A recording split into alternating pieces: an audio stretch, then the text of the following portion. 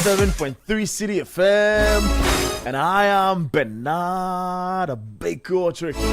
We are live on your screens on TV.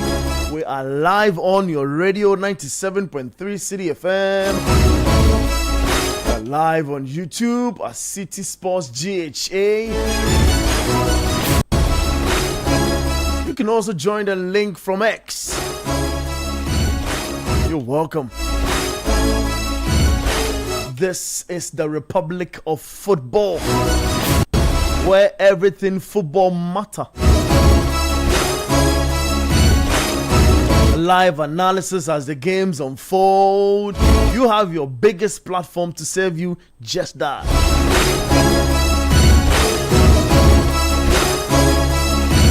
Brighton and Hove Albion are taking on Crystal Palace in the greatest league on planet Earth, the English Premier League.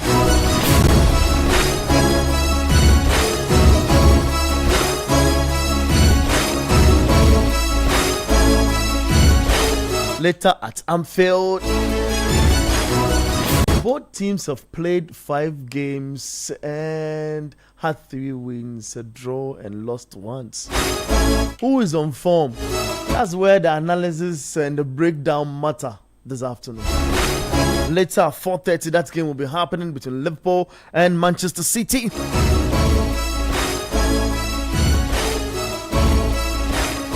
You are on your favorite dial. Welcome, welcome, and welcome. We'll shift focus to the La Liga as well. We touch on the Germans Bundesliga, the Italian Serie A. Shockingly, in that game between Bologna and Parma, there was red card. The referee issued red cards to both teams, but it ended up in favor of Parma.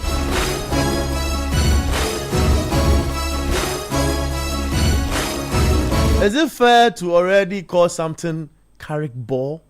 Is it fair? Like, should it be happening?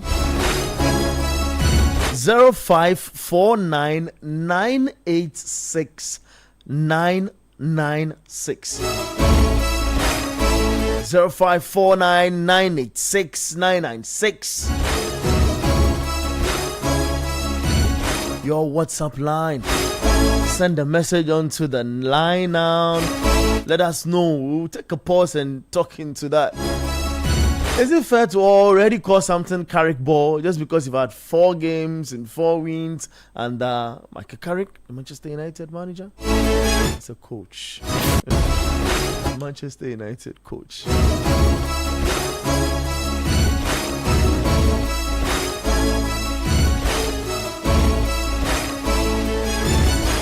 This is the 8th of February 2026, and welcome you live in studio. I'm not be doing this alone. I'm here with Kobnamafo, Daniels as well, helping us with a lot of technical assistance behind the scenes. And of course, you doing the viewing on set on Channel 1 TV and on YouTube as well. I'll be getting onto the platform. I know the guys are already geared up in that space, and it's going to be fire. Now, let me know the Carrick ball thing. Is it fair to say Carrick ball right now? Because the likes of Ateta, they've been playing some magic stuff for years now. Apart from the first 3 years, that didn't help. Ateta stabilize his team. Of course, he was trying to know his team. He gets to play a certain style of play. But because there was Fergie time, now there's Carrick ball. At the point, Chelsea, I think it's the Chelsea folks that actually introduced the Sarri ball, the Conte something. Then it didn't trickle down. Then we are here. Hey, Manchester United. They say no matter how tight the situation is, the United guys are carving spaces in between to distribute passes. Hey,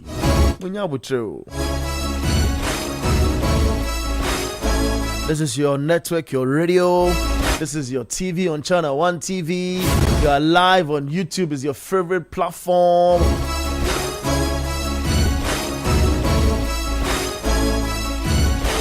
Let's get into it. I'm doing this with Kobnamafo, I indicated earlier, and later on, Sedi, I call him Sednam. Edmond. We'll do this straight up until when we finish up with the wrap up of that big game for today. Liverpool up against Manchester City. We'll touch on that. But let me run you through what transpired yesterday. We'll touch on that. Then the argument will loom into whether there's Carrick ball. We'll pay attention to your commentaries as well. Then we'll shift focus into other matters. You're going to have fun on this show. We are having fun as well. We're already, in that shape of enjoying the Sunday. Right after church, there's a lot more to chew when it comes to football. So yesterday in the English Premier League, United, set that tone at Old Trafford where they beat Tottenham Hotspurs by 2-0. Or later on, it was Bournemouth, AFC Bournemouth, who played 1-1 with Aston Villa. Can Villa really challenge? Because, I'll be telling you about the table shortly. Arsenal beat Sunderland by 3-0. There's something awesome we need to say about Arsenal, so we'll turn into that argument as well. Burnley, suffered a defeat against West Ham United. Are West Ham back in form? Fulham 1, Everton 2, Wolves 1, Chelsea 3. It was cold, super cold yesterday. And of course, is that chap who was reported he misses home, blah, blah, blah, and all of that and none of that. Yesterday at the Molineux, he showed that the Molineux also can be super cold sometimes. We got to talk about a cold Palmer. Cole Palmer, it is getting a hat-trick from 2 penalties to, what's a penalty? It's a penalty. Penalties are bad. I never said that. No, but the way you emphasize I never said that. I'm painting the picture. You're clearer. painting the picture. I'm painting the picture. Charlie, let him welcome you in. Oh my God! Because we've not even said anything about your fugu you are into the. We have to talk about the fugu safe. Because the guys, our friends, they want to get themselves involved in some things they can't stand. You see? So we have to talk about the fugu. When we are done talking about fugu, then we can have the banter. Okay. Today you are in a West. You are in a what's that? Aston Villa. Aston Villa. So it's Aston Villa. Then we get to talk about Aston Villa jersey. Oh, okay. Fair point. No, still Aston Villa. Oh yeah. We need to talk about Villa, and a lot of important matters I'm mentioning. So when I get to Chelsea, and I'm saying the gentleman scored from the spot.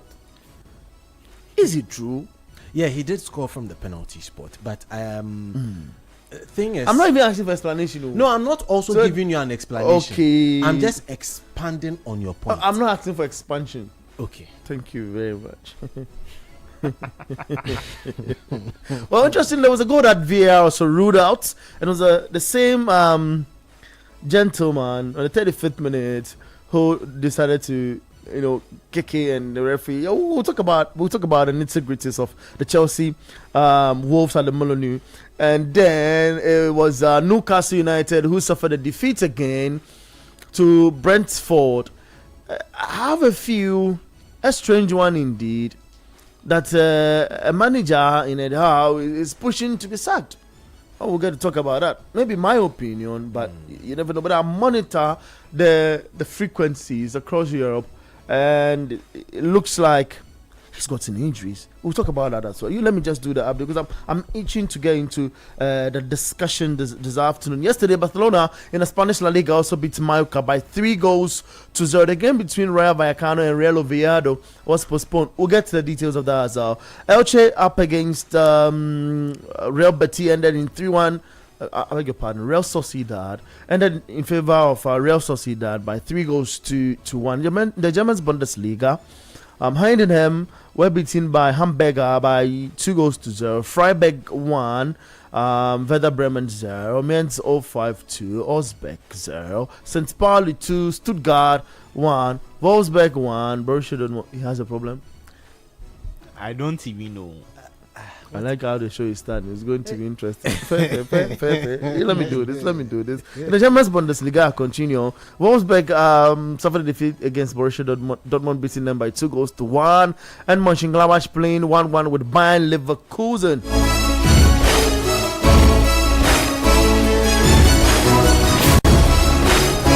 In the Italian Serie A, it was Genoa who were defeated by Napoli by 3-2.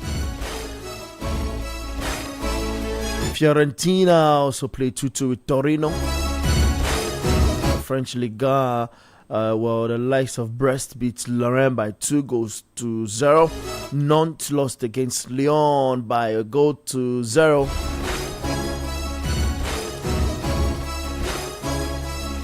Lens beating Rennes by 3-1. Let's shift our attention to today. Hi, good afternoon. If you just tune in, we are driving through town. Yesterday, I realized I was in town, maybe with Superstar, and we realized that people. Was nothing fishy.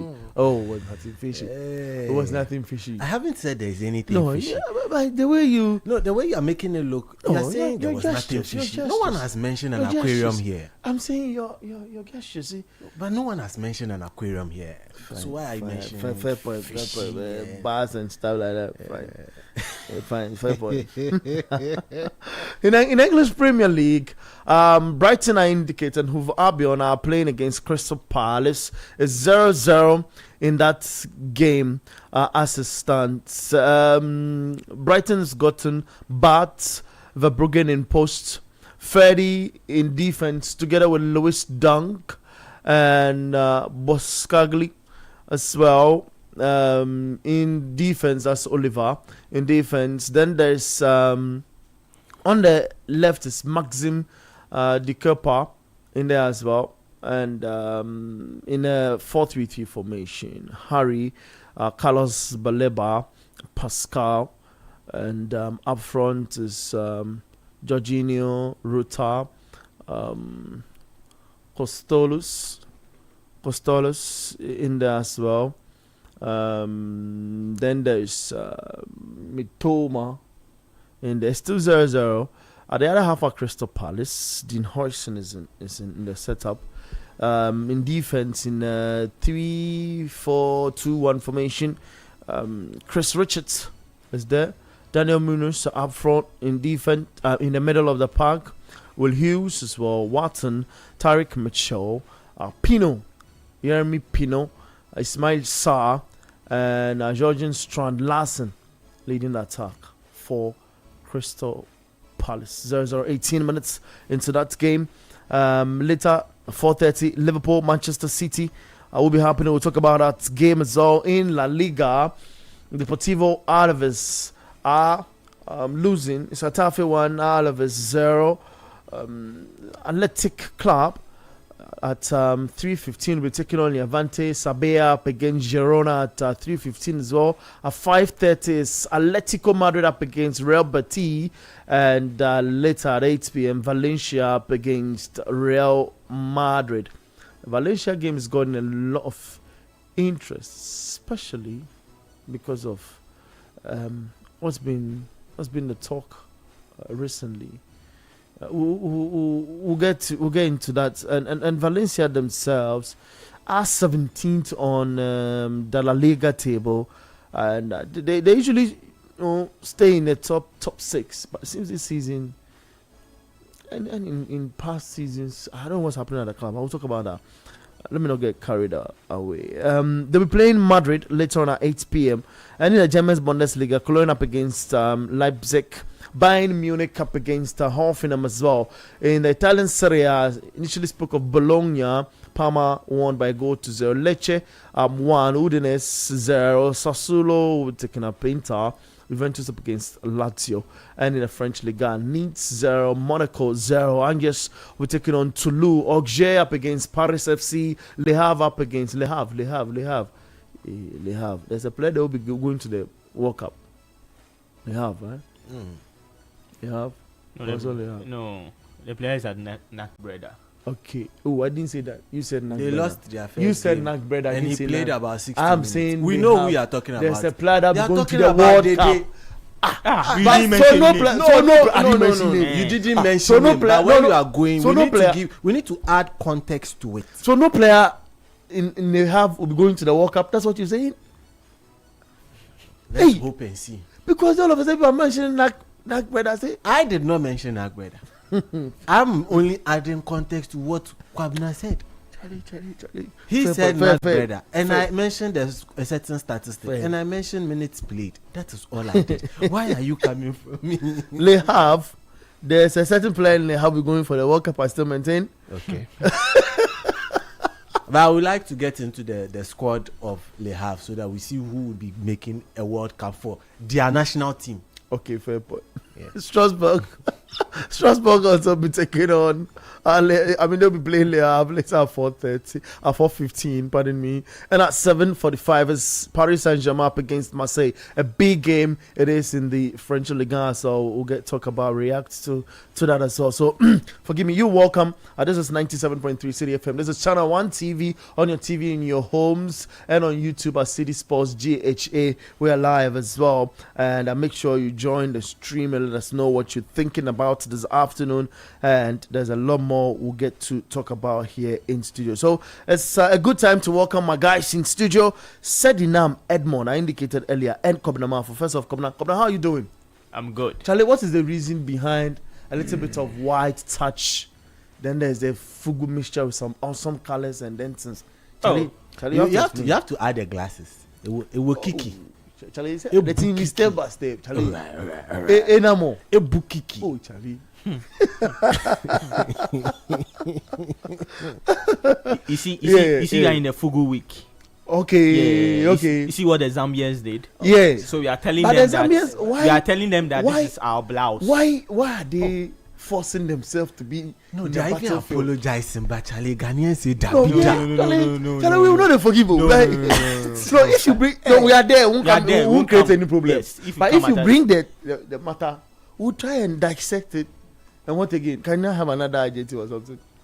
Dissect and make sure that left goes to left, right goes So to where right. do you put the Zambians? At this point in time, the conversation has transcended Fugu. It has entered surnames.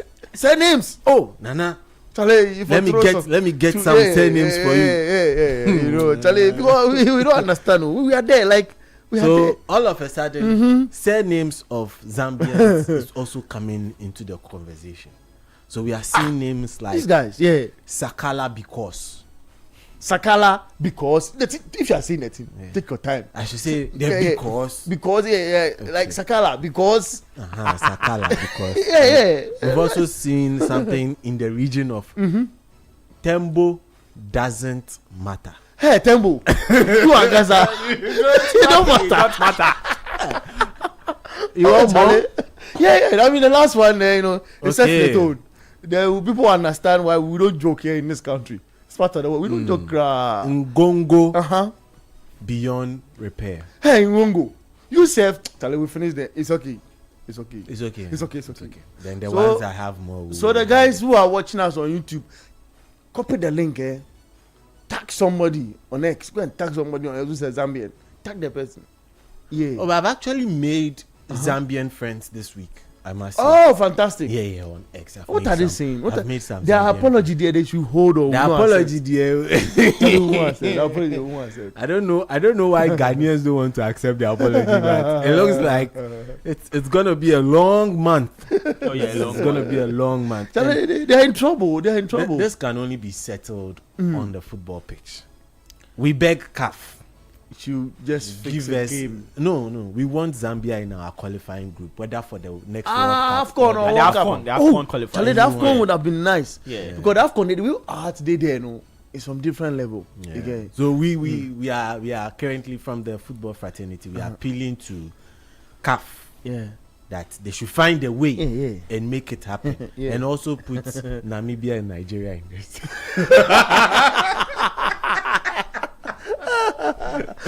Charlie, that's important. So, I mean, it's good to see you in your Fugu. We represent what we represent. Yeah.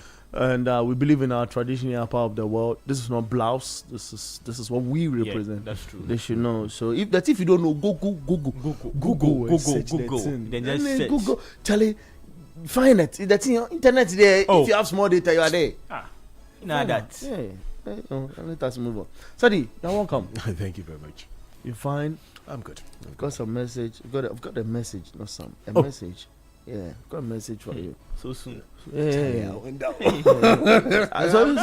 So on this note, okay. Before we even get into the analysis, I know it's 25 minutes into time. Look, the guys are already having Kex on YouTube.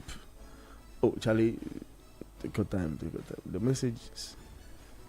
What is this one? Yeah. Now I get into the messages. Kex, J Kex say we are back. That's what's up. We are back. And Sweet Kwame gets in and just thumbs up. Kwame is warming up into things. And shout out to you guys on Kwame and Kex and all of the guys. Kennedy as well, on YouTube. So Kennedy Che Dakwa says, Massa, Manchester United is excelling all because they only play weekend football. But that's all they have. But that thing, if somebody say you play weekend football, it's like, no, it's for me. It's good for Sunday special. Sunday Stars. Monday Stars. No, Monday Stars. Yeah, it's like Monday Stars played on a Sunday. So Sunday Stars with like a Sunday special football fixture. Oh no, but it's good for Manchester. Oh no, it's good. It's I know we'll get into it, but it's really good for Manchester. Okay, you let me get a few messages now. We'll get into that later. Where is coach? Oh, coach, you come. As a coach there now, he snipes from afar. Then he enters the stream. Yeah. So that's from Spence, Ashi boy. That's one there. Watch out for coach. Today there's another dance coming. Kak says, anytime Sedi has an agenda, just check the jersey he walks into the studio with. Charlie, you have to explain your jersey. Oh, it's true. Aston Villa. You see Aston Villa drop points this weekend. Why are you? Charlie. But since Kwame says Zambians know the agenda people. Yeah. Then regret Kwame. You people always talk bad about Chelsea. We know you started an argument here too. But Arsenal met, you want to say, the same Wolves, and Wolves have to score 2 own goals before Arsenal have to win. What's bad about Chelsea scoring 2 penalty? Oh, Charlie. No, but we've not said it's not part. Goes for slow down small. Proud to this weekend. Is it God's way possible? If for slow down small, my bro. You see, proud to this weekend. Yeah. Arsenal had scored over 20 goals, about 22 or so goals from set piece. No one has said that it is bad. We are saying that is their 12th man on the pitch. Yeah. That is not bad. Cole Palmer scored a first half hat-trick for the 3rd time in his Chelsea career. Yeah, he did it against Everton too as well. Good. Yeah. He scored 2 penalties. In the past. The penalty was not given to him on a plate. If the penalty is simple to play, Morocco would have been AFCON champions. Yeah, in fact, Ibrahim Diaz he would have been a hero. Thank you. He would have penanked Morocco. Oh, Charlie. Sweet Kwame says, Ghanaians be proper agenda people. Share the link, yeah. Kek says share the link, yeah, of course. Share the link. Charlie, share the link. Let me make them feel up. And, okay, so there's Nelson. Nelson, no, it's Nemison Amwa. He says, shout outs to we you. are back. Oh, I got it says, Eric Chinibua also enters the stream and says, Carrick went to City and brought Arsenal to Fulham. No, it says Fulham, Tottenham. Hey, boss. Hey, Charlie, this is Carrick ball. Bellyman. Oh, he had the name that people are familiar with. That's Bellyman. Eric Chinibua. At that one. We are live on YouTube, so share the link to the Zambians. Today we'll be on them for a minute. They have to explain why they have to get into our matter. We are there. Yeah, but I want to know from you guys. Send in your messages as well on our WhatsApp console on 0549 986 996. So on our WhatsApp line, then we'll get to read that for you. Today I met a gentleman. His name is Eben. Eben. At the Church of Pentecost, just around Tesano. Yeah. I was walking through the stream and he met him like, you know what? Your face is familiar. I like, that's the face you know. Yeah. The Kana we've been passing. The Kana we've been passing. Now you are laughing. Tell you guys, we've stopped using all the colors. Right now we pass main road. Yeah, we'll be on the main road. Then you see, we are there. So that's it. I mean, an amazing way to start the show. Guys already, they are in our YouTube space. They're enjoying, the show right from the get go. Let's get into the analysis. We start from yesterday's exploits. I want us to stay on the Chelsea beat because I want to allow guys send in their whether the Carrick ball is deserving to call it Carrick ball now, just 4 games into his tenure. He's to see the team through out to the end of the season. People have not figured him out yet. The Premier League takes time. When people figured what's the name of the man, Arne Slot out, he seemed to be a wobbling situation for a minute, but we'll get into that. So 0549 986 996. It's still 0-0 between Brighton and Crystal Palace. 31 minutes played. Hatzela in the picture, throwing himself here and there for a sec. So let's get into that. Yesterday's fixture and talk a bit into today's. So the English Premier League, of course. I promise, guys, we'll talk about other leagues as well, and we will do that. Let's start off from the Chelsea game. Let's start from the Chelsea game. We'll talk about the Arsenal game. Pardon me, I know the Chelsea game started a bit later in the day, but let's do that. You check the stats from yesterday's game, for example. Coming into this game, people say Wolves were already at the losing end. Kobna. Yeah. It was 3 games. It was 2 already on the trot in the losing pattern. Then they meet Chelsea again and register another of such results. So head to head, Chelsea already stood. But games of the nature is a little tricky. Yeah. Because he who is down has gotten nothing to lose. So Wolves, of course, they are down 20th on the table. We've got just 8 points, and it looked, I believe, it was scarier for Chelsea rather in yesterday's game because Chelsea needed to win at all costs. So Chelsea registered a 3.16 on the XG. To Wolves 1.06. Ordinarily, 1.06 wouldn't have been bad if it was Wolves say maybe Wolves Burnley. No, wouldn't have been bad. But Wolves Chelsea is a poor stuff. We're just 3 shots on target. Registered in that game. But in ball possession, Chelsea dominated. Which are some of the highlights that you feel was important in yesterday's game? I know Cole stands out. We can't talk about Cole, but which is that moment that stood out for you in yesterday's game that you feel Rosinho as a manager has been learning from the scratch? And indeed, what he says that, look, this football club, I'm hoping that in the very near future, people will get to understand and we'll find ourselves playing something fantastic from now. Your initial discussion on Chelsea. Okay, so good afternoon to everyone watching us and also listening to us on radio.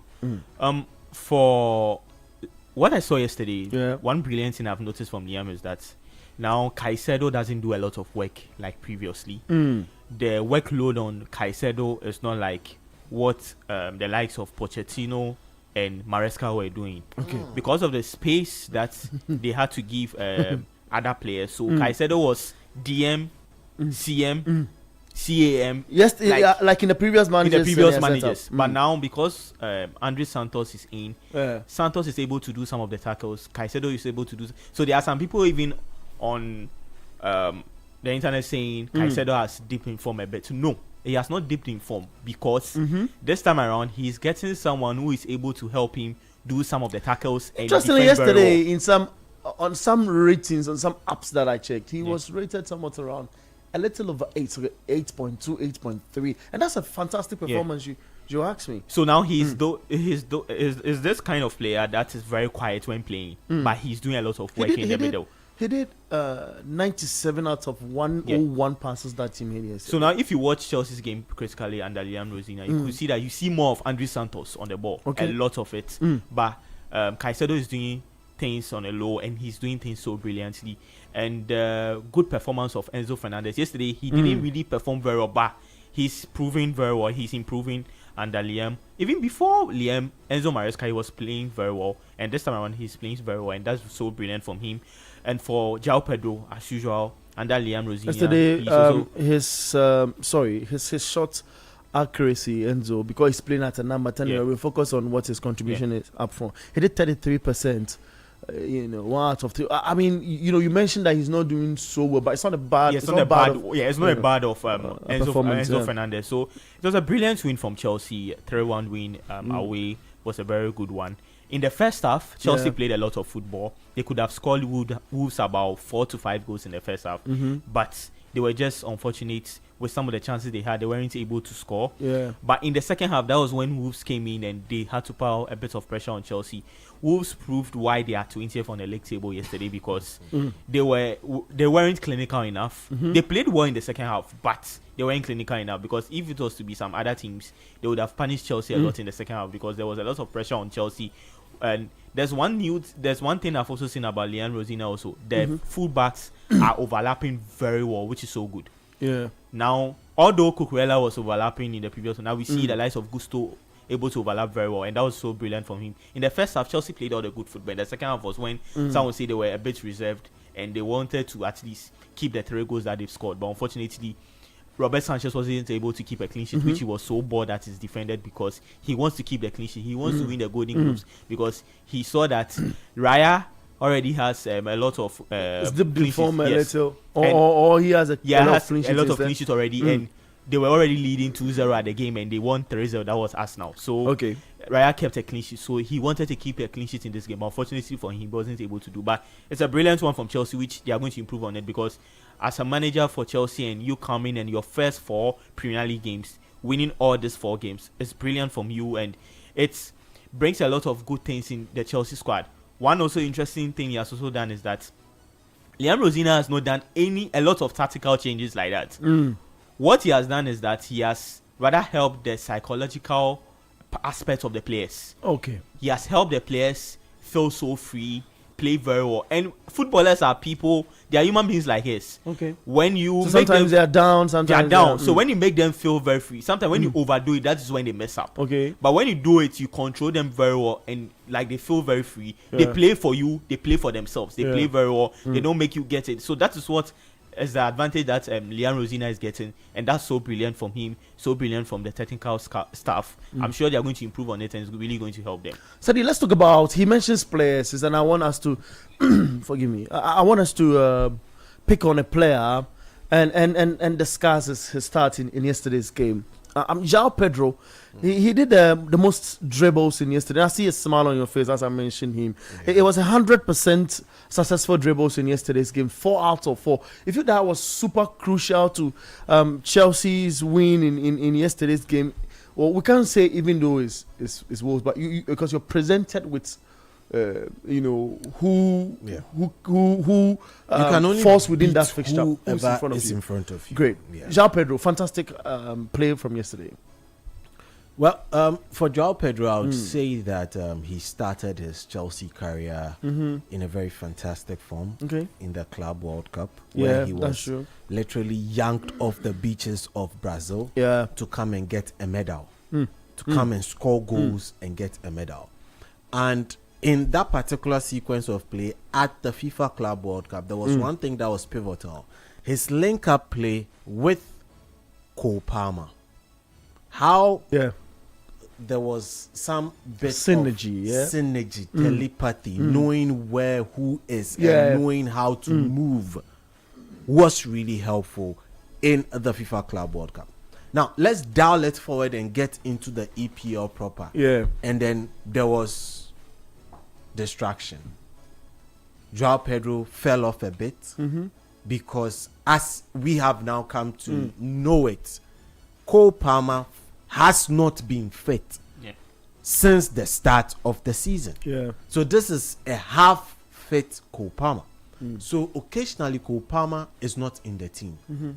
To bring the best out of a João Pedro, you would need a fluid person playing in the hole, moving around, allowing João Pedro drop, come and have a feel of the ball. He moves. He knows he's playing with someone he can trust, someone whose movement he knows. He lost that. Now, there was that fall off. Then the question came, what is his best position? I've always insisted that João Pedro is at best what Zexi describes. 9.5? Yeah. Oh, okay. So floating beautifully between a striker's role and then a number 10. Gives you that false 9 kind of player. You look at the likes. I'm not comparing him to David Villa. David Villa. That's a huge gap, though. Yeah, that's why I started by saying I'm not comparing him, but you look at the way David Villa used to play, getting to the back post, coming into the pitch, touching the ball. That is what we are now seeing as a form of resurgence under the man Liam Rosenior since he took charge of Chelsea. He has sort of liberated Joao Pedro a bit, allowing him that free movement. Yesterday, you look at his heat map and it's all around the pitch. Yeah. He did not have one zone where he had a red spot, but his ratings were high. Why? Because he was dropping deep, dragging defenders out of position, allowing room for other players to, bump into such positions. And it really helps the team in general and makes everyone else around him play better.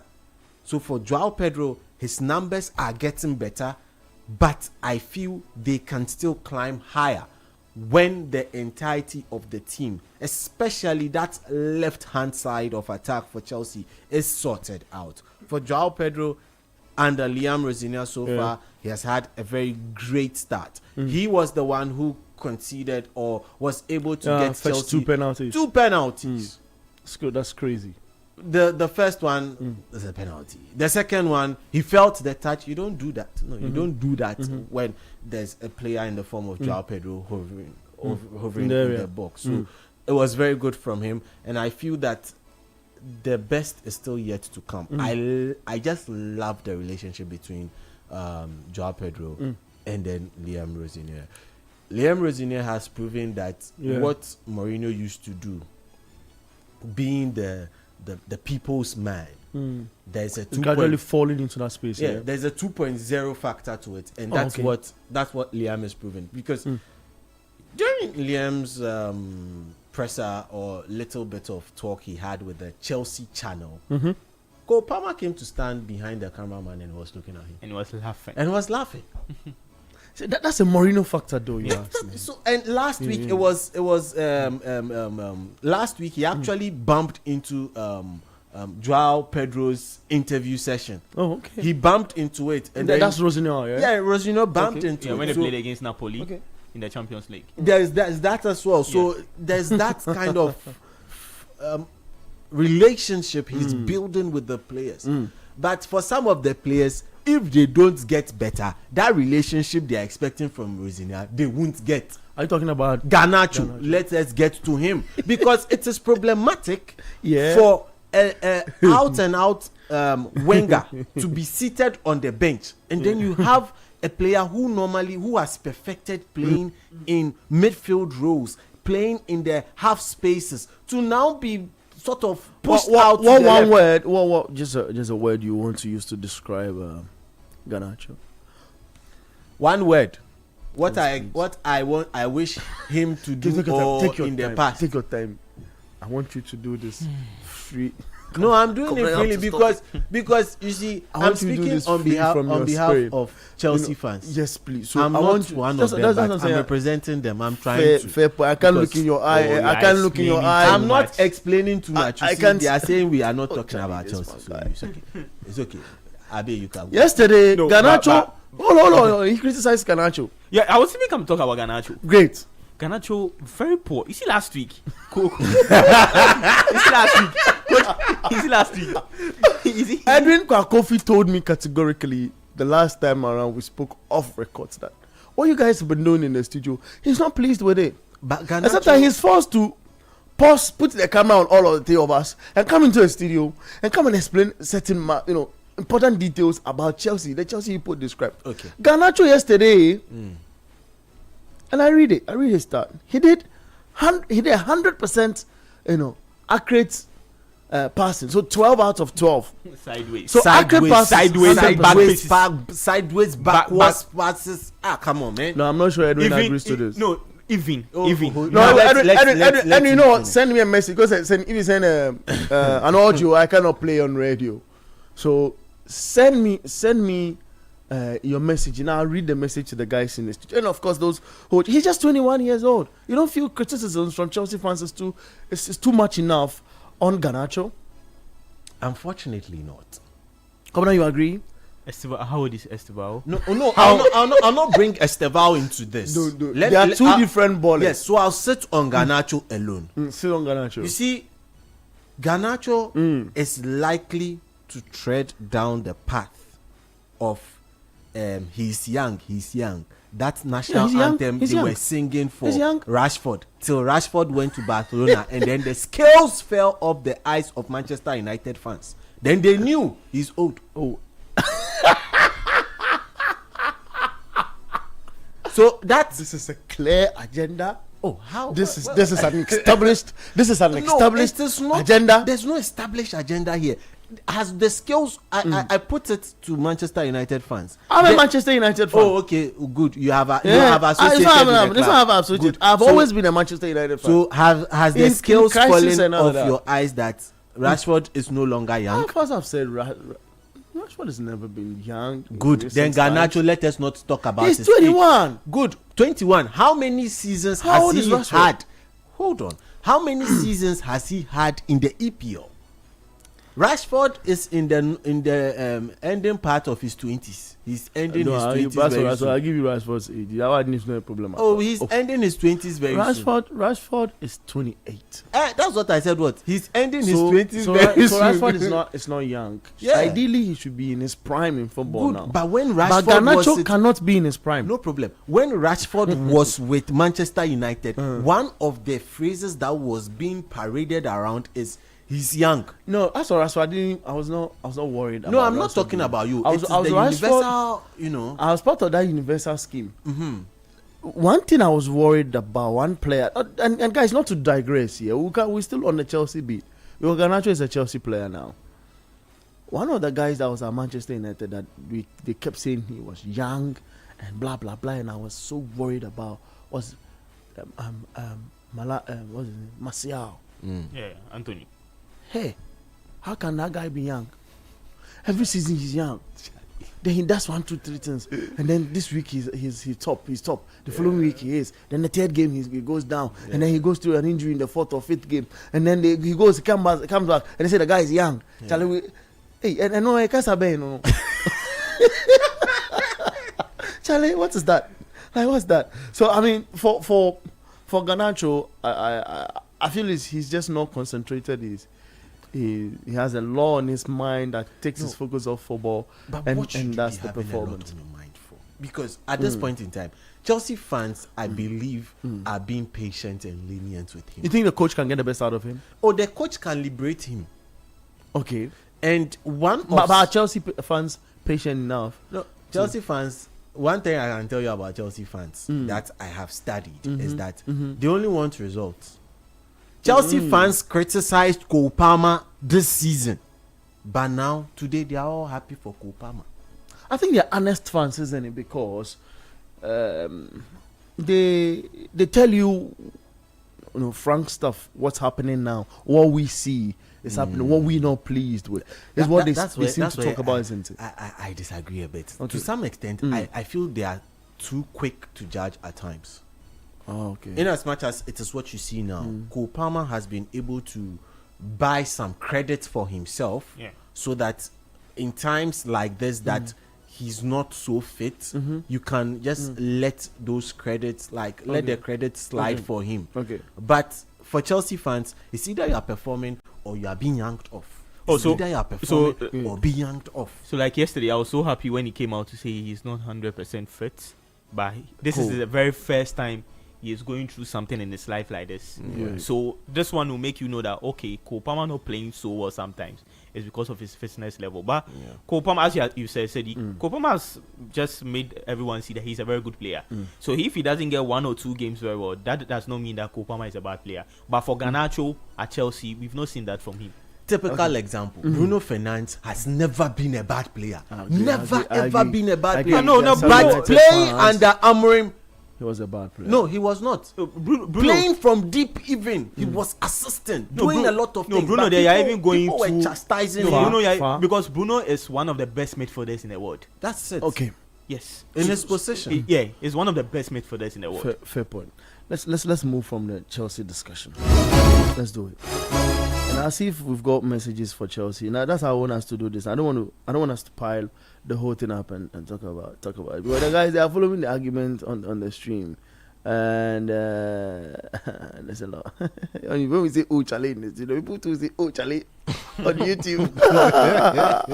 I love the YouTube guys. Charlie, they form too much. So let's check if there's message on 0549 986 996 0549 986 996. Okay, they're all United related stuff. So let's hold on. I'm asking if Michael Carrick playing 4 games as a manager or being in charge of 4 games at United and United playing in that fashion, it's fair to say Carrick ball, because that thing takes time. It takes a certain flow, a certain number of games for you to put a name to it. Is it fair to say it's Carrick ball now? Because if it is, then it means it has arrived and the players are stuck with that style of play and they become used to it. So is it Carrick ball? Indeed Carrick ball? We are asking. We'll come back into that. Let's get into the Arsenal conversation quickly, guys. Then we'll turn our attention. It's halftime in that game at Brighton and Hove Albion. It's still 0-0 between Brighton and Palace. So we'll be talking about it. It's only 2 games in the Premier League now. In the Spanish La Liga, Deportivo Alaves is still losing by 2-0 against Getafe, and in the German Bundesliga, it's Lecce 1, Udinese 1 at halftime, and Cologne are also playing a goalless draw against Leipzig. 23 minutes into that game, Nice 0, Monaco 0. Game I'm worried about. 0-0 in that game, so we'll touch on that as well.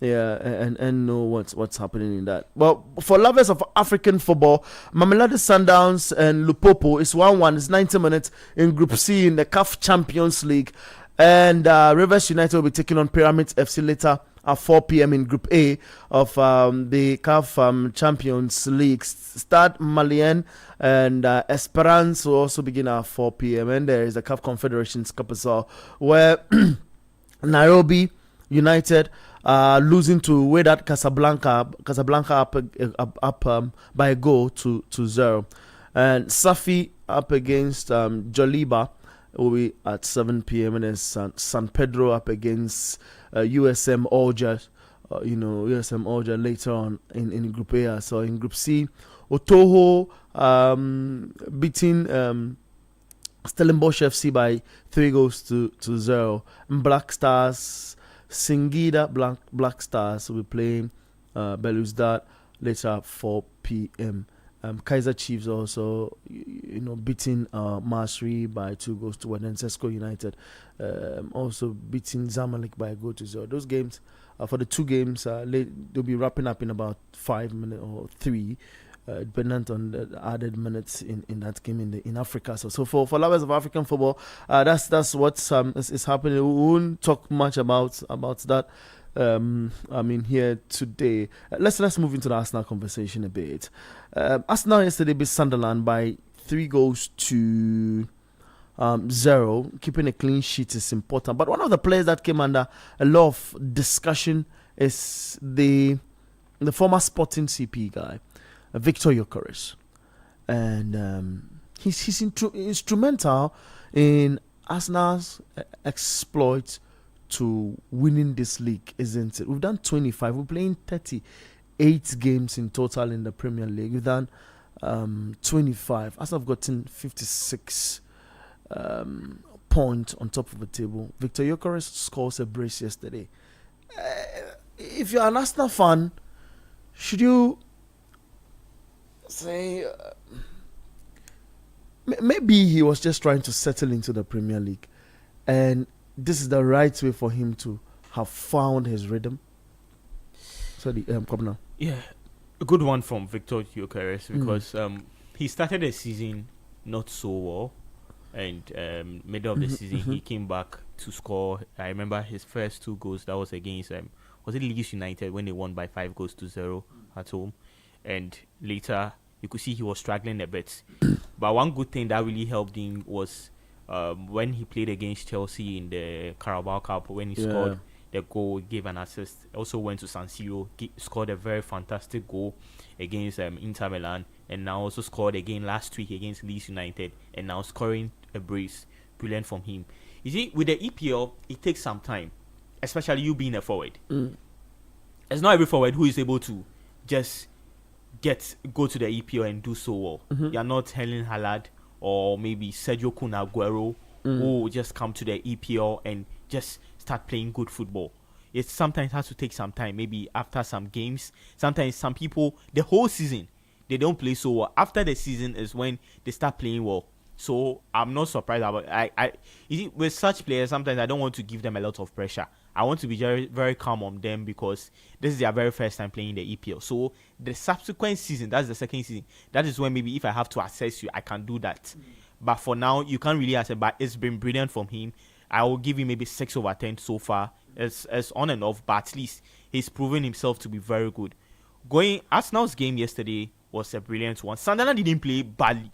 If you didn't watch the game, you might feel like the 3-0 Arsenal played all the football. But Sunderland didn't play badly yesterday. The only thing was that they weren't really clinical enough and weren't able to create a lot of chances in the game. Arsenal played well. Zubimendi, Declan Rice playing so well in the middle, and that's so brilliant from them. For Gabriel Jesus is on and off. So he was substituted. That made Vitor Gyökeres come in. For Kai Havertz, I'm very happy about him getting his playing time because Kai Havertz is a very good player. When he was at Leverkusen, we saw how brilliant he was. When he came to Chelsea, he was the one who helped Chelsea win their second Champions League in 2021. But the subsequent games, he was struggling a bit. That made Chelsea just transfer him to Arsenal. Arsenal, he started very well. The injuries also came in and it wasn't really so good. So it's been on and off from Kai Havertz, but it's not been bad from him. Arsenal are playing so well. Arsenal are just proving right now that they want to win the EPL. They are very serious with how things are going. And I can confidently say that they are about 70% true to winning the EPL because the other teams that need to give them a lot of pressure are not doing that. Last week, when we thought City can give them a lot of pressure to at least make the point gap be 4 points, City unfortunately just blew a 2-goal lead and they weren't able to win that game. We'll surely talk about City too because that should tell you that Arsenal are just, and Arsenal, one thing about the EPL, one thing about when you're playing the league is that forget about the other teams who are behind you. Just win your games. Just win your games. Whatever happens, you don't really care. Just win your games. And I'm sure with that, Arsenal is really going to do it. So now I can confidently say that Arsenal is like 70% true. They can win the EPL, and it's very good from them how they are playing. And I'm sure with the other games, they'll have to just be scrappy. There are some games they don't play so well. There are some games they'll play well. So the games that they don't play so well, they should have to just struggle and just get a win. That's the most important thing in football. Okay. One of the things we also put on top of our mind, Sadi, is finding one who can finish the job. Is Gyökeres becoming a Chicharito now? No. Not here. Not a Chicharito. But he comes from bench, he scores a brace. No, you coming from bench and constantly scoring does not make you a Chicharito. I'm sorry to say it's much. In this case, Chicharito is someone in this different league. Okay. What he was doing for Manchester United especially was different. I don't want to mention Richard Boache. Why have you lowered your voice like that? No, because of where I'm starting from. Okay. Yeah, I don't want to mention that the analogy you are creating, it's much more closer to a Richard Boache Yadom. For what? This guy.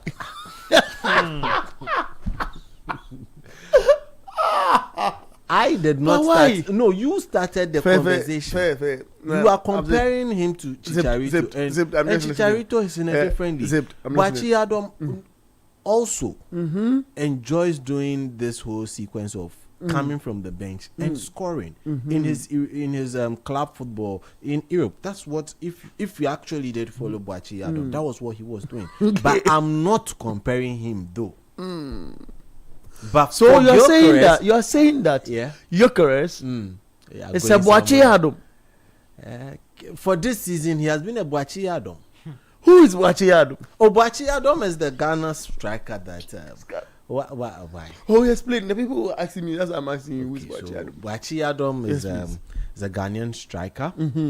He has played. He has paid his dues for the national teams. And what he normally was doing was coming off the bench and scoring multiple goals, but struggled to find the net anytime he started. And he actually did quite a bit of that also for some national teams. So you're saying that? No, but let me finish the question you asked me. Which one? But I compared to someone else, and I'm about to answer your question. I'm only trying to find out if you are saying that Victor Gyökeres of Arsenal. I'm not saying that. It's Boakye Adom. I haven't said he's Boakye Adom. Fair point. You mentioned I'm here to ask questions. A comparison to Chicharito, and I dispelled that, saying that is a bit too far-fetched. Guys, there's a poll on our YouTube, and we are asking what will be the result of today's big match between Liverpool and Manchester City. I told you we'll get into the analysis. So it's up 4 minutes up. I don't call coffee polls up that poll. So already people have started voting. 10 have voted already. So let's know what you also think in that box, and get the groove on. We'll be reading when it's done. Yeah. Okay. So people are still voting. Now it's 13. Now it goes to 14. And yeah, guys. So keep it coming. It goes to 15, and it's like the thing keeps escalating. You said Victor Gyökeres is a Boakye Adom. Explain, please. I haven't said Victor Gyökeres is a Boakye Adom. Okay.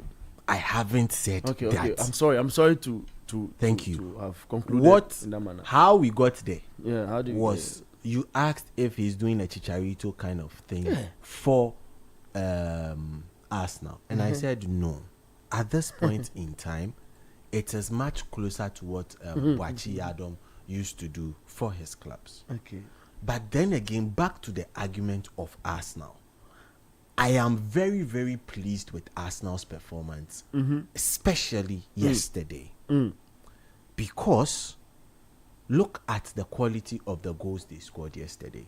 Not just the finishing, but the build-up to the goals. That is where I am looking at things from. At least, we did not get a set piece or corner goal, as we normally put it, from Arsenal. We got goals where one of such, they literally played through the mid portion of Sunderland and got their goal. We also got goals coming in from the left. We got a goal. Somebody's cooking you, I promise you. No. You are cooked. I'm not cooked. This afternoon you have become white, like plain rice. I'm white, never say Plain rice. It becomes plain. Oh no. Or brown, or light brown. Oh no. The brown there's actually no. No, but you cooked. See. 0549 986 996. That's not, guys. I want to hear from you. 0549 986 996. Let's move into the statistics of Boakye Adom, please. Let's check Boakye Adom stats, and then we'll come back to that. You are also cooked on what you call YouTube as well. Oh. No, in but trouble. You are same trouble that you can't come back. I can't come back. What did I say? So the voting wrong? is still going, guys. 24 now. Gets to 23, 24. Keep them coming. It says, what will be the result on YouTube? Kindly get into that space.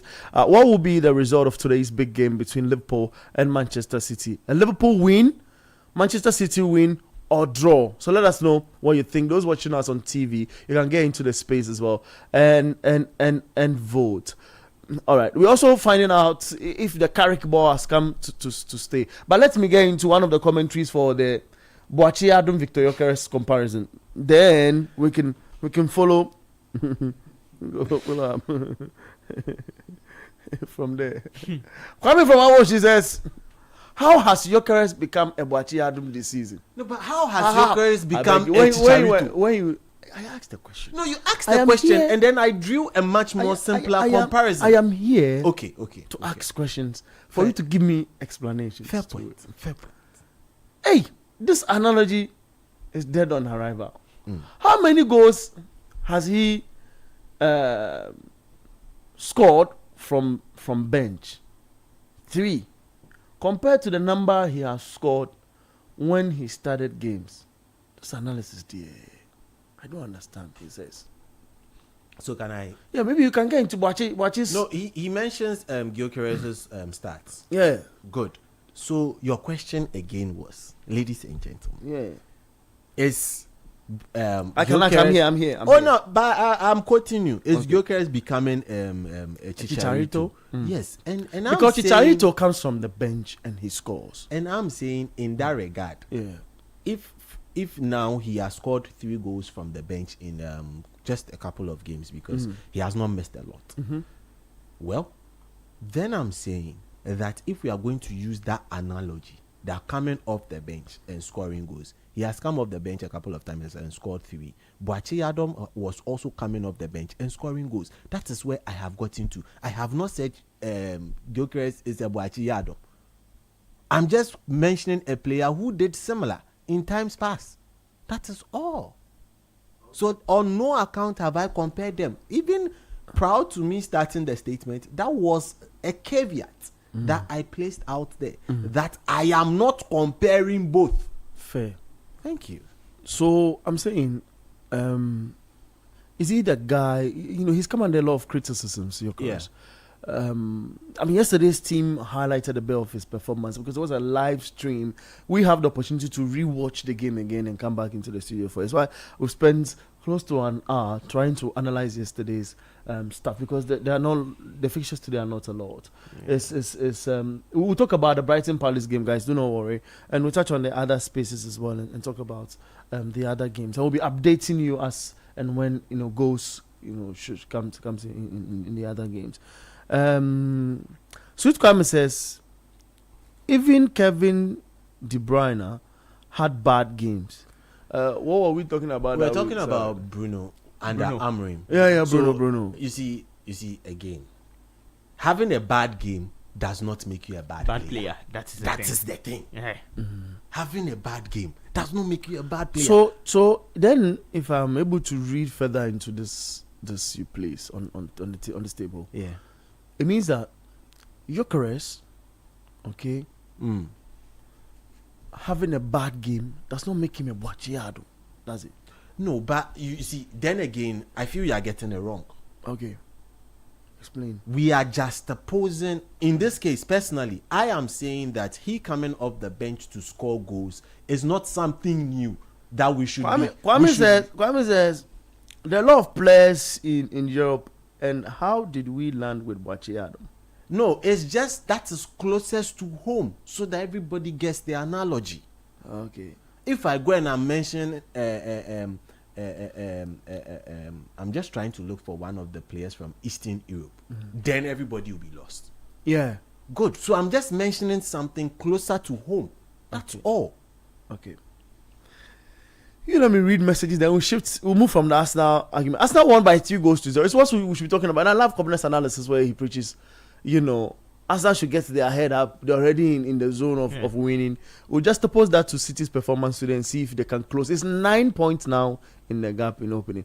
We'll see if they'll close it up and still maintain, the six. Or something. You've seen some stuff. Oh, no, not at all. Maybe I can read them for you if you're not at all. Not at all. 0549 986 996. Sunderland are not living to the hype after Xhaka got injured. Specifically so. Kwame sends that message. Yeah. Kofi Realm says, we Arsenal fans are patient with Gyökeres because we know what he can do. He is still our top goal scorer regardless. Yeah. I watched the game. Sunderland were bad defensively. He speaks of the Arsenal win. Hoping that Liverpool scores today. Well, the poll is up. What will be the result of today's big match between Liverpool and Manchester City? Liverpool win, Manchester City win, or a draw. So you can go just and choose your option. We'll be announcing that to you. It's 42 guys who voted now. Joining so it gets to 40. It gets to 42. So we'll see how events pans out from that space. I'm still trying to fetch your messages.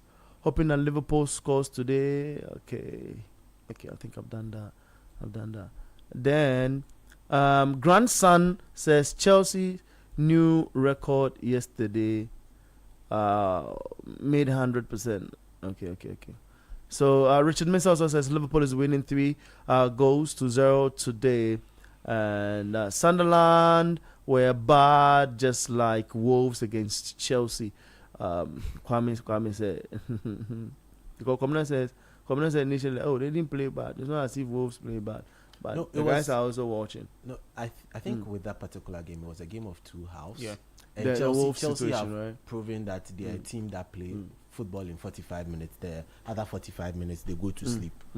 So when I saw the starting lineup for Chelsea, I was like, okay, they mean business in the first 45 minutes, and they didn't disappoint. They played best in their 35 minutes. Then the second, the second 45. Yeah, that's true. That's fair. Let me read messages on our WhatsApp console, so then we'll get to today's games and stay here.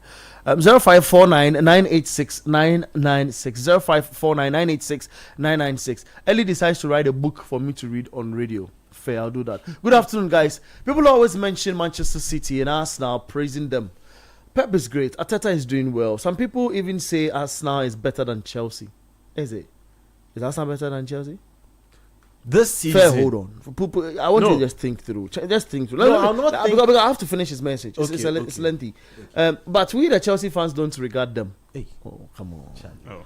Because Chelsea have won. Listen to his argument. It says because Chelsea have won. Ellie says so. Because Chelsea have won 5 major trophies in 5 years, 2021 to 2025. Even in the Blues' difficult moment, Arsenal have 0 trophy with all their beautiful football. Pep is just a local champion. Hey. The A there is my A. It's not Ellie's A. He said who is a local champion? Ellie says Pep is just a local champion. Pep. We beat him at the biggest stage. Okay. We are the big boys in London and the whole of England. We are. He says, what? We are things the way we. I think we do our things the way we want to do. You can't force us to do it your way. That's what Ellie is saying. And he adds the heart emoji, the blue one, plenty, to the message. That's fair. Emil also says, if you want to react to... No, I wanted to ask Ellie a question. When was the last time his Chelsea, beat Pep? Maybe we can search for answers now. No, but he just said that their team beat Pep at the biggest stage, which was the UCL final. So he's trying to juxtapose. I get it, but you can't call Pep a local champion. Well. Oh no, how is Pep a local champion? That one, he's the one saying it. Okay. Oh my, interesting. 0549 986 996 0549 986 996. This is the Republic of Football. Here you have all the analysis, live game updates, and all here. Emil says, I'm an Arsenal fan, but I think Abeku is forcing an agenda on Sedi. I beg. Emil, I beg you, my hands are up. If you watch me now on Channel 1 TV, you see my hands are indeed up. And I have nothing against Sedi. I'm only asking questions. People send me some questions, backdoor for me to find out, Oh, feel free. So that's what I'm doing. So I have no agenda against on Sedi. Thomas says Liverpool win. I think it's in relation to the poll we raised. Nathan from Casa says Garnacho's problem is his ego. I agree, Nathan. He was given an opportunity as an academy player at the time at United. You want to say when he was there. United were at their lowest. He got swollen-headed because he was involved in most of the goals and assists. Amorim realized and put him to his place quickly.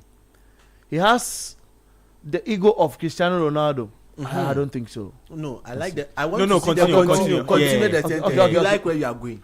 He has the ego of Cristiano Ronaldo, and the outputs on the pitch like the Eric.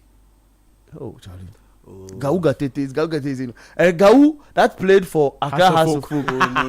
Not the Kinfesa Gau. Oh no, I agree with you. No. There are other people that he can put there. Like put away like who? Hey, the way you guys.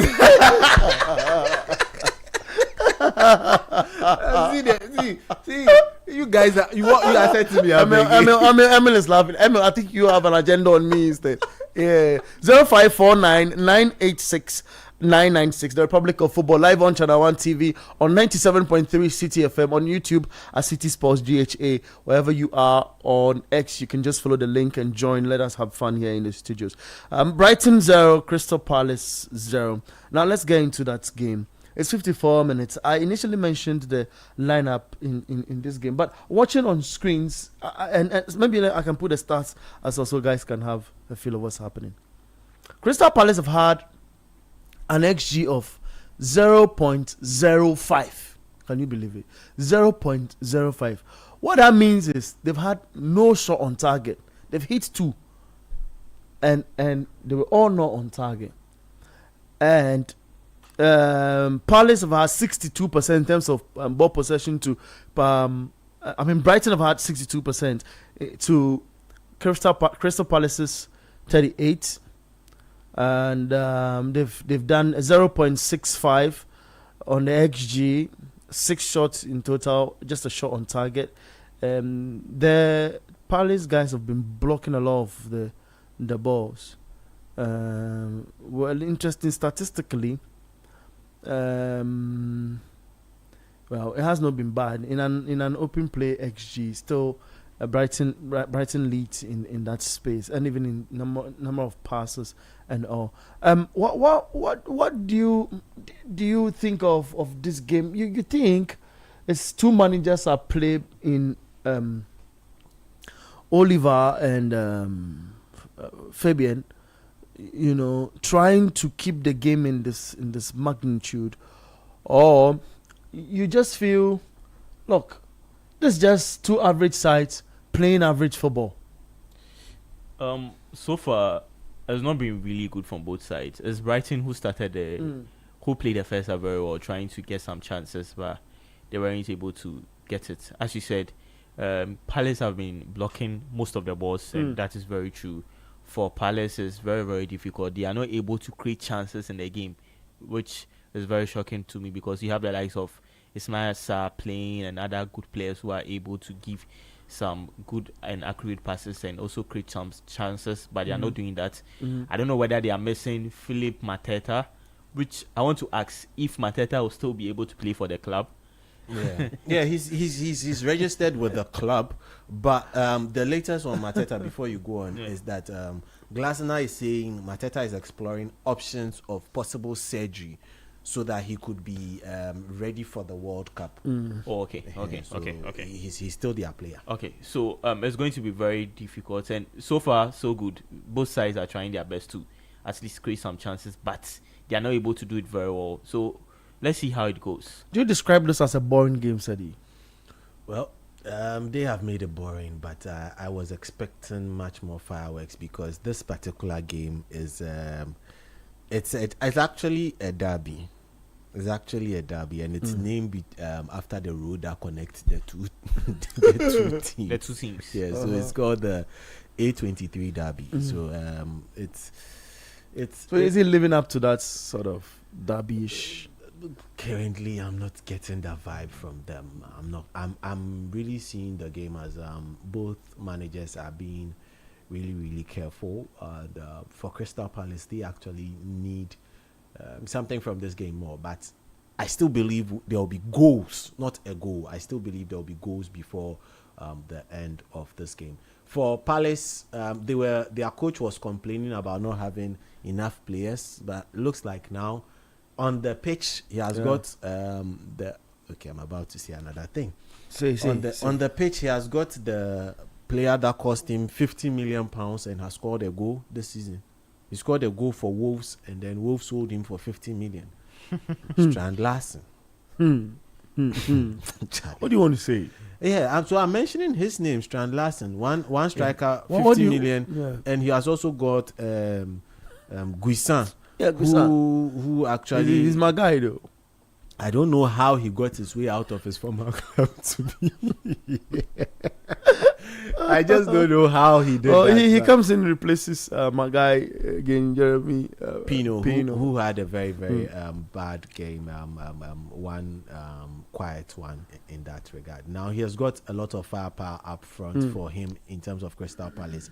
But then again, you look at Brighton and Hove Albion, and for the longest while possible, 60 minutes, and you've still got Carlos Baleba on the pitch, which is very encouraging because for some time now, he has constantly been yanked off very early in the second half or even just about halftime. So for him to still be playing is quite interesting. And looking at now having Pascal Gross back in this team, trying to help show up things in the middle part of the pitch for them is quite interesting. But let's see how this game goes. So far, it's not lived up to it. It looks like both teams are being overly cautious of how they would play their football. But I would urge Fabian Hetzeler, who, to me, in my opinion, is the most experimental coach in the EPL, to actually live up to his name. Oh, I like your choice. He is the most experimental coach in the EPL, and this should be the first goal. This should be it, and that is it. That's it. That's the first goal. Ismail Sarr. Yeah, you see. That's great. So you've got Sarr Palace. up front. Palace hits its first shot on target and scores because it's talking about the XG. And that's important. That's super sweet. So it's Crystal Palace 1, Brighton and Hove Albion 0. I nearly left that game for us to move into Spain a little for the live games which is happening. But it's great that they get to score. The fans are in jubilant mode. Of course, Sadi mentions is a derby, and to see that kind of goal in the derby is special. He was super onside. The defenders were just caught ball watching. The Brighton defenders were just caught, and he's the same guy, Evan. He has 100% accuracy in terms of passing. Oh, don't do this. The last the record we leave from the last record. And it's there. It's there, So he's an Ivorian, 24 years old. Yeah. And he gives a nice pass again, an assist if you want to say. He's assisting an African brother. So the African connection. That's it. That's what's up. So that's it, guys. Ismail Sarr getting a goal in the 61st minute for Crystal Palace, and that's a tactic. If you ask me, leave them to play a lot of the balls. You swing 1, 2, 3 passes together, get into their area, find a player in a fantastic position, observe the goalkeeper's movement, and just slot the ball into the back of the net. Ismail Sarr, I'm having that against Crystal Palace. In the Spanish La Liga, it's Athletic Club 0, Levante 0, Sevilla 0, Girona 1. I want us to focus on the Valencia Real Madrid goal. Real Madrid seems to be benefiting from a lot of penalties, isn't it? Yesterday, Barcelona scores and get on top of the league again. If Madrid wins, it'll just be a point in between them.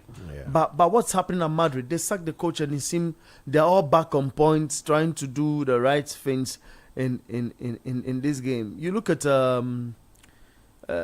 Valencia, but for the position they lie on the long, I won't feel their form has been bad so much in the last 5-6 games. You ask me, and it's just that they've not been scoring a lot of goals. So in this game, for example, what's their name again? Valencia has gotten 8 goals in their last 5 matches, which they've won 3 from.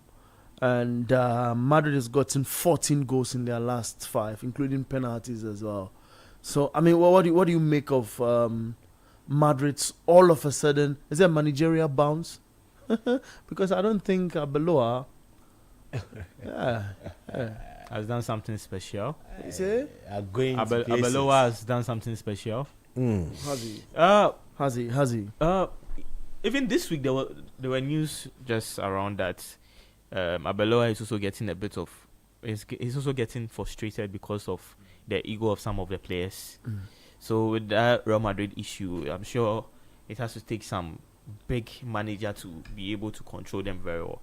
But for Valencia, this season it's not been very bad from them. But it's been bad, not been very bad at home. So far at home, they've won 4, they've drew 5, and they've lost just 2. And Valencia is those kind of clubs when they meet the big teams, the likes of Atletico Madrid, Barcelona, Real Madrid, they prove to be very stubborn. They worry a lot, especially when they are playing at home. So there's a game that a lot of pressure will be on Real Madrid, especially when they look at what Barcelona did yesterday when they won Mallorca by 3-0. It's piling a lot of pressure on them. And they have that was nearly the equalizer. Sorry, Kobna, but who was with that ball? I mean, they had a one-on-one situation. Brighton and Hoover Albion. And is it flagged for offside? That's who? Yeah, that's the young lad they brought in from Greece. I think he's still a teenager. You know those Greek names. Let me quickly get his constant, interesting name for you. Yeah, so Kostolos. Yeah. He's a young chap, and he's a striker, 18 years old. Yeah. Charalampos Kostolas. Yeah, Charalampos Kostolas. So he got a one-on-one, situation, and they just blasted that ball into the goalkeeper. You were talking about Madrid. Yeah, so I just feel like this is a game that both sides is going to be very tough for both sides, especially for Real Madrid. They have to do their best to win this game. If they don't win this game, it piles a lot of pressure on Arbeloa, a lot of pressure on them, because this season Real Madrid just have the La Liga and the UEFA Champions League to win. And how sure are we that they'll be able to win both titles? It's going to be very difficult. And Real Madrid fans will not like that. Following season, they've also gone troughless again, because last season they went troughless. This season, going troughless again is going to pile a lot of pressure on the players, the coach, and even the management. That is Florentino Perez. So Madrid needs to do their best to win this game. Valencia is a very stubborn side, which likes to defend a lot and play on a counter. That is what they do when they play against a big side. So Madrid should be very careful about that. But we are going to see a very interesting one this evening. Great. Are we seeing an interesting fixture this evening in Spain? The Madrid situation. Definitely, Madrid are not going to make this game very easy for themselves like they normally do. They always find a way to make games that are supposed to be simple for them very difficult. Yeah. But for the position of Valencia, it might look precarious just by looking at the table. But I have really taken time to look at something on this particular league this week. That is the La Liga. And I found something really interesting. And I don't think we need to blame only Valencia for their fallen standards. I think there is something that I'm still probing to try and understand. There is an easier person to actually point hands to and blame. But I want us to go down to the cracks of the issue. You look at where Valencia sit. They sit 17th with 23 points. Now, Osasuna, who are sitting 9th, have 29 points. What is the gap? Say that again. Osasuna sit 9th in the La Liga with 29 points. So 6 points gap. Exactly. After some 23 games. And Valencia, who have played 22 games, have 23 points. So if you even go to the 17th position, Rayo Vallecano, who has 22 points. If you look at the gap between them, 17th. No, when you look at 18th in the relegation zone. Yeah, 18th and 9th. It's 7 points. It's 7 points. What you guys are saying is that mid portion of the La Liga is really compressed and compact together. Valencia have gotten 23 points. They sit 17th, exactly. Right on top of the relegation line. Yeah. And that's 23. So plus 3 gives you 27.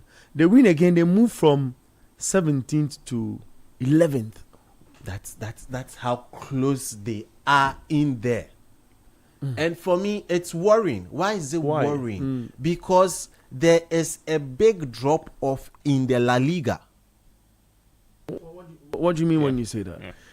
When I say that, I mean the likes of standard of play or right players in recruitment. What you pointing at? I will borrow some words from my friends.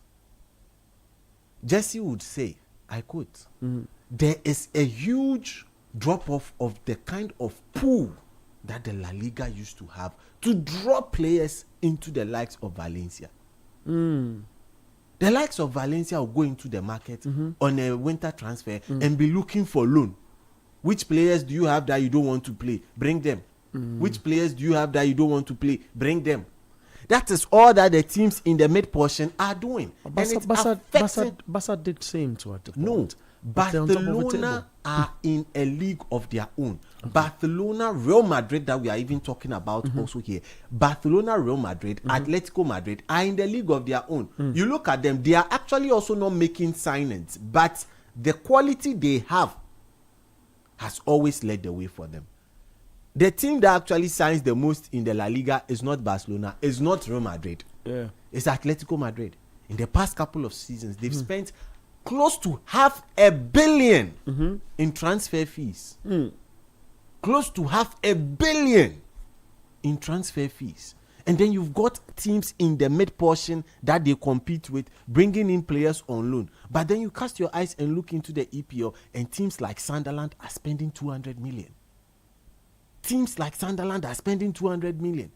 Teams like Crystal Palace are buying a player who has scored one goal for $50 million.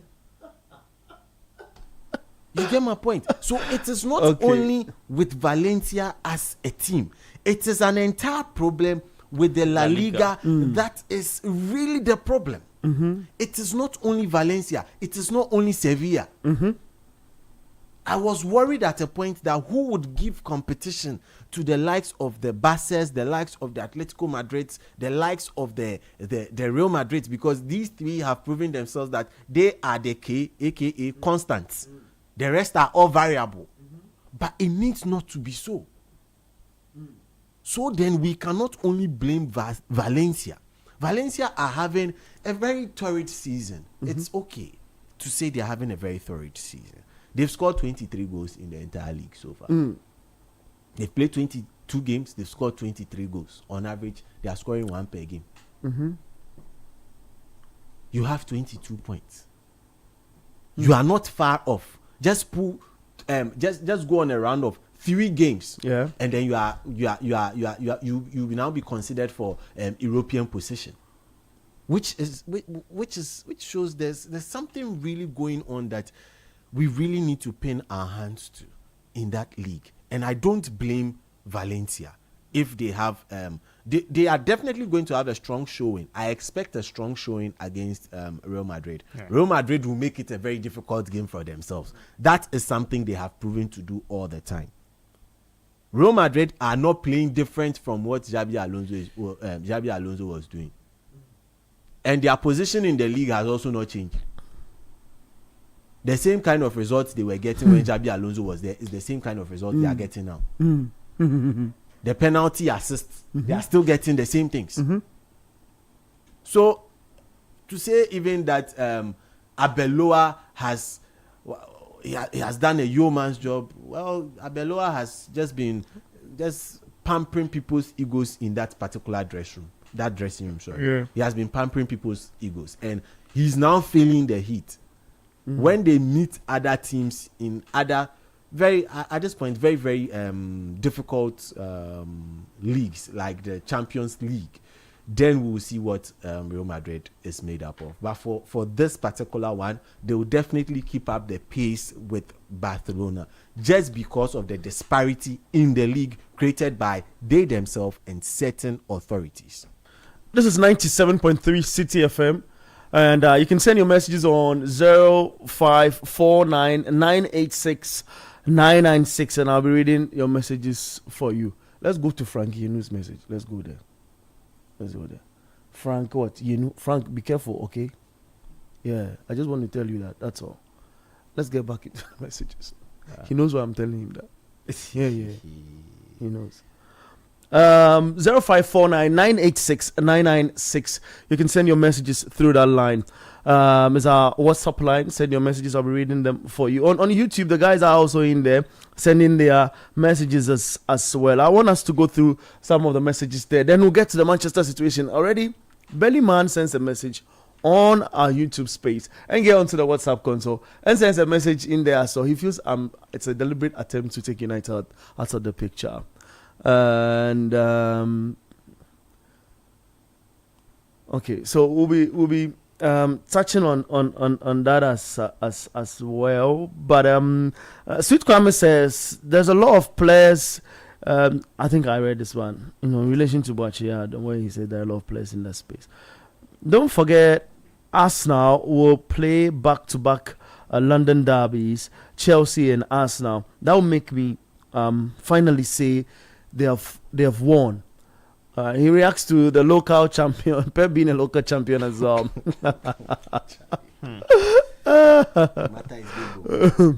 Is that why some people know they like Chelsea fans? I think he's reacting to what the other text I was talking about in Pep becoming a local champion. So, when Fred comes and says Pep is rebuilding the team for next season. Arsenal has the same squad and they have just added the depth to it. That's why they are somehow good this season. So we still have doubts for Arsenal. He talks about the Brighton and Hove Albion and Crystal Palace game being super boring.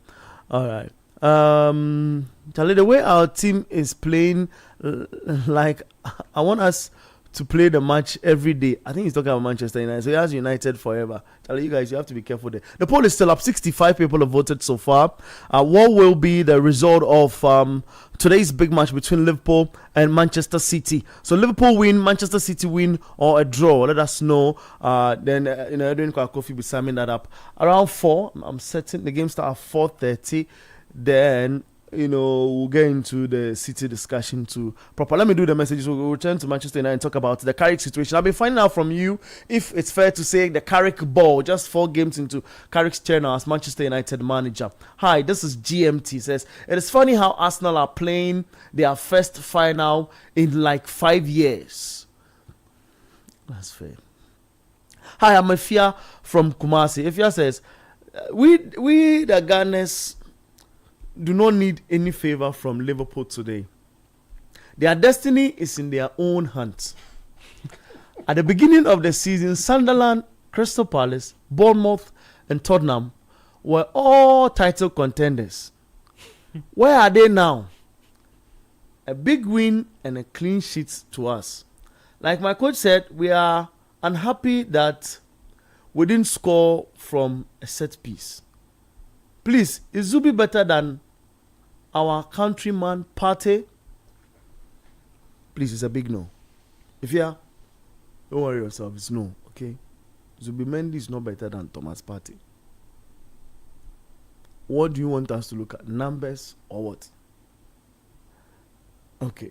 Let's go. Hi guys, this is Yao. Congrats to Chelsea on their win yesterday, he adds. That's all. 0549 986 996 0549 986 996. Let us hear from you and know what you think. Is it Yao Minta or Yao Minta? Did I read Yao Minta? I'm seeing Yao Minta in there. That's how Yao Minta. No. Okay, he's also Yao Minta. Oh, that's fine. Is it fair to call it Carrick ball already? Sorry. Well, quickly, I'd just like to juxtapose something or just go back a bit and give the reason why this ball matters came about. Thank you. These ball, Mourinho ball, Sarri ball, Pep ball, Arteta ball, all the coaches you can mention, like Conte ball, Otuado ball. I just put his microphone off for a second. You are back on. You said you are back on. Forgive him. I even ended up shutting my microphone off for a second. Charlie, forgive him. Listen, those kind of ball situations happen when there is. How can you say Otu ball? Why? It's okay. Oh, Charlie, calm down. Yeah, Calm down. Yeah. So when I finish my sentence, he would know that what he said, he would need to apologize to the listeners. Okay, that's it. Those kind of ball situations, they arise from the situation or the position where we have now seen clearly what the coach wants to do. Okay. Underline clearly what the coach wants to do and how the coach wants to play. So, Kwabena, do you want to say something now? So then listen. Edwin sends a message and zips his mouth. He says, I was going to test, but I've changed my mind on the initial Garnacho Chelsea discussions. Okay. Yeah. So he forgives you guys today. I mean, yeah. But we'll get the stake off the stage. It's when you said sorry boy and them those stuff. That's what took my attention back to his message. Yeah. So right now, is Carrick playing something that we can identify him with? To some extent, yes. We can say Carrick ball. So that's what I'm getting to. Okay. So since we can identify Carrick as someone now taking Manchester United back to their roots and making them believe more in themselves and play very good counter-attacking football, swift, direct counter-attacking football. That is the way Carrick is going. So we can say Carrick ball. Per my definition. Because he has shown the way he wants to play. And he's playing by it. We know the way someone like Pep plays. So when you say Pep ball, you know what you are expecting. As at now, United know what they are expecting under Michael Carrick. They know the kind of football they are to expect. Okay. So per that simple definition, you can say Carrick ball. Oh, now are we there? Are we at Carrick ball? That's what Sedi is saying. Oh yeah, I agree with what Sedi said. But he needs to talk about the auto ball. You hold on for a second. I'm going to listen to his analysis and I'm going to punch. Come on, please. Okay. Are we there? Are we at Carrick ball yet? Oh yeah. Why do you say so? So there's some kind of identity that Carrick is doing that is so brilliant from him. How most of the players are able to play, especially the confidence he has given to some of the players. Kobe Mainoo playing so well in the middle with Casemiro. I always say Casemiro playing with Kobe Mainoo has really helped Kobe Mainoo a lot because one, Casemiro has played for a longer time. He has the experience and Kobe Mainoo is learning from him. So that is a brilliant one for him. I've even seen some Manchester United fans even saying Casemiro should come back. He shouldn't say he's leaving because he's playing. No, I said some. Finish it. I think it's a question we need to also tackle. He shouldn't leave because of how good he's playing. But so far, so good from him and Kobe Mainoo. They played the middle so well. That's so brilliant from him. When you go to the attacking line, we've seen the likes of Cunha playing so well. The likes of Mbumo playing brilliantly well. And Bruno plays very, very well. And that's so brilliant for Manchester United. The defense line is also very good so far. Dalot, Luke Shaw getting consecutive games and also playing regularly, it's also very good for Manchester United. So it's very good from how Carrick is playing the players and how good they are playing. He's making sure the players are playing very well, playing wide games, playing in the middle, and making sure the players are able to get a lot of chances. And that is what Manchester United are doing so well, are doing so perfectly well right now. Yesterday against Spurs, brilliant, winning 2-0. We all knew maybe Spurs would lose because of how good Manchester United have been so far. Maybe someone would say Spurs going into the game, Spurs had better record against Manchester United in the past maybe 6 to 7 games. But United are playing so well recently and they winning against Spurs, I wasn't surprised, and it was so brilliant from them. And how Bruno was able to play very well, how he was able to even score the second goal was also good from him. So Manchester United is playing very well. Carrick doing so well. Fair. It's a little voice, that's whispering. It's okay. You just leave him. You agree? Yeah, you agree. Yeah. Oh, my word. No, fair. Wait. Let me say something. Okay. Let me say something. Okay. See, Confused Realm says I should tell you that Otto Hey, Otuado. You see, Otuado no get any ball. You see, if you how you put that, way. No. So Yeah. you see, oh god, Sedi says something like there's an identity that is what will make you play. That some identity that will make you know that this is playing O2 ball, Sarri ball, Ateta ball, Pep ball. O2 ball because no explain O2 ball. Yes, okay. Oh, you let him go. No.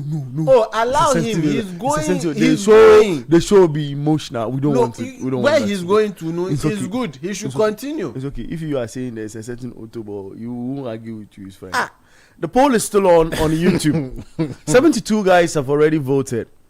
What will be the result of today's big match between Liverpool and Manchester City? Liverpool win, Manchester City win, or a draw? So let's have your votes in there. 73 people have done that. The poll was raised 48 minutes ago. So let's have you vote in that space. This is 97.3 City FM. We're live on your TV, on your screens as well, on Channel 1 TV and on YouTube at City Sports GHA. Follow us on our posts and just click it. The link will lead you up onto YouTube, and then we can have fun on the show. Let us also hear from you on 0549 986 996 0549 986 996 on our WhatsApp console. I've seen you guys sending their messages across as well. They introduce themselves. They say, I'm new on the show and all of that. We love that as well. So let us have that also on your message. Quick one, yeah. You see, Amorim even had Amorim ball.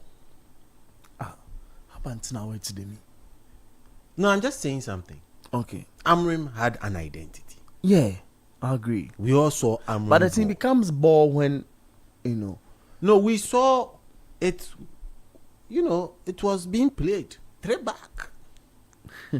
You finish your ball. Double tens. You understand? Yeah. That is where I would always stand and say that Manchester United need to be thankful for the kind of recruitment Amorim did. I agree. I'm not saying anything about. Oh no, but this pretend. I agree. No, but it's true. Who are name the players performing currently under Carrick without even pretending? I agree. No, don't pretend. Let's mention the names. Cunha with the dance. Since when did he unleash the dance? Under Carrick. Mbuemu. When did he you see, they have been performing. No, you see. No, the recruitment. Hold on. The recruitment of Amorim is helping Manchester United. Facts. And can you tell me that most of the recruitment that Manchester United did, all of them was from Amorim? Now, but he's the you see when things go bad, you don't want to. Let me continue. You want to blame the coach, but when it goes right, you don't want to praise the coach. Let me continue. Wait. You are saying okay, maybe he did all the recruitment, fine. There are coaches who are able to make good recruitments, but using the players on the pitch is one most important thing that they struggle, and that is what Amorim was struggling. Very good. So let's give him the credit for the recruitment. That is where I am. You can buy all the stars. So but if you are not, you can buy all the stars. If you are not playing that kind of ball that we can say Amorim ball, then you are not doing anything. No, but let's give him the praise for the recruitment. I'm talking about recruitment.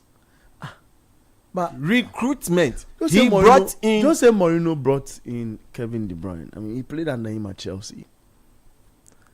No, but De Bruyne. You see, hold on. Okay. No, but before. No, I'm just trying to prevent the situation where we compare apples and pears. But I'm only saying that De Bruyne in that setup didn't play the De Bruyne he was in the Manchester City setup. I'm just buttressing Kobna's point on. Yeah, but that's where I also would say that Chelsea's recruitment kind of way under Abramovich is different from what Amorim got under the Glazers / Radcliffe. You get where I'm coming from? You understand? Because if you are a coach and they are able to go into the market and buy you a Lukaku as a gift, you did not request for him. They bought you a Lukaku by force as a gift. Then You're supposed to use him. But so let's praise Amorim for his recruitment. Fine. That means that maybe he could be a better scout. Oh, I'm just saying. Okay, he's just saying. That's 97.3 City FM, the Republic of Football on your radio, on TV, on Channel 1 TV as well, on 0549986996. Send your messages in. Let's have what you think in relation to all we've been discussing here in the studios. 0549 986-996. In studio is Kobna Mafo and said Nam Sedi, who thinks Amorim is a better scout than a coach. But you know, when he says scout, one name came in mind, though, but you let me keep it in my head. Kwabena, don't do this. I said let me keep it in my head. We all have an idea where you want to go. It's okay. 79 guys have voted so far. Send in your votes as well on our YouTube platform on City Sports GHA. Where we want to know, we're asking you the question, what will be the result of today's big match between Liverpool and Manchester City? A Liverpool win, Manchester City win, or a draw? I'll be reading your comments on our WhatsApp console on 0549986996. So I want to hear from the Liverpool fans and the Manchester City fans as well. So get in your messages, just as the goals will be getting in at Anfield later this evening. And then we'll be touching on a lot of stuff. So that's it. That's it from that space. What will be the result of today's big match between Liverpool and Manchester City? A win for Liverpool, Manchester City, or draw? Let us have you. Yes, 81 voted now. 82. It keeps rising. It keeps going up. So people are unsure, they vote and they change their mind. Even on the WhatsApp console, I see people vote and then they go and delete from everyone. Then they come and post another one. Charlie, I understand they feel. I know this league is super, crazy. And we'll get into that. 90 minutes played in that game at Brighton. It's Brighton 0, Crystal Palace 1. So Palace winning the game 6 minutes of added time. And we'll be telling you, as and when any event happens. So I'll run you through the games that's happening, and so we have a few to know whether whether we've had any change or we've had changes in any of the venues.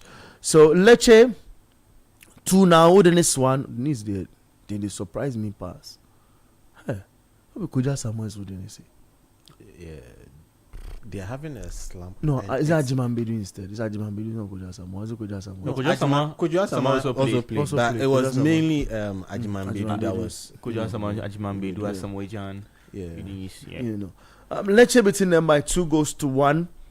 Now it's 90 minutes plus additional will be following and giving you. So it's still in the La Liga Santander, Girona 1, Sabia 0, Athletic Club 2, Levante 0. Levante have gotten a red card already. Alan Maturo getting a red card in that game, and Golka Guruzeta have gotten a brace. One of them, the second goal especially assisted by Ganes and Nake Williams. So it's good to see that these guys are having fun out there. We are waiting for them here at home. Otobo. You see? Yeah, with 18 technical team. That number keeps fluctuating. The thing is a round figure. 15 plus 5. It's 20. Thank you. 2-0 for Athletic Club in that game against Levante. Deportivo Alaves finished the game losing to Getafe by 2-0.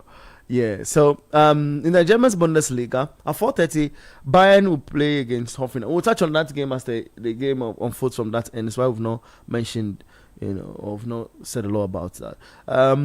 Leipzig 2, Cologne 1, 66 minutes played in the German Bundesliga.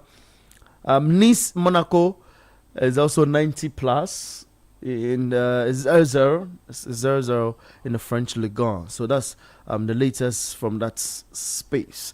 3 minutes in the 6 added on played so far. It's still Palace who are controlling the game and trying to keep their composure to have the 3 maximum points in that game.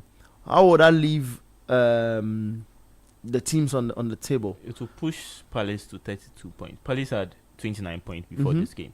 So to push Palace 32 and ahead of Brighton, who has 31 points. So it's really going to help them a lot. And so this is a win that they had to make sure they had to get, because Palace have not been so well this season. They've had some games that they've played at home and they've lost. So going away and getting full maximum 3 points, I'm sure they are going to be very, very happy about it. So that is why they are doing all their best. They even missed the chance that they had to even get more goals, get a second goal. But unfortunately for them, they weren't able to score. But it's so far so good from Palace. So far so good from Palace. 0549986996.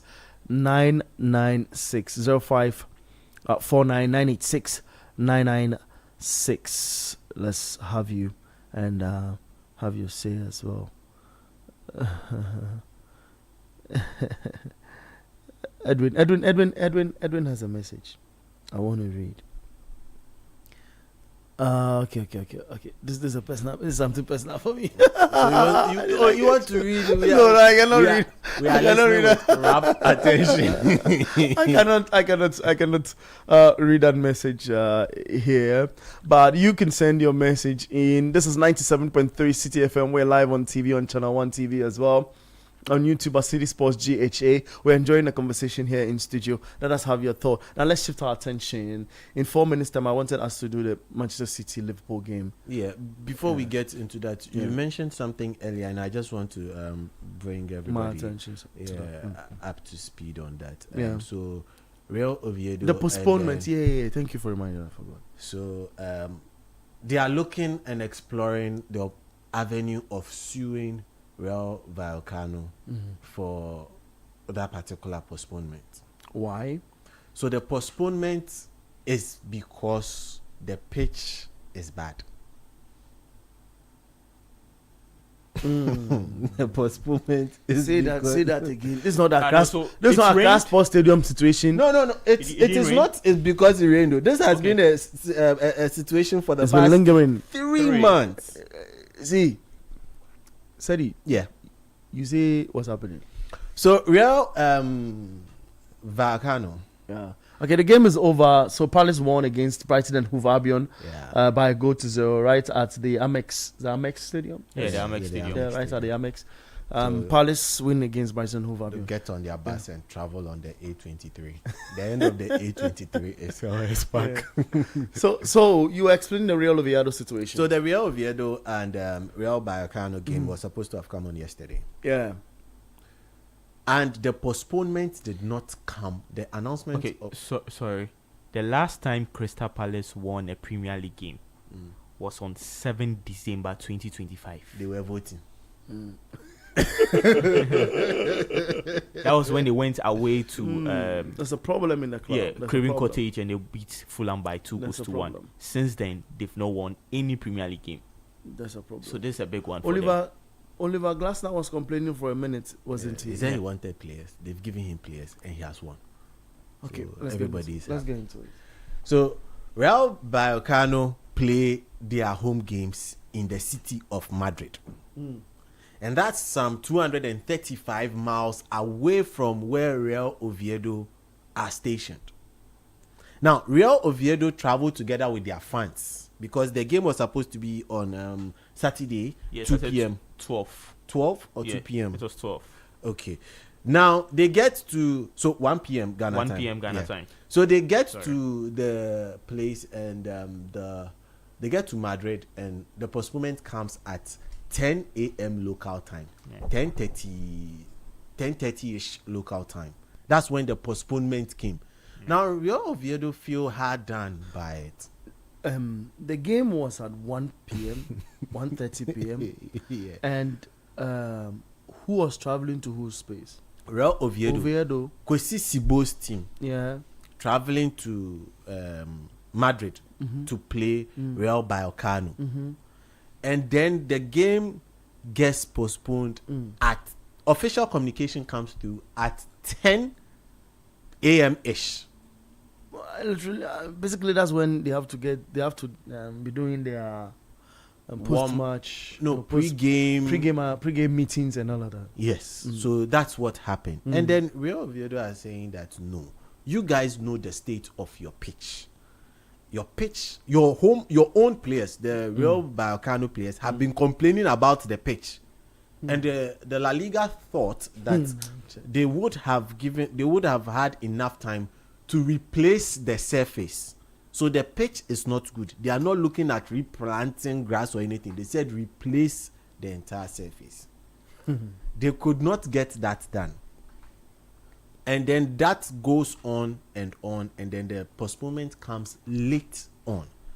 Now, Real Oviedo are coming from a financial point, like we have come to Madrid over 200 miles away, traveled all this distance, and you are telling us the game won't come on. How does that work? So they are looking and exploring that avenue of trying to get the game, postponed, or no, they are trying to get they're trying to sue or go legal, for the want of a better word, on Real Vallecano, because it looks like they've really cost them. So it's because of bad pitch, nenye.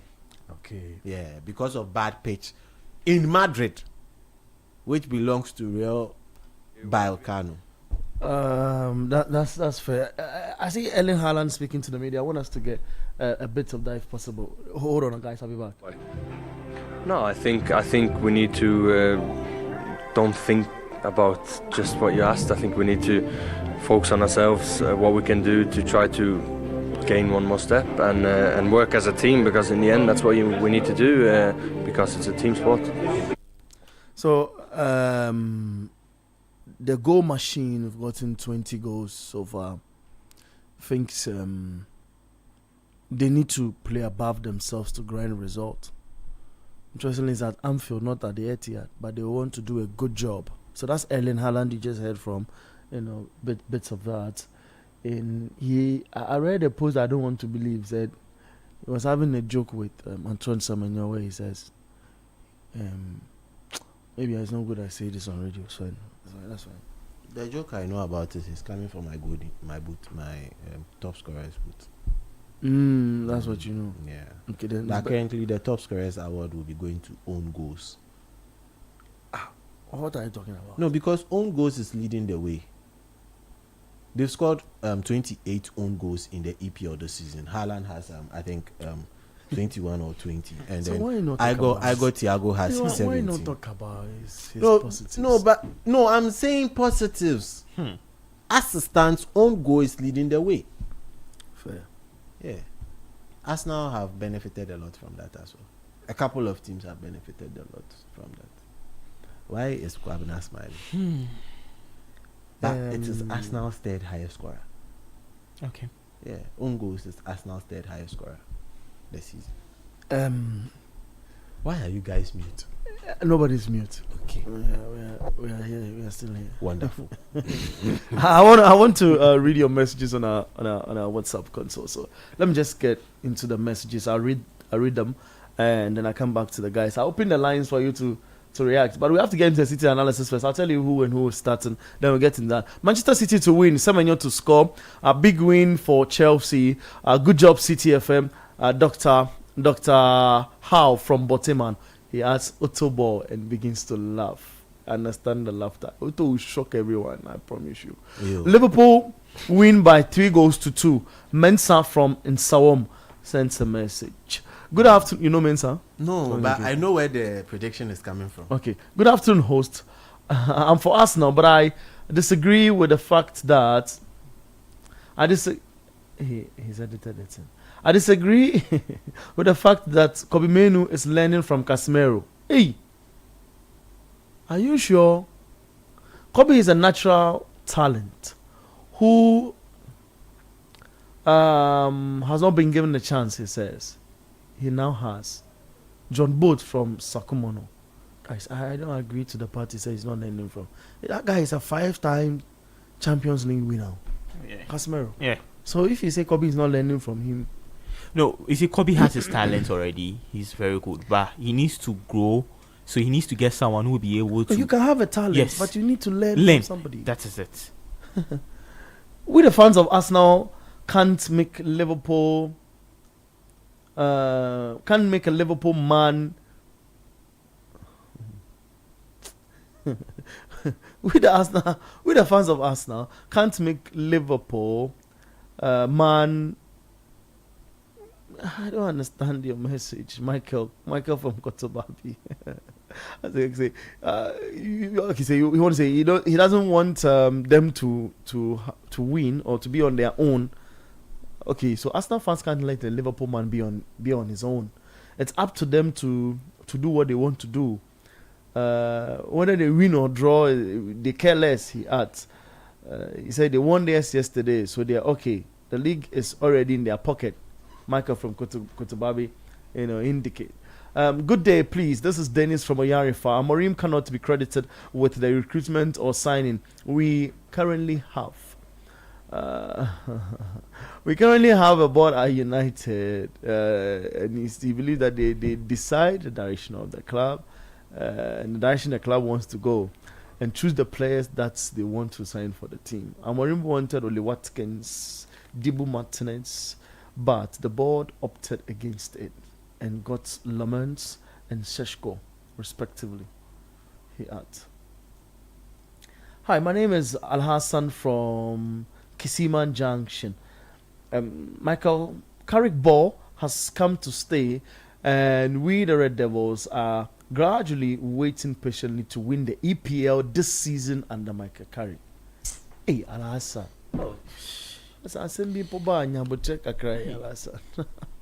Carrick is doing the simple things. Reverted to a 4-2-3-1 that the players are comfortable with. Allowed them to play at will, and he has not asked them to be overly cautious. But Amorim brought some standards and discipline that has stuck with most of the players, and Carrick is benefiting from that. I agree as well. We wait to see how he will maneuver his way when he misses 3 to 4 key players. But at the moment, we are happy with the winning streak. Nathan from Kaswa. Casemiro should stay for another year so that incoming Baleba and Anderson learns from him. It's your boy Nana Newton inside Tantra Hills. Nana, the boys are saying to your message. 0549986996.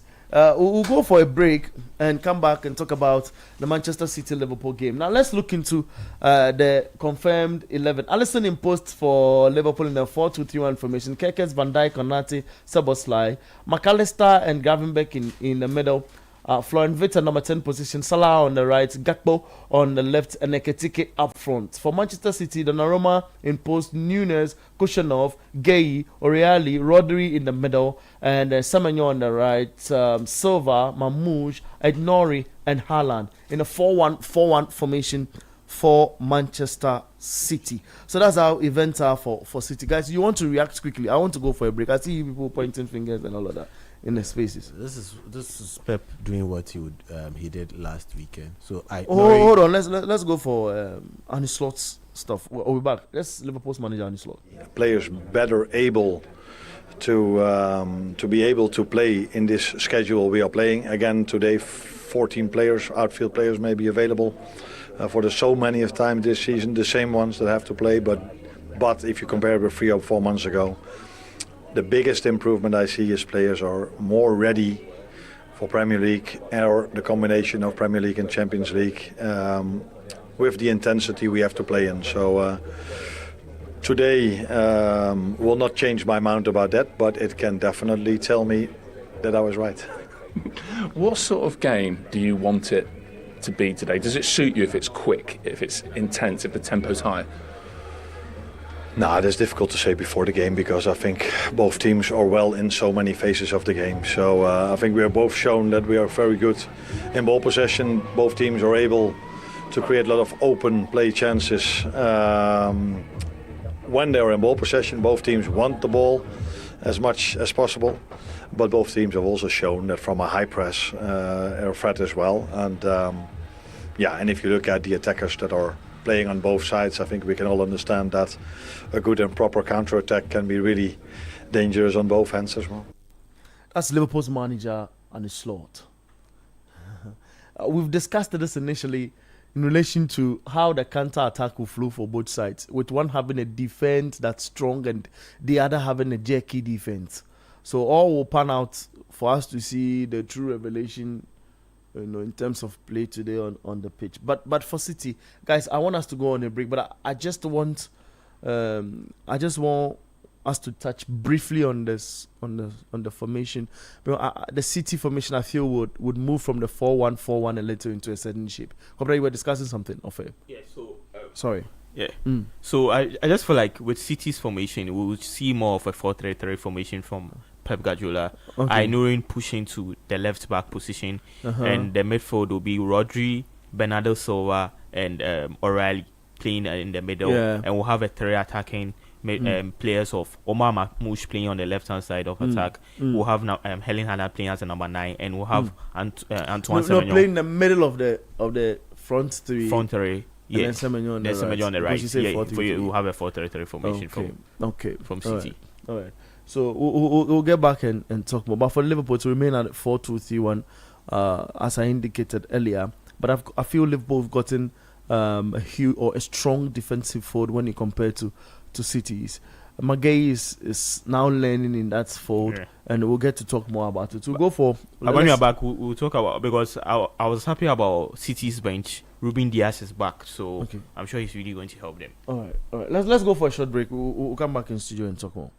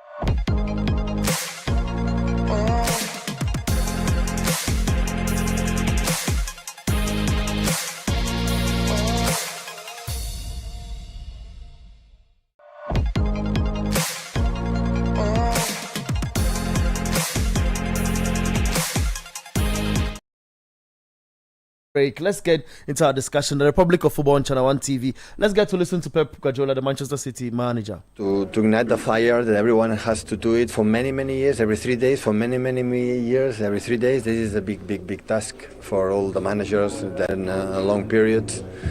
That's why these two clubs in the last 8 years have been, in Premier League 6-2 and they have been dominating this competition.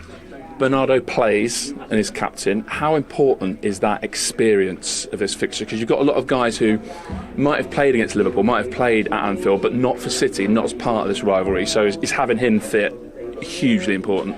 No, yes. Bernardo, like Ruben, is back. Not the beginning, but it's important to have him. And Rodri, and of course, Bernardo is so important. So have a little bit problems at that, but said, I'm going to fight to be. And that, the gesture to be there and try it, it's more than enough for all the managers.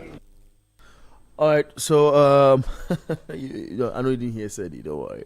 Yeah, Sedi is a journalist, so he loves to analyze all the time. 0549 986 996. 0549 986 996. That's Pep Guardiola. We just listened to talking about the chances or the exploit of his lads and what they can do in today's game. He feels he respects Liverpool. He feels they've been on a certain flow for a certain number of years, and it's highly important to respect them as they go into this fixture, as well.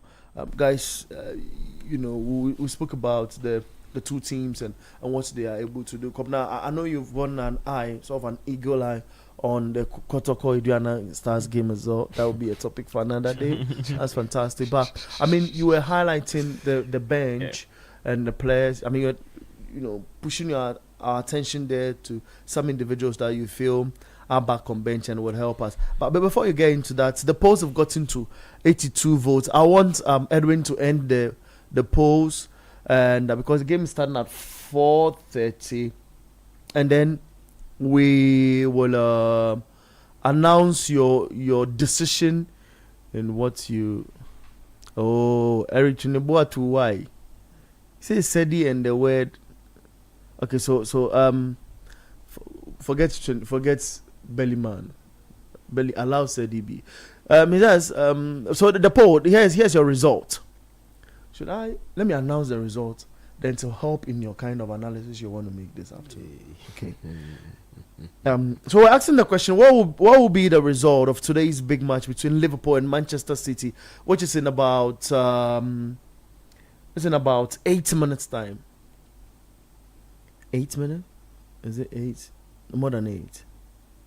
No, 12 minutes. 12. Yeah. 41%. No. So the total number of votes was 115. So out of the 115, in percentage, 41% said Manchester City will win. 41%. This was conducted on our YouTube page on City Sports GHA. 41% said Manchester City will win, or are saying Manchester City will win. 30% say a draw between the two. Then 29% say 29% say Liverpool win. I repeat again, 115 voted on what will be the final result of today's match between Liverpool and Manchester City. Out of the 115, Manchester City had 41% voting in their favour to win it. The draw was 30% and Liverpool 29% on our YouTube space. 0549 986 996. I beg you are saying Semenyo pass somewhere. I beg you, I don't see anything. Hey, Kwame, why you won't give me matter?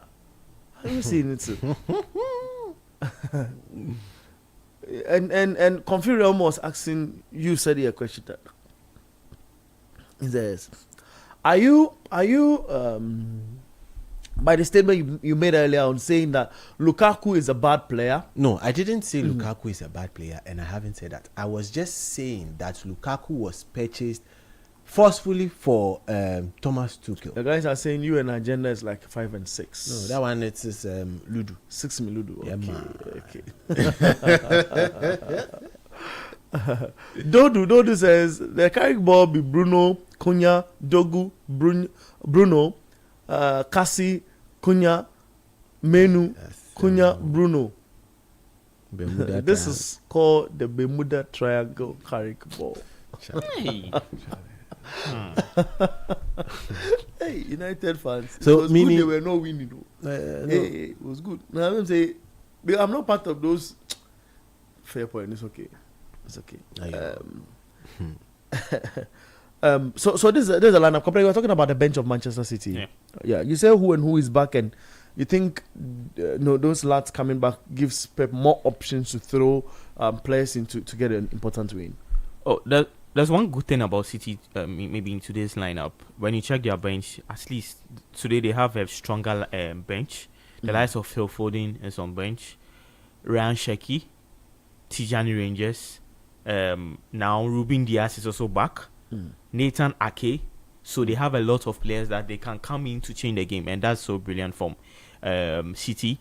And the way they've lined up, you could see clearly that they just want to attack and play a very good football, play more in the middle and give accurate passes. I'm sure there'll be more wing plays from the likes of Omar Mamouche and what's the name, Antoine Semenyo, who will be playing so well. So this is going to be very interesting. For Liverpool, it's very sad for them, because when you check their bench for Liverpool, they have 2 goalkeepers already on bench. So that should tell you they don't have enough players. Most of their players are injured. They have 2 goalkeepers. And when you check Liverpool's bench, you don't know any player that can come in to just change the game. Maybe someone will say Federico Chiesa, of how he was brilliantly, and I don't know how good he will be when he's able to come in. But apart from him, we have the likes of Wataru Endo, Rio Ngumoha. It's going to be very, very difficult for these players to come in to change the game. So when you check the 2 lineups, it's a City who has a better bench than Liverpool. But you should ask yourself, will City be able to play very good on the pitch? Because we've seen that City now plays very well in the first half. In the second half, they go completely lost. Against Spurs, 2-0 up. In the second half, they allowed Spurs coming to get a draw. That was 2-2 draw, and they had 1 point. Against Newcastle in the Carabao Cup, City had a 3-0 win in the first half against Newcastle.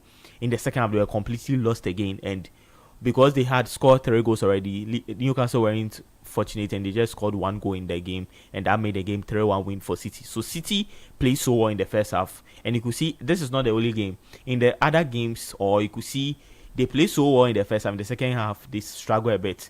Against even United, first half they didn't play so well, but at least it was better. Second half was when they had for Manchester United to score them by 2-0. So they are not getting a very good second half, which Guardiola needs to sit to really check it very well, because now you have a better bench. Your bench, there are a lot of players that can come in to change the game. So if you have a better bench and the bench players are not playing very well, and second half you always have to struggle to win, it just says something not too good about how Pep and the team have really lined up this season. So they have to prove to be very good. For Liverpool, Ancelotti is doing on and off with Liverpool. We don't really know the Ancelotti. You don't know the Liverpool they are going to meet for Liverpool. But there's one player that I'm so happy about him, Hugo Ekitike.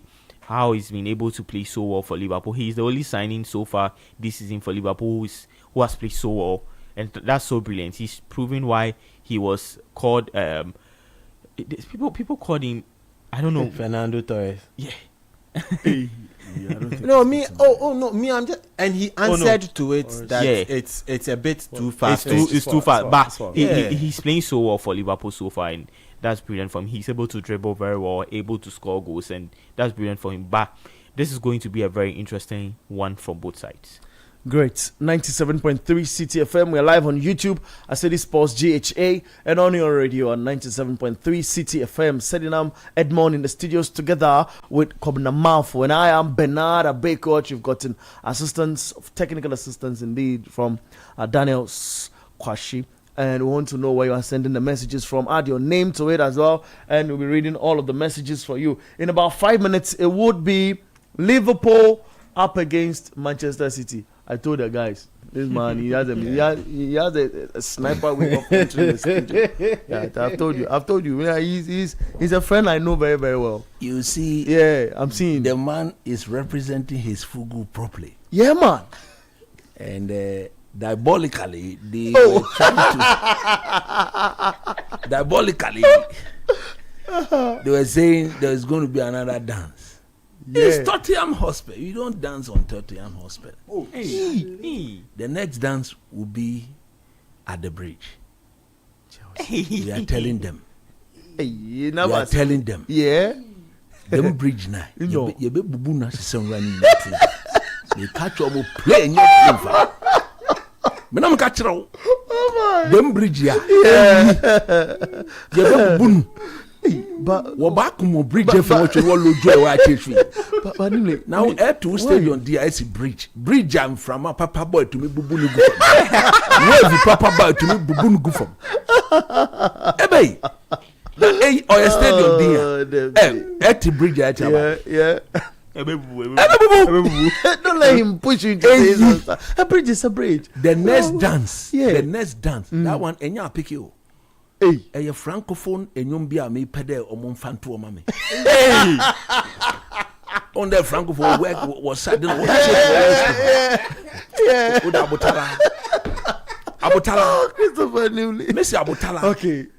Fair point. Bridge now. Yeah. Say Waba Old Trafford. Yeah. They were saying that because of the red card. That's on 18th of April. I pray God there will be no red card.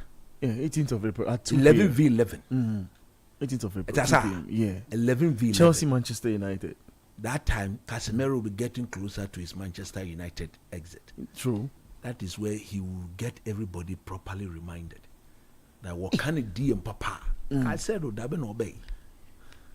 Casemiro, them Casemiro more pedigree, more the body over the years. As for Casemiro, it's far from him. But I think he's a fine player too. No, he's Casemiro a fine player. Yeah, but with the point I'm making is that if you say Eyi, they compare Casemiro Nicholas. You. I'm told what you did. I'm told what you did at Abra in Cape Coast was fantastic. Yes, of course. Yeah, I left a legacy there. Yeah. So if you say Eyi, you understand the Eyi you are saying. They compare. Okay. Yeah. I'm trying to compare him to Casemiro. Yeah. He's a fantastic player. Okay. A player I would but not at the level United to buy. Oh, okay. But Casemiro need level. That one is too much. It's too after Claude Makelele, them role one. Nobody. It's a 5-time. Makelele defined the role. Casemiro came and confirmed and affirmed and solidified the role.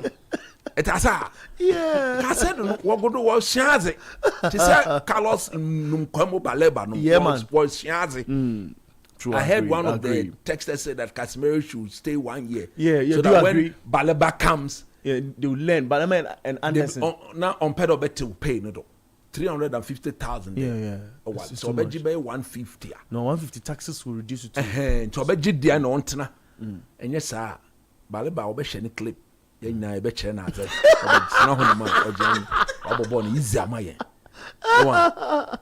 Guys are reacting to you on YouTube. Yeah, the Manchester City Liverpool game. And a slot. If he doesn't win this game, now so be a papa. What will be the? No, but people are leaving him. If he doesn't win this game, Man United have opened the gap on Chelsea have opened the gap on him. Yeah. So he needs to win. So as it stands, United are 3 points away from third. Chelsea are 4 points away from third. Yeah. Or 39. Yeah. Oh, the point gap between Man United and Liverpool already 5 points. That's it. And if he doesn't win this game, this Liverpool team, it will come to Old Trafford. Cool. The people are calling your team Weekend FC and nothing else. They be Weekend FC on YouTube. Yeah. Whether I like it or not, we are playing once a week. Yeah. So these are not the thing I will argue. Okay. I didn't know credit. You see, when the thing is factual and it's truthful, you don't waste your breath on it. Okay. You understand? Yeah. So I don't. You see. So you agree? Or United has become Weekend? They are playing once a week. So why should I argue on this? Okay. So if you want me to say something, let me say something, not something that is obvious. Okay, guys. I hope you understand. Yeah, it is obvious. It is clean. Yeah, but what the game has already started. Some few seconds into the game. I know why you don't want to sit. I know. Yeah. But Pep, what should be running through the mind of Pep now? Because he fails to win. You're looking at Liverpool after this season, whether he happens. wins the league or Champions League or FA Cup or Carabao Cup, Uncle Jinahum, Pep, he needs to go for a sabbatical. I think his reign at Man City, Abenewi. Okay. He's the best coach in the business, but he needs another different, challenging environment. What would that be? A national team or no? Another club? Okay. Not now. If I were him, I see whether I can go to Italy and change the face of the game there as well. Wow. He's changed the face of the game in Germany. Yeah. He's changed the face of the game in England, whether you like it or not. True. If I were him, I'll go to Italy and then pick one of the big teams. I'll go to Juve. Yeah. My sister home. The Juve we know is not the Juve. Do they have the money to do what he That is the problem now. Before he goes, you have to show him the money. They actually have the money. I think Juve has got money. Yeah. But this guy is a big spender. Oh no, he's a big spender. You ask me, he's a big spender because you look at the amount he uses to bring in certain players. It has come under criticism. Yeah. At Juve wanting to do that. This Liverpool defense, it's not correct. Wow. La ilaha illallah. If it's a Semenyo, that's a goal. I promise you. I saw what happened last I heard week. people say that Semenyo or call Timino. I go create a padlock. Ninkromfu war.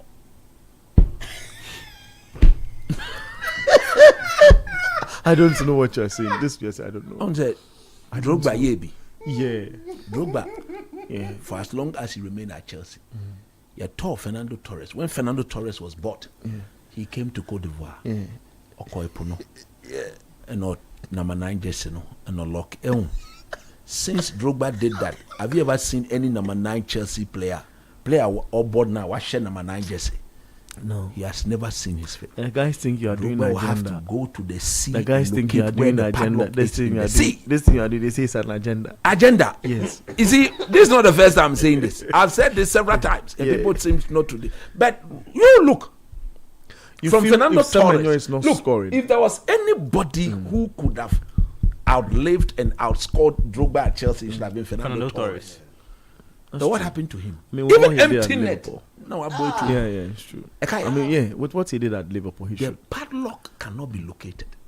I will lay in the lab. You won't go and look for a new number.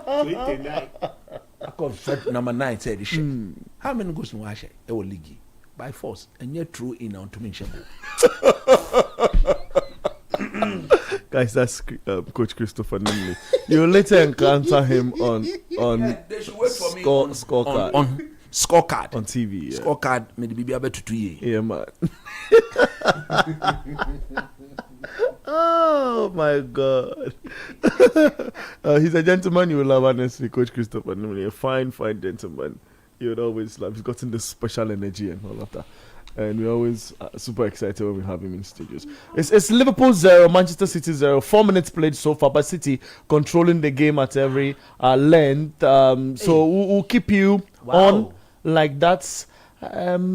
Both teams press and it's dangerous. It looks super dangerous and exciting. I feel this game is going to live with goals, but we'll wait and see what transpires. Let me move around Europe and see as the guys fix their gaze at the game. I would go through some of the results we have so far. Just play what is known as the Vuvuzela shot. Boom. Agon. Chede. Agon. Shot no boy. A tra. Anfield. Normally you have to stop that. So that's Christopher Nimley again. He'll be on scorecard, so you'll have to take time off a little and off radio and come back on TV later at 9 p.m. 9 to 10:30 p.m. He'll be on scorecard. He'll be analysing all of the games in that space from England. And watch this. Liverpool want to go on the attack. Maguire receives the ball to Donnarumma and he begins to, Do you know it's just like in the first 5 minutes, both sides are giving each trying other to press. like there's a lot of space in the middle. Come on, don't lie on the There's turf. there's It's not a foul. If it's a foul against them. yeah, Yeah. because he went diving. Yeah, there's a lot of space in the middle, so it's making both sides open up, play the ball very freely, both City and Liverpool. So far, we don't have any team playing so well. No goal has been registered anywhere across in Germany, France, and all of that. So let's stay on the Liverpool-Manchester City game. 0549 986 996 0549 986 996. Ball is in the Liverpool half. They are trying to look for spaces to operate. So we'll see which team stands tall today. Two amazing football managers in the space trying to unlock an opportunity. It's still Bayern Munich 0. Hoffenheim 0. It's 5 minutes into that game in the German Bundesliga. What this guy seems to do is crazy, isn't it? Vincent Kompany. You come into a new league and take it by storm. And he comes where there's no respect for him coming in. I'm not mentioning words. People really doubted him because they felt they had not gotten to the Bayern level. Yeah, he leads the league with 52 points on top of the league, with Dortmund following on 48. It registers the gap, between them. That's 4, isn't it? Okay. 48, 52 is 4. Is that a good chase already in the German Bundesliga? A league has been dominated, or that's dominated the headlines to be, how do people even describe it? I don't want to use a farmers league, but that Bayern has established a certain dominance and nobody seems to have, because they have all the money to buy what and what. They keep winning, but they are playing against a side that is third in Hoffenheim, that are also trying to power the pressure on them. How does this game pan out? Well, I like a couple of things that before I get to the actual game, I like a couple of things that Vincent Kompany has been able to achieve with his team. When he initially joined the club, it was difficult for some players to understand the kind of football he wanted to play. And there were clips from his training sessions that came out, and some people laughed at it. Okay. That what is he doing, and you can't be shouting at people like that. But then again, it has all culminated to the kind of football we are seeing him play this season, with a lot of intent. It is not only Bayern performing when they have the ball. If you've seen Bayern without the ball this season, it's more like a man-to-man marking that they are really pushing hard on. So they constantly make it impossible for you to play the ball. Okay. But some teams have found a way around it, meaning you need to really move the ball quickly, fast, and try as much as possible to get behind them, because they push up a lot and leave a lot of spaces behind them. Okay. Last weekend, they drew in their away game, and they were not happy, and they made it that some calls went against them. But this week, they are playing at home. You look at the lineup, and it is just the sort of lineup that you'd expect. You would definitely expect Harry Kane to be among the goals once Bayern will be scoring.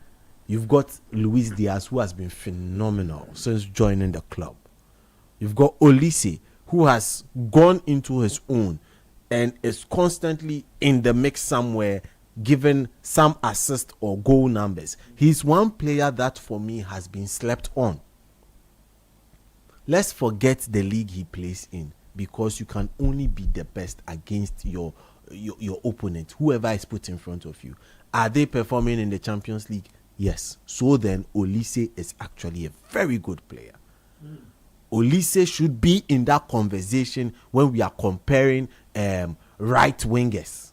I'm not going to be mentioning any other name aside Olise today, because Olise is one that, if we are considering that position as a right attacking player or a right winger or a right attacker for a Ballon d'Or, Olise for me should be winning that award, not any other player. That is how good Olise is. Sensitive, because I've got a number of footballers in the world who I am not mentioning any of them, because to me it's Olise who owns that position currently in world football. You can mention your player's name, and I'll tell you how Olise beats them. Is it eye test? Is it numbers? Olise is getting it. So for me, he being in the team and starting just proves the intent of the manager. They want to go out in this game against Hoffenheim, who are having a very, very good season for their standards as a club. They are having a very good season. And for me, this would be a game that they would be expecting to actually make it count. You look at how they have even set up, and no, Mamouche has been doing a couple of things in this game. Why you? What is this? The scream? What is that? Mamouche just. I'll let you continue your Olise stuff. But no, that was okay. This was offside. No, but score and let us rule it out. That is why he's on the bench. Oh, take your time. So you are saying Michael Olise? I have moved the conversation ahead from that too. I was talking about Hoffenheim. When you were having your discussion, I was calm listening because I have a lot of questions. Okay. So I allowed you flow. No problem. Because you are a friend and a brother. I know you well. Yes, please. You are saying the Crystal Palace Olise of 2021-2022, who now plays for Bayern, is ready for Ballon d'Or. And conversation in that part of the pitch. Yeah, that's what I said. I said if you are going to pick a Ballon d'Or for any player who is going to come from the right wing or the right attacking position, then Olise should be considered. That's what I said. Considered, okay, fair. Considered, normal. Considered is normal. No, it's not vague. He should be considered, and he should be amongst the first. In fact, in that position, he should win the Ballon d'Or. If sorry guys, forgive me. If players have been selected in that position alone for Ballon d'Or, yes, right wing, right attacker. There's Barcelona acquire no position. Maybe. No, you see, Yamal, he plays in that position. Is Yamal better than Olise? Let's face facts. It's Yamal better than Olise. Hey, no, this season Yamal is this season. No, don't. No. Listen, you see, we are not judging players on legacy. We are talking about players who are playing, and we can only judge them by what they are giving their clubs currently. What is Olise giving his club currently? What is Yamal giving his club currently? Let's juxtapose the two. What is Olise's? Yeah, my favorite word has come into play again. Juxtapose, it's fine. Olise's. Let's see Olise's numbers this season. Oh, very well. I'll get it for you. Don't worry, I'm here for you. So he's done 20 matches, started 17 of them. Solid. Played 1,550 minutes, assisted 15 times, and scored 10 goals. Yeah. Should I repeat that again? Yeah, he has assisted 15 times. Would you want me to repeat? Oh, it's fine. No, maybe for emphasis sake. For emphasis sake. Yeah. Olise, Michael Olise of Bayern Munich said he says he is when it comes to consideration for Ballon d'Or discussions, the position he plays on the right side of attack, he's the only player or nobody comes close to him. These are his numbers. He's played 20 matches, started 17 of them for Bayern this season. 2025-2026 season. Played 1,550 minutes. Assisted 15 times and scored 10 times. 10 goals, 15 assists for Michael Olise. Then Sadie speaks of Then I asked a question about Barcelona having Lamine Yamal, who plays in similar role. Okay. Lamine this season, he's played 19 matches. 19 matches. Started 18 of them. I hope you have the Olise records in your mind, because I would, if you want it, I would have to go back to it again. Played 1,598 minutes. Assisted 8 times and scored 10 goals. I repeat. Lamine Yamal of Barcelona plays in the same role as Michael Olise does in the Bayern Munich setup. For Lamine, these are his numbers in 2025-2026 season. In fact, maybe I should add shots. Is that really important? No, maybe they will tell you take ons and stuff. Those are the kind of things they want to also add. So let's add it. Let's add it. Okay. Yeah, let's add it. So I repeat the first start I speak of.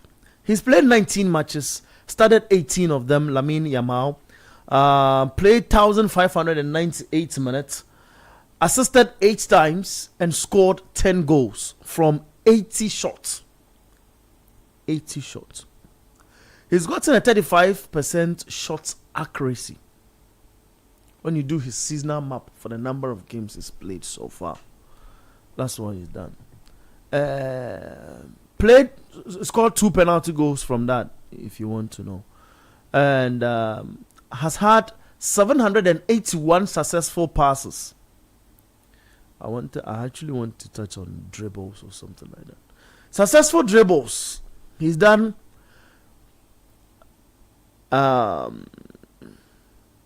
in percentage 54.9, so 55%. Successful dribbles and all of that. Let me go and add the Olise's dribbles and all of that, to make the argument interesting. So, in terms of assists, Olise leads in terms of assists between Yamal and Olise and his numbers. So Olise currently has 15 assists. 15. Yamal has 8. But Yamal has equally scored the same number of goals Olise has. 10 goals each. Olise started 17 games. Yamal started 18 out of 19. Olise have done 20 games. Okay. His season shot map. He's done 66 shots. Olise has done 66 shots. He's gotten a 55% shot accuracy. What again did I mention? Successful dribbles. Olise has 41%. Lamine Yamal has 55% in terms of successful dribbles. There was one thing I mentioned again. I think passes, right? Successful passes. No, you mentioned shots. Shots, I've done shots. I think 66%. I've done shots. 66 shots for Olise. I've done that. Successful passes. He's done on percentage 84.8%. Then I did successful dribbles as well. Olise has gotten 41%. So these are the dynamics, City. Yeah. But you say nobody comes close. But is he close? If this is not close to you, what do you describe as no? close? But you see, because the only thing, the number of shots Lamine has hit is more than the number of shots Olise has. That is actually to the detriment of Yamal. Yes. Yeah, I know. So you see, my point with Yamal is he's a great lad. he's young. No, but the way you put it, you say the conversation. If we take out the age factor, come on, Olise is Olise. Olise is Olise. Oh, don't do that. Don't do that. No. You see, then again, there's something in football called PR. There's something in football called PR. If a 19-year-old yes is matching a 24-year-old in such numbers, you only expect in football that a 19-year-old has not gotten to that peak level yet. It keeps rising. No, but we've seen 19-year-olds better than him who never got to the peak. But Yamal did. No, I'm just saying. Oh, you want us to go back into last season's numbers? No. For the two as No. well? We are not. That's why I am saying awards are given for current performance, not legacy awards. Legacy awards, then you have stopped playing football. Fair point. Let's move on. And age is not a factor for the awards. Thank you. Sadi is.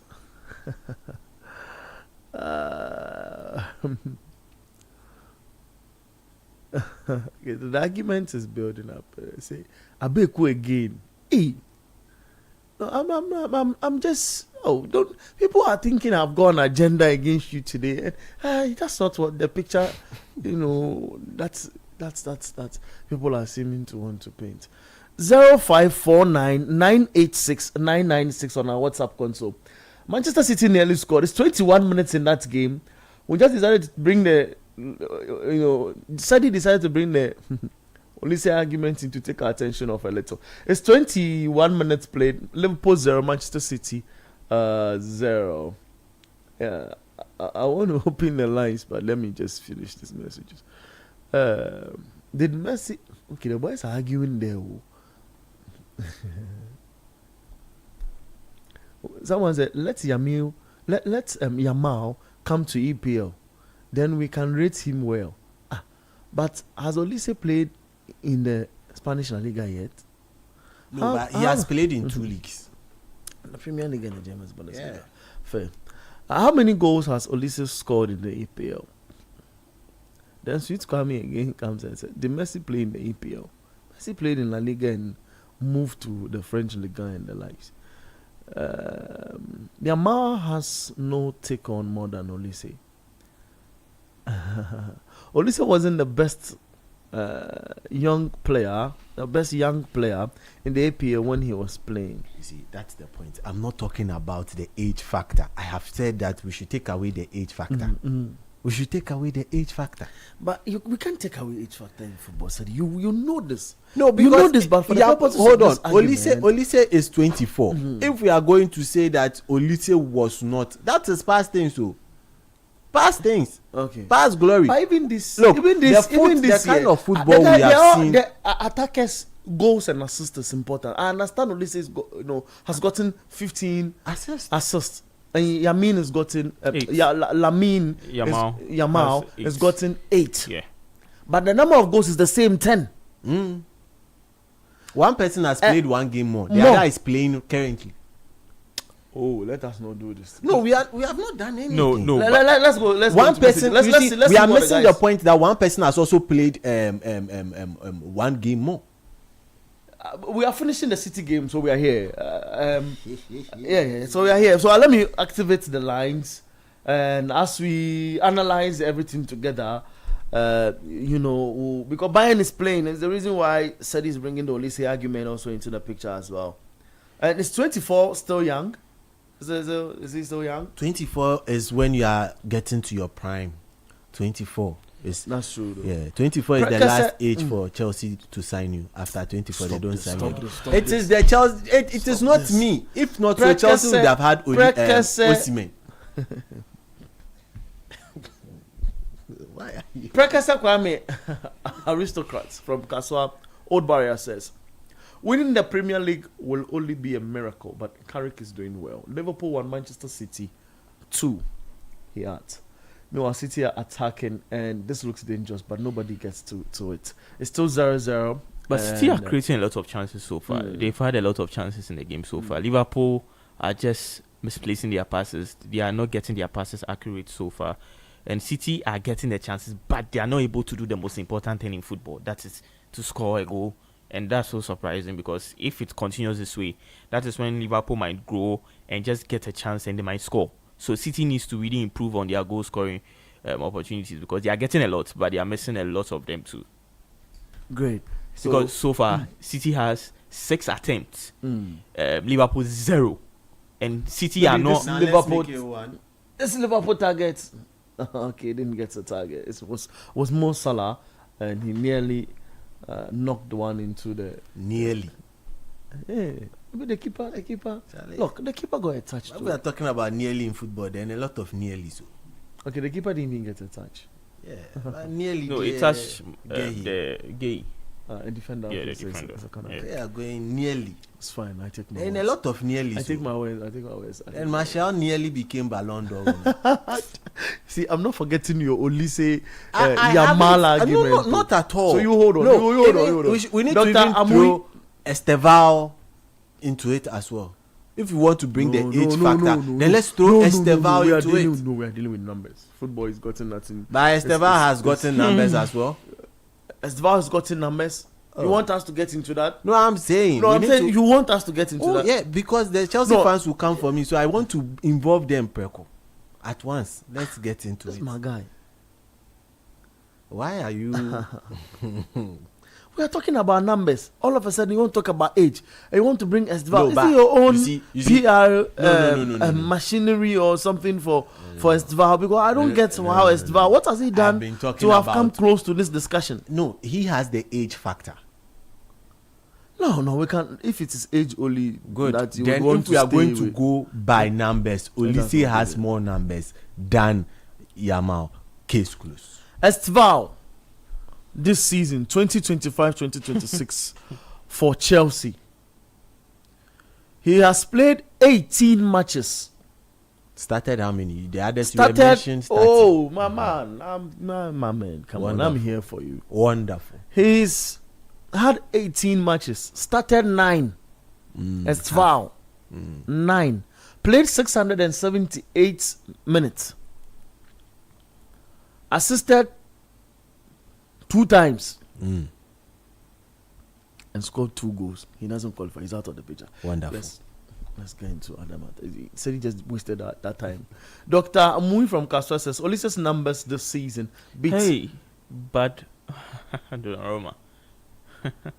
Let's microphone is off, guys. Olise's numbers this season beats Yamal in every relevant category. The German league isn't hyped enough. That's why he's not looked at that much. Even last season, he was way ahead in start. But that excuse is an award scheme. Ballon d'Or. Placed him somewhere. 0549 986 996. Let's get you to talk on radio. Please phone in now on 0549 986 996 0539 986 996. Let's get talking on radio 97.3 City FM. It's Liverpool 0, Manchester City 0. Your reaction to that game also matter. 0539 986 996 0549 986 996. First call on the line. Hello, good evening. Your name and where are you talking to us from? Oh, Charlie. Ima, how are you doing? Oh, Charlie. Yeah, I'm here. We are here for you. Everything cool. Charlie, everything nice. Your side? Your guys, them like the agenda too much. Your guys like them love agenda too much. Charlie, some of the agendas are not even agenda. Esteban in there, Charlie, wow. Charlie, Esteban, no. Why? I don't understand myself. You go all the agenda you pass to Italy. You know the old water. You know the old water at all. You just want the conversation just to be long. Just move on to another story. You go be Esteban by this time. I mean, you have to be serious in this country. I agree with you. So you cool now? Yes, I mean, as well, they have disqualified him. You call Fernandez or you call Esteban. My brother. Esteban, he's out. He's out of the picture. If we want to do Ballon d'Or discussion, there's no Esteban here. Yeah, Esteban by this time. I mean, you call Ahmad and Co. They call Esteban. No, reach that level, sir. Why would you want to mention Ahmad in this category? But Ahmad is better than Esteban. He comes nowhere close to Ahmad. Ahmad's numbers this season. Are you there? I'm here. Okay. When I'm finished with you on Ahmad's discussion, you also know that the bringing Ahmad in Ibislo cry for drop the call and sit down and listen to the radio. Now listen, he's played 19 matches. Started 18 of the 19. Played 1,563 minutes. Assisted 2 and scored 2. Thank you very much. Ima, make somebody else who call. You are flawed. Ima, you are flawed. No. You are flawed. So you have to go and prepare yourself and come back. Let other guys come. You go and prepare and come. You listen, Bernard. I'm listening. Bernard. I'm listening. Are you listening? I'm listening. The influence that Ahmad got on this Manchester United team, is the same as Esteban. It's not about the starting. See, look at the influence Ahmad had on Manchester United. It's not the same as Esteban to Chelsea. Ima, I beg you, please. Sometimes I feel as a man, you have to go and come back. So this one take Ahmad like no.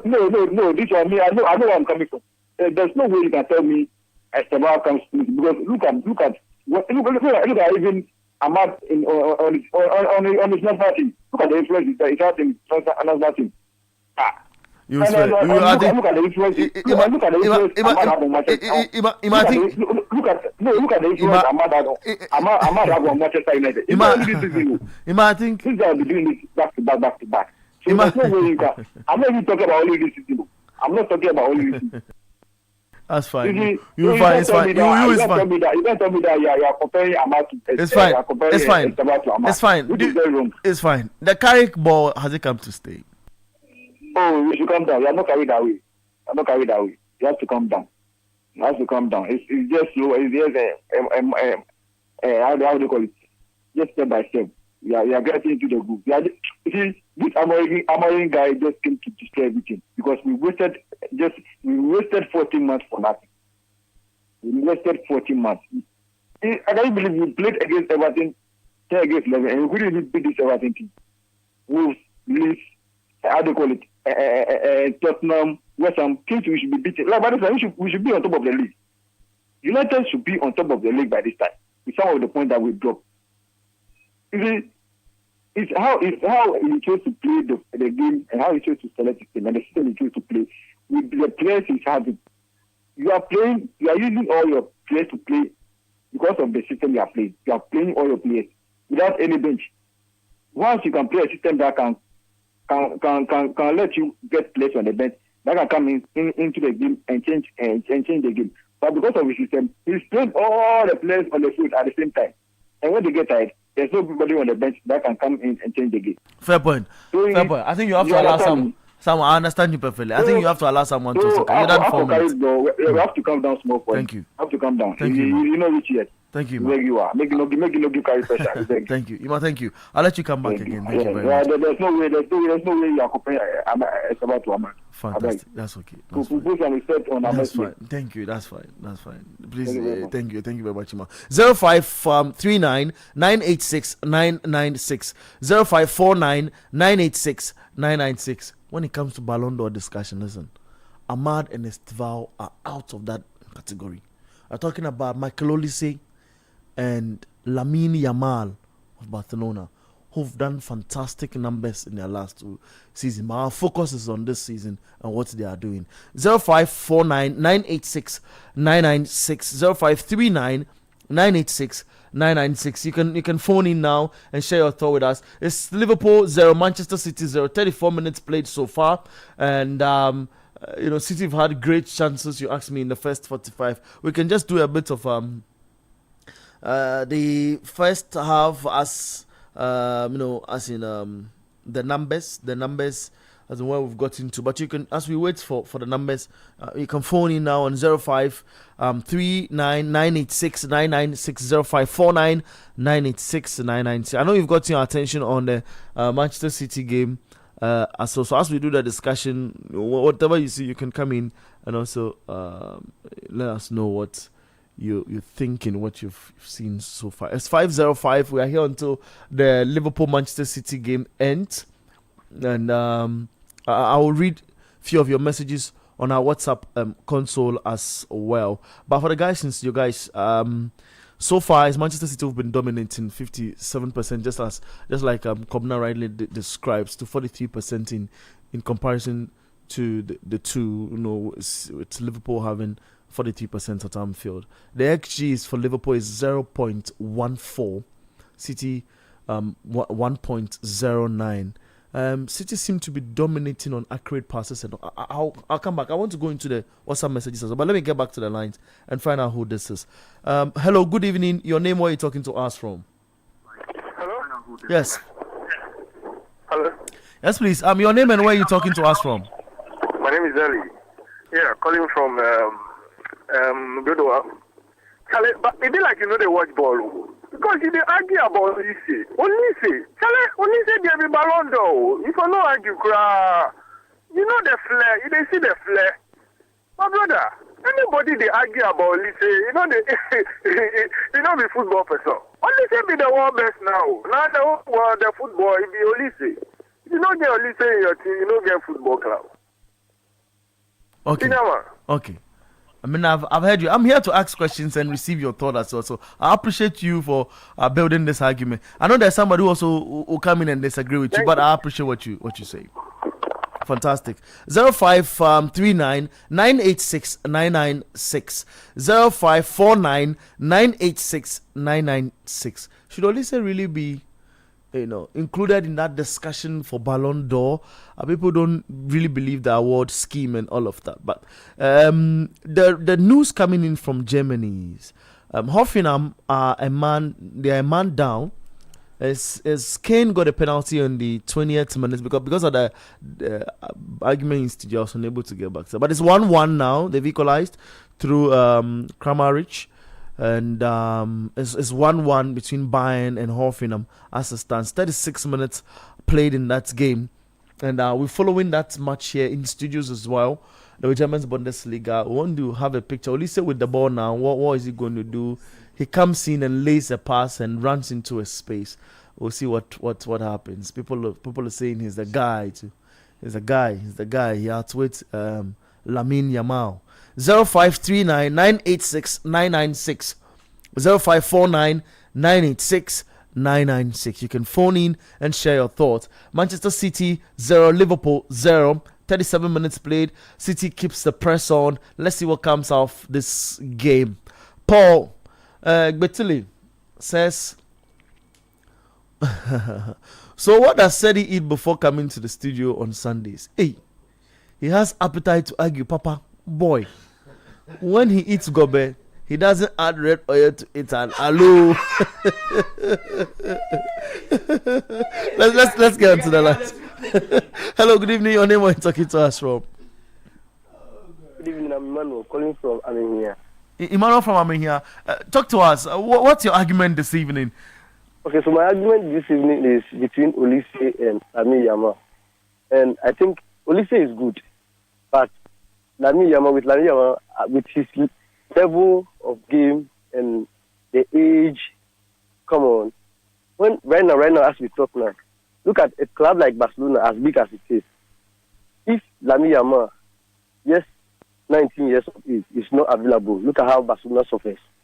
But right now, I can tell you, Bayern Munich can survive without Olise. But Lamine Yamal currently now is the heart of the team. When he's not around, Lamine Yamal, Rafinha, when they are not around, the team is no more. Like the team suffers. So the team is actually being built around him. So it's not just about the goals. Look at the number of goals Kylian Mbappe is scoring right now. But without Kylian Mbappe, look at what Madrid did 3 seasons ago, 4 seasons ago. But look at the number of the goals Kylian Mbappe is scoring. So it's not just about the goals and assists. And even the goals and the assists that you mentioned, it's only two things that Olise used to be Lamine Yamal. I think the assist, he beat him with the assist. Then one thing, the shot, is it the shot or one other thing? Almost all the things Lamine Yamal beat him, but the guy wasn't focusing on those things. On your assist now, that's what he's focusing on. But almost all the things that you mentioned, almost all the things that you mentioned, Lamine Yamal was beating Olise, the take-ons, the shots, everything. Lamine Yamal was beating him. So Lamine Yamal, with his age and being like the foreman for Barcelona, right now where he's not Lamine Yamal, don't go there. He's good. Me, I don't even like him. I don't like him, but he is good. That one is good. Olise is also good, but when you are comparing the two sides, Lamine Yamal is up there. Okay, great. Thank you very much for phoning in. I'll come back to you, Sedi. I'll come back. Just pardon me. Let me repeat the numbers again. Okay. So Michael Ollie said this season, 2025-2026 football season. These are the numbers, so we don't get out of the conversation. Okay, we are still keeping a tab. Let's go back onto that, and I'll come back and read those numbers for our listeners. Hello, good evening. Your name? Where are you talking to us from? All right, 0539 986 996 0549 986 996. It's 40 minutes played at Anfield. Liverpool 0, Manchester City 0. Pep is furious a little. Is trying to throw his hands about. His assistant Scam still listening. 41 minutes 0-0. No goals so far. We'll see how events pan out in that space. But the argument has been today.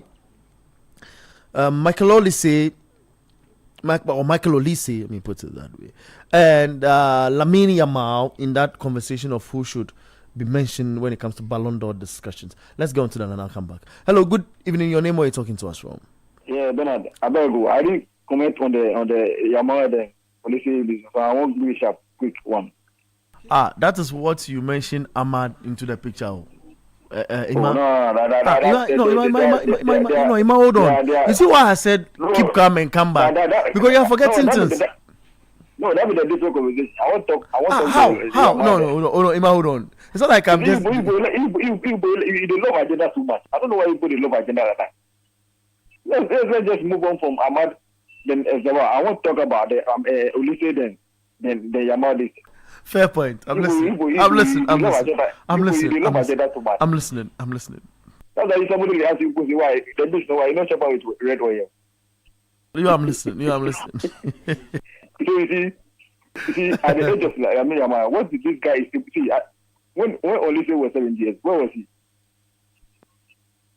Please, can you tell me when Olise was 70 years? Where was he? I don't want to interrupt, but you finish. Whatever details you want. When you are done, I'll give it to you. So you see, this Lamine Yamal guy, Charlie. No, I'm not a Barca fan, but watching this guy, Charlie, is something else. At the age of 70, this guy was carrying this Spanish team on his head. So you can't see.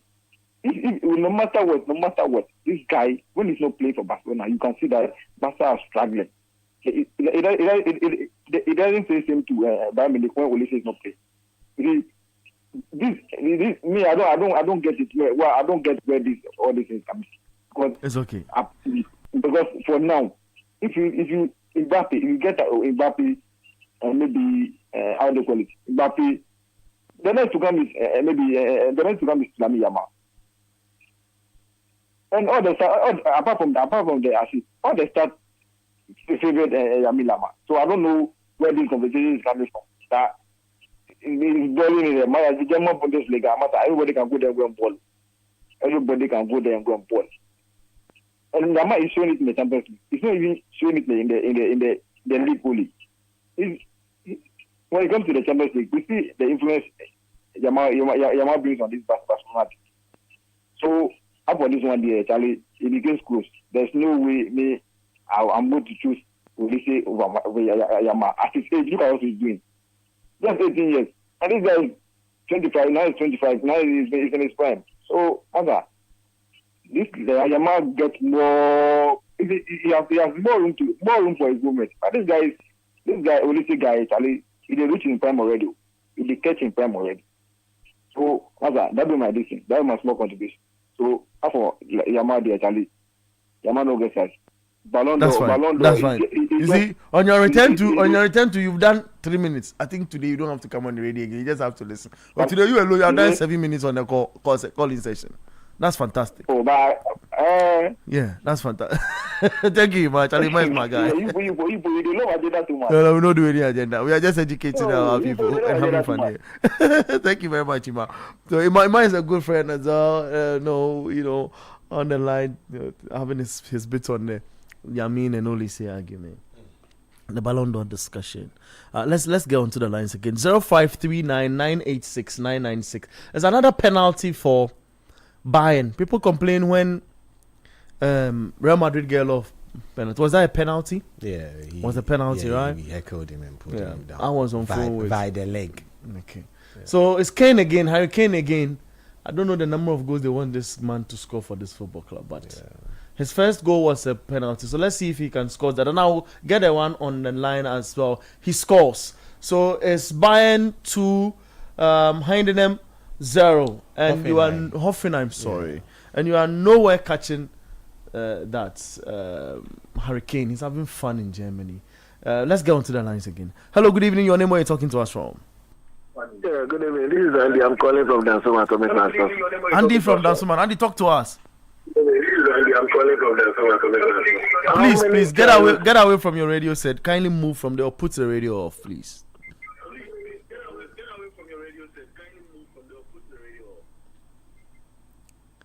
Are you still there? Hello? Yeah, I mean, is it okay? Yeah, it's better now. Let's talk. Okay. We have heard so many times about these young players. And the question is, how did he end up with them? Talk about Ansu Fati. Andy. Hello, Andy. Yes, please. Please, put the radio, put it off. We are still hearing you. Like when you speak on radio, then you hear you on your radio and that thing. We don't want that. Okay, yeah, so put your radio off or move away. So when you come, somebody will tell you whether you made a fantastic analysis or not. Bayern have scored their third goal. You know, as it stands, it's 3-1 against Hoffenheim. And that's the happening. It's Hurricane assisting again and again and all of that. Please, let's talk. Andy. Yeah, Bernard. I'm here. Is it okay now? It's fantastic now. Very good. We have heard of Barca producing a lot of players, young players. There's no dispute about that one. But how did he end up with those players? When Ansu Fati came up, Barca people came to tell us that this is the new Messi on the block. Where is Ansu Fati now? The list can go on and go on and go on of young players. So I don't get him that he is comparing the age of this guy. The Bayern guy, what's the name? Michael Olise. Michael Olise with the age is not a factor at all. You shouldn't use the age as a factor. Somebody can get to his prime at age 40. Somebody can get to his prime at age 50. So you shouldn't compare the age. If Yamin Lamar is doing well now at age 19, and Michael Olise is doing well now at 23. You shouldn't use the age as a comparison now. Because there are a lot of things that can crop up. Injury can crop up. Yamin Lamar can retire by 20, of which I pray he shouldn't retire by 20. But you shouldn't use the age as a factor here. Thank you very much. Thank you too very much, Andy. 0539986996. 0549986996. It's a crazy argument, you know. But you let's get back to the line. I'll come back to the numbers again. Hello, your name, where are you talking to us from? Hello, Bernard. Yes, bro. Hey, how are you doing? I'm fine, thank you. Ima? Yeah, please, I have to come and remove my mouth. I beg you. Remove your mouth again. This is your third time. Ima, today, why are you behaving like Coach Nimli? Why are you doing that?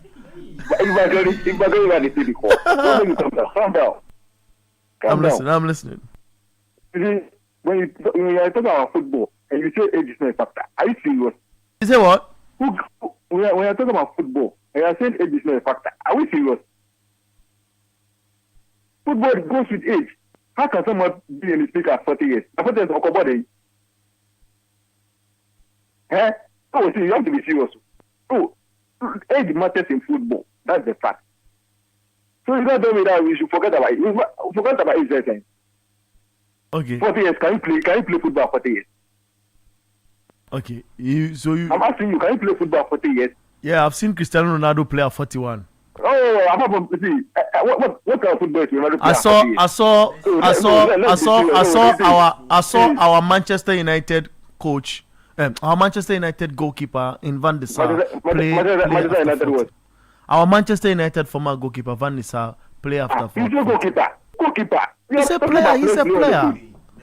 No, goalkeeper is in the post. No, you see, some of this is it's okay. You just want people to just talk because how can you be dealing with football and you say age is not a factor? It's fine, Ima. I think you've established your point on the age. 40 years. Okay. What kind of football is Ronaldo playing at 40 years? It's okay.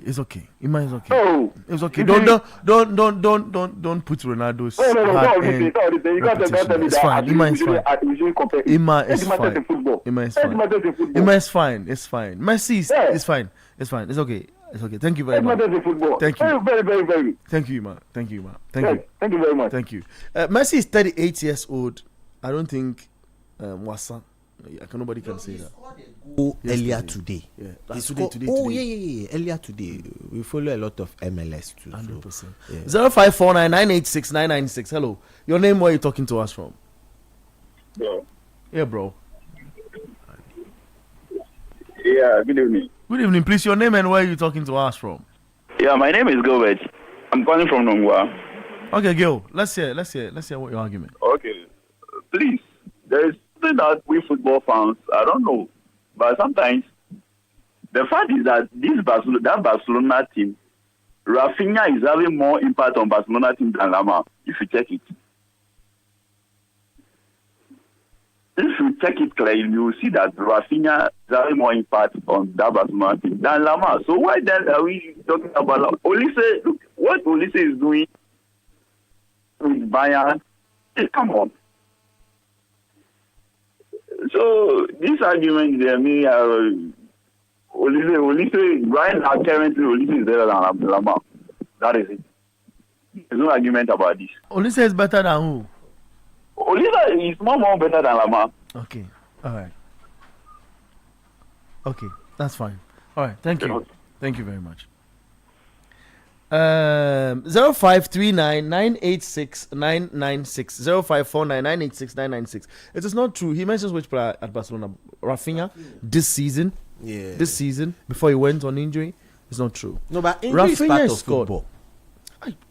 Nobody pushed him to get injured. Let us not go into that matter also as well. Rafinha has played 14 matches so far this season. Is the numbers available that we talk to? So you are doing numbers, no eye test. Oh my God! No, because it is the eye test factor that they are trying to. It's input. Yeah. So the Bayern goalkeeper Manon Neuer, the best sweeper goalkeeper on the surface, kick the ball right into. Is this highlights? Is it highlights? Yeah, that's highlights. That's highlights. We'll tell you about that one later. Rafinha has played 14 matches prior to getting injured. Started 12 of that. Played 873 minutes. He's assisted 3 times. 3 assists and 8 goals. Yamal, the guy, his name confuses me all the time. Lamine Yamal has scored 10 goals, same as Olise. No, but they are even playing on different parts of the pitch. So let's stay to there. It's because he brought the Rafinha carrying the team on the shoulder. Now it has moved even a little from the Ballon d'Or discussion. He says Rafinha is carrying the team on his shoulders. And I'm saying no, that's not it. No. But the numbers available. I think his shot accuracy is 28%. Yeah, he brought in that because of the conversation of influence that got into the whole perspective of things. But then again, let's talk about the influence of Olise. Like I was saying, there's a caller who said that when Olise is not playing, Bayern do not struggle. I'll take you back to when Bayern played Leipzig. But don't you think that example, we all have that example existing? Guys, by way of update, it's Liverpool 0, Manchester City 0, a game that we thought was going to produce a lot of goals. It hasn't so far. It's halftime 0-0, and we'll talk about that right after Sedi's submission on the Olise argument. So the last game that Olise did not start, Bayern were down by a goal by the first half. It took the substitution of Olise to turn things around. From the moment Olise got onto the pitch from the 56th minute, he had a hand in all the 4 goals that were scored when he was on the pitch. He had a hand in all 4 goals that were scored. 3 assists, 1 goal. And Leipzig, till this point, were having a very interesting season for themselves. They were high up, trying to get into the mix of the conversation. So that argument and talking about influence, it also applies to Olise. I feel it's just that a lot of eyeballs are not on the Bundesliga. Some of us really watch a lot of other leagues. So when some of these conversations we try to start, it's just to bring the attention of other people to the other leagues and what is going on the other side when they are solely fixated on, say, the Spanish La Liga or the English Premiership. Great. Yeah. We'll get into halftime analysis of the Liverpool-Manchester City game. And by way of updates, let me just walk listeners through what's been happening. We'll live with the Liverpool City game, and after that. So you can still call, when it's 5:30, we'll put our calls on hold, and then we'll get into studio discussion. Hello, good evening. Your name, where you're talking from before getting to the update. Hello? Okay, he went off.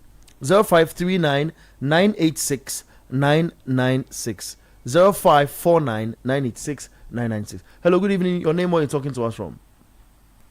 Oh, hello. Yes. Please, my name is Pius. Yeah, Pius, let's hear from you. What's your argument? Okay, so from the argument, when you are talking of football, when you talk of football, age matters. But age comes in when there's contract in front of you. Let's not forget that Neymar at Santos, Neymar was not playing in Europe, but Neymar was eighth on the Ballon d'Or list. So at times, let's put age things aside. And let's note that the one who brought this argument said what they are doing now is not what they have done, what they are doing now in football. But this season here, Olise is far better than Lamine Yamal. For this season here, Olise is far better than Lamine Yamal. Thank you. Thank you too very much. Harry Kane, what's wrong with him? Now, you saw the goal he scored from the center circle. They'll tell you that it is not. Sorry, your microphone. They'll tell you it is not EPL, so it is not a goal. No, from the arguments. But this is the same goal Fatah also scored once upon a time. Yeah, that one they'll tell you is championship. No, but my point is So I like where you are driving to. A goal is a goal under the FIFA rule, irrespective 100%. Of wherever the goal is scored. 100% my point. Fantastic. So we're only adding the bit of the extras. This the coach doesn't teach at the training grounds. It's mentally and instinctively your reasoning on the pitch and observing movement. Like your awareness, you are self-aware where you are in that space, and then you know when to instinctively react to what. It plays part also in football. I'm only saying that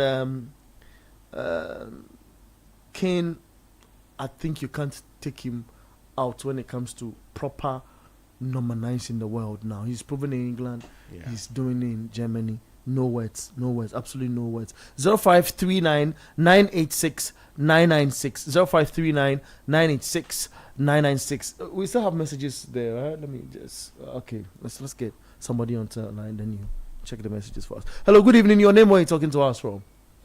Hello? Hello. Hello. Yes. Good evening. Yes, good evening. Your name and where are you talking to us from, please? I'm Jacob and I'm talking from Afenia. Jacob from Afenia. Jacob, what's your argument?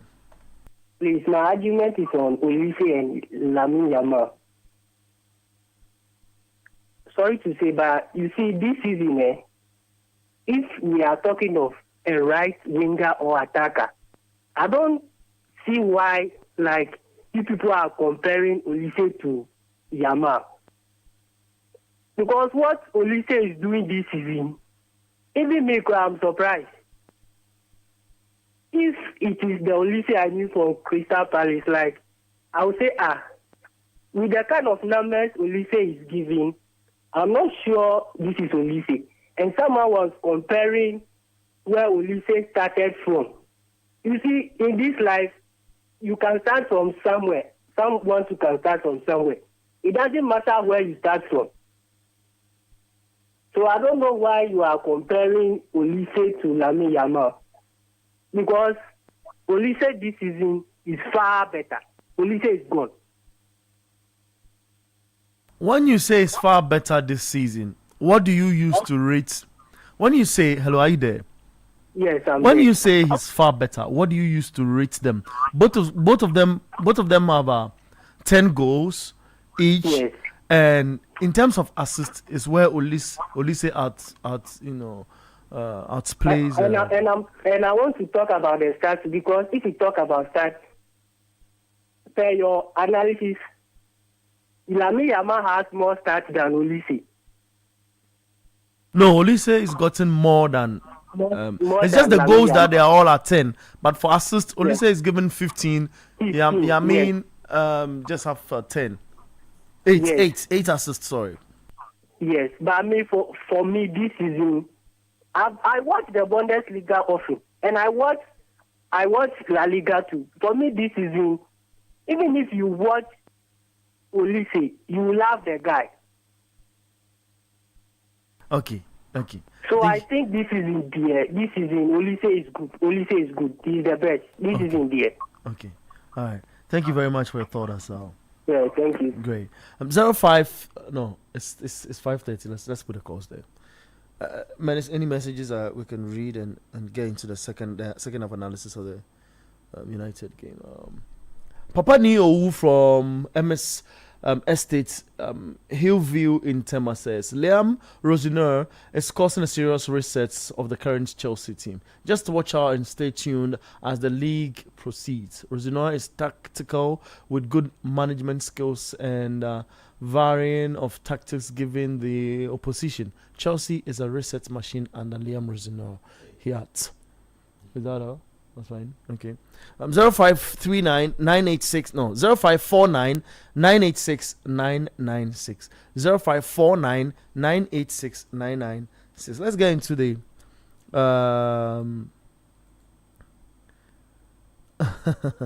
let's get into the what you call the analysis after the break.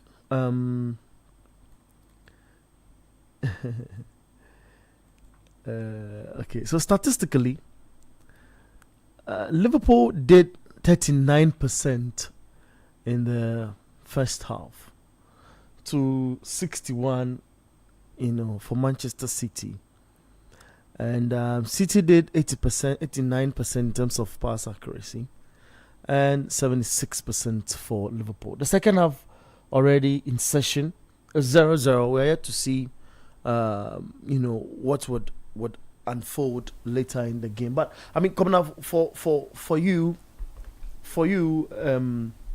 how at the break, in your thoughts or some other sort, what do you think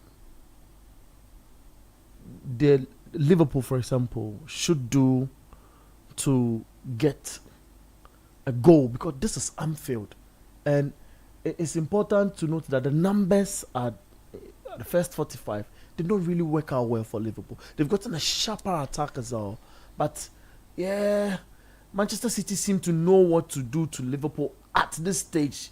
The ball nearly went past Alisson, but I mean, he was able to get a little touch from that long ball from Antoine Semenyo. He was trying to locate Mamouche, but for Mamouche, he thought the goalkeeper, he allowed the ball. Mamouche allowed the ball. The goalkeeper went in with his foot. That was, if he had touched the player, that's a red card. Yeah.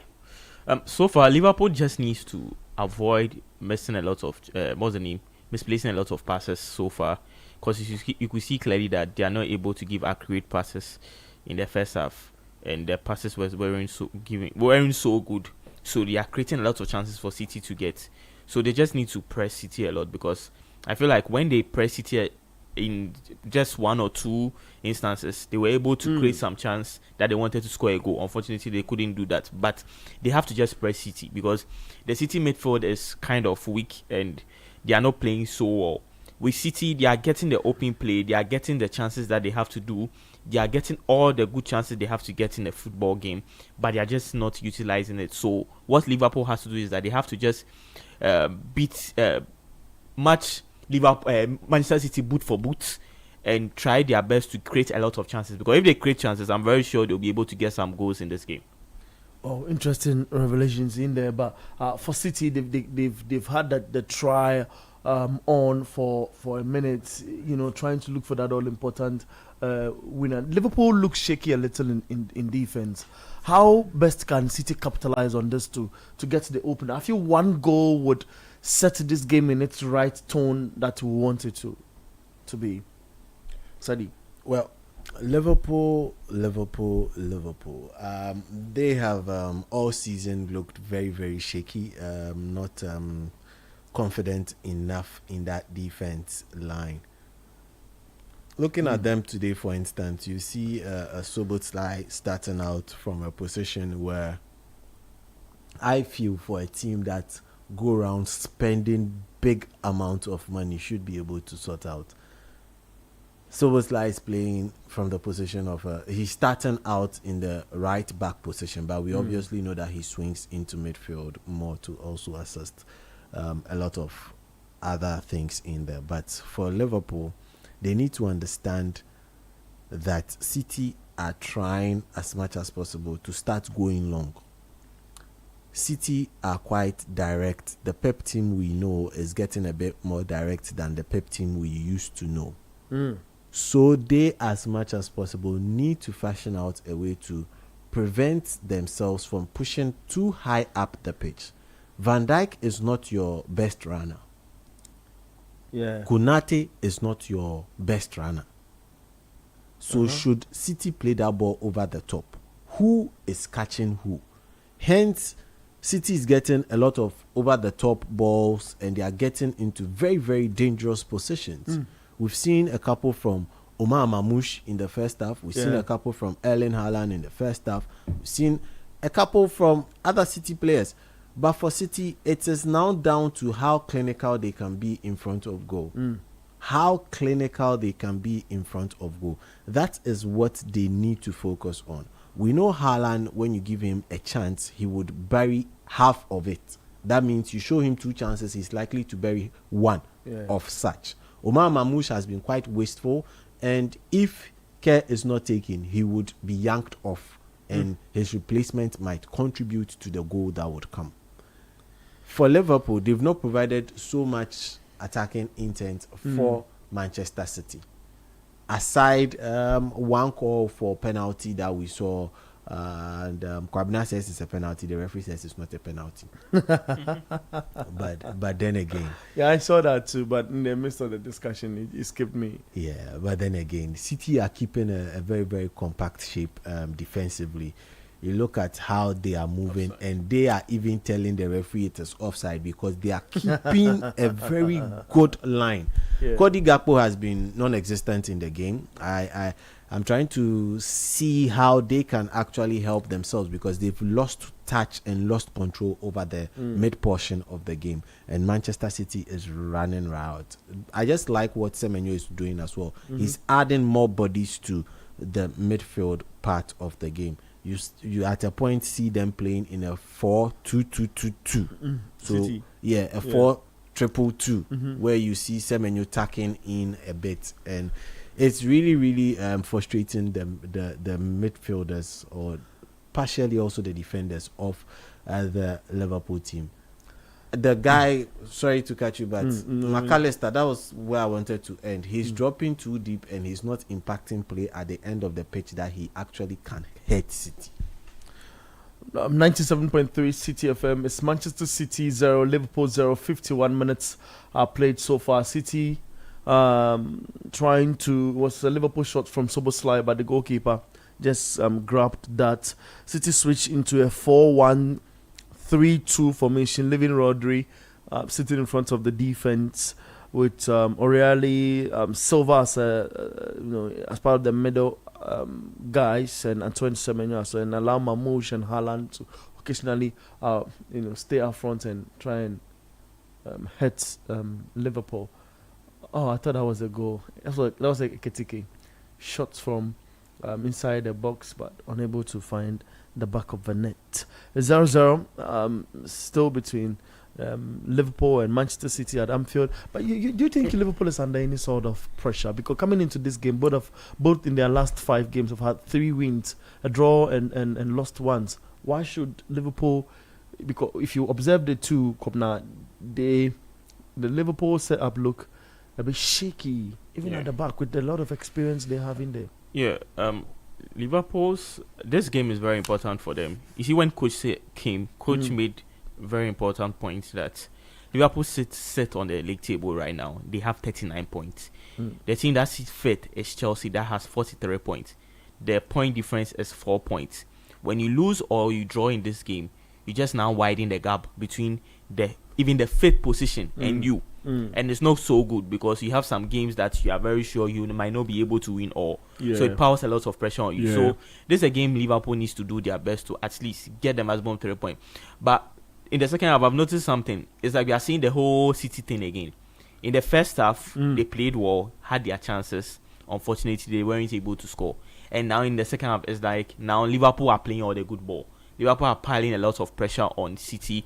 That is making City fall back now. Because in the first half, it was Liverpool that was rather falling back and making City get a lot of chances. But this time around, the Liverpool players are rather attacking more, City drawing back, and rather want to work on the counter-attacking football. And it's not working so far. It's been Liverpool so far. It's a chance. Oh, missed. So, making City not get a hold of the ball so much. Liverpool are playing good football so far in the second half. But City needs to be very careful because how their second half is being played in the past 3 to 4 games so far, if they are to play the same way in this game, I'll not be surprised Liverpool might just shock them. Because if Liverpool shocks them, then meaning the title is over for them. All right, it's interesting you highlight points of this. The point you raise is important. You highlight it, but it draws our attention back onto the league table and how numbers are in there. It's still Bayern 3. What's their name? Hoffenheim. Yeah. Hoffenheim 1. Arsenal on top of the table, sitting comfortably with 56 points. A win for City draws the whole or paints the whole picture different. It would not take City above them, but it will make the points between Arsenal and City reduced to 6. Villa follow third with 47 points. So what's happening to Villa? They seem not to be in they are not interested because between Villa and United it's 3 points. They lose their next game, and United, with how they started the campaign, will look as if Semenyo hits a ball, but the goalkeeper gets it. I was asking you questions about. These things will be happening, guys. Listening, because we still watching the game right now. It's Liverpool on the attack. Wrong. Come on. Pushes the ball, and it's a chance again. How can he miss that chance? I want you to talk us through that moment, City. God, you are paying attention to it. So before we come to the Aston Villa situation. It was a build-up for City from their left-hand side. Ball eventually gets into the D4. Antoine Semenyo shoots one time, gets it to Anderson. Anderson catches that ball. Anderson then unleashes, and it is 3-on-3. Which has Liverpool attacking. Ekitike now choose to go for the most difficult pass by going for his most trusted person, that's Salah. Salah now crosses the ball, and Ekitike inside of the foot. And Ekitike returning that header could not actually, after beating Donnarumma, could not get the ball into the post. But there was a much better option if Ekitike should have gone, could have or went to his right hand side, that would have been a much better option for him. But game has opened and fouls flying in. but Liverpool against game has changed in the second, hasn't it? Because they seem to press more now. In the first half, I read their XG and all of that out, and it was poor. And they should be their goal. Oh, can you believe it? There's a little bit of a touch in the ball in the sort of a pass. This is not... No, they should come. Yeah, they should. The but medical team. Yeah, we don't need to see this on TV. You see, that's why they're not showing it. Yeah. They don't. Did he go into his? Well, maybe we'll see that tackle again. But no, we will not. I don't think we should describe it. No, I don't think we've been here. Okay. It's 57 minutes. Liverpool 0, Manchester City 0. There's a tackle in the box that sent one of City's defenders down, and we are waiting to see what. So we have the highlights again. So who's that? Is that's not Keteke? Who's that? It's Salah. Salah who gets the ball on his chest for who? That's Cody Gakpo getting into that ball. Cody Gakpo was already offside. Should that ball have? Should he have even scored that? But then again, he so goes Gakpo attacks the ball, and I think his leg gets into an uncomfortable place of a player. I don't know where it went into his face or his throat or something like that. But I mean, medics are attending to that and said it's looking to that. Krishanov really going for that. So. He should have just gone to that opportunity again, but he trusted Salah. I feel it's not wrong. Salah corrected that ball by getting lobbing into an area where Keteke should have just targeted the post, maybe go down, for the ball to take a spin into the net. But unfortunately, it didn't happen in that fold. So that's it. Liverpool 0, Manchester City 0. 58 minutes played so far in this game. And we expect to. He's up. Krishanov is up. Krishanov is up. Yeah, that's important. That's great. A very good sign. Yeah, that's great. Yeah. And all the City players are. Is he being subbed or something like that? Oh, okay. I see what happened. So. He got sandwiched. Yeah. His head got sandwiched. Yeah. I think he can continue. Knowing Pep in recent times, I won't be surprised if Pep yanks him off. In recent times, Pep does not want to risk. I said, I've seen that's Diaz.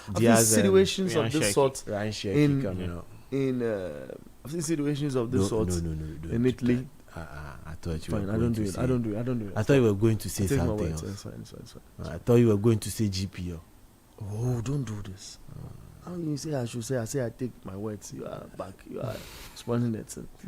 Yeah. So, like I said, in recent times, Pep does not want to be risking his players. So he's explaining to Krishanov why he cannot play again. And on comes Diaz. Yes, like I said. Yeah. Okay. Pep does not want to be risking injuries again. He doesn't want to be forcing players to play. So since he's had a bit of a concussion moment, he was definitely going to yank him off. And on comes Diaz so that he doesn't risk the whole thing again. 0549 986 996 is our WhatsApp line. 0549 986 996. This is a watch along of today's edition, extended edition of the Republic of Football on your radio 97.3 City FM, and your thoughts are invited on 0549 986 996 on our WhatsApp console. And I read a few of the messages on our YouTube, because we are live on YouTube as well.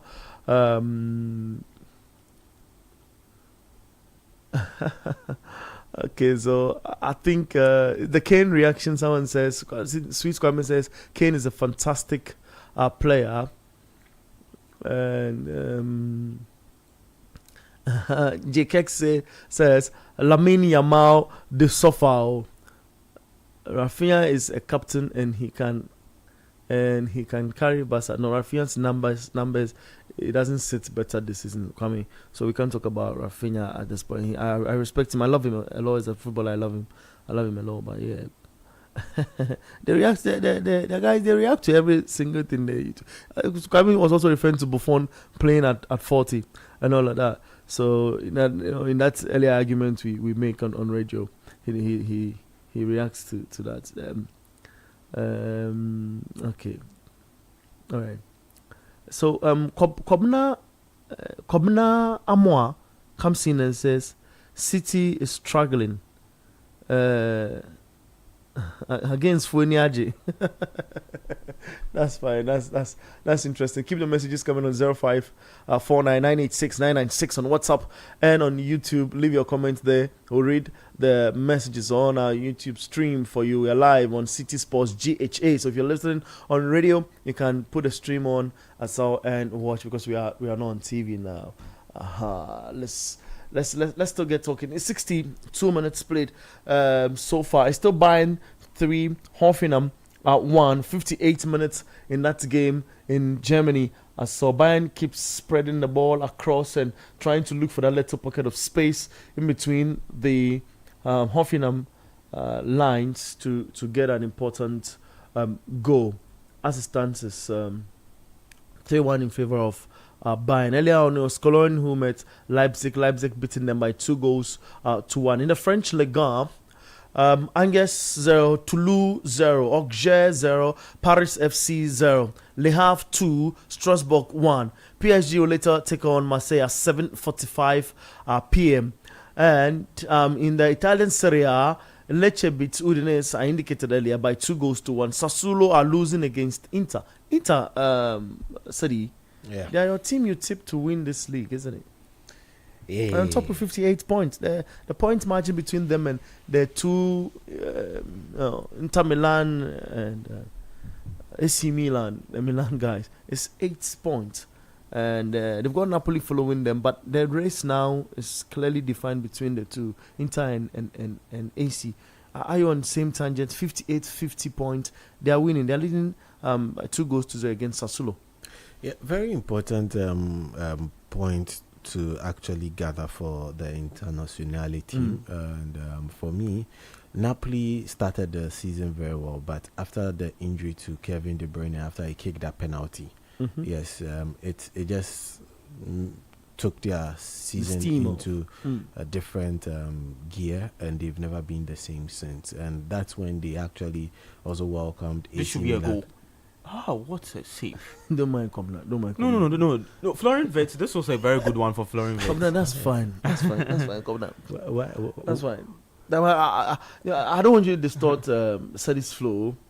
But I think that's good defending, you ask me. Yeah. We'll come back and describe the moment. Let them finish with the corner kick. I want you to land on the Inter stuff. Quickly. So Inter have, since for some time now, had the penchant for actually winning games, in as much as sometimes they actually blow teams out of the water, and then other times they find a gritty way of winning. But constantly they have found the way of constantly and always getting the 3 points which is needed in a league situation. They are looking like the team to beat now in the Serie A. And for Milan have also been very, very good. But I won't be surprised if Roma actually even get to push harder and eventually push past Napoli. I won't put it past Gasperini and his boys, because they have been very shrewd in the market, bringing in certain bodies that have there's 5 points gone ahead to actually help them. In the German Bundesliga, it's Bayern 4, Hoffenheim 1. So who contributed to the goal? What do you say? Thank you. So that's the 19th assist of the season. I rest my case. That's fine. Okay, that's okay. So, you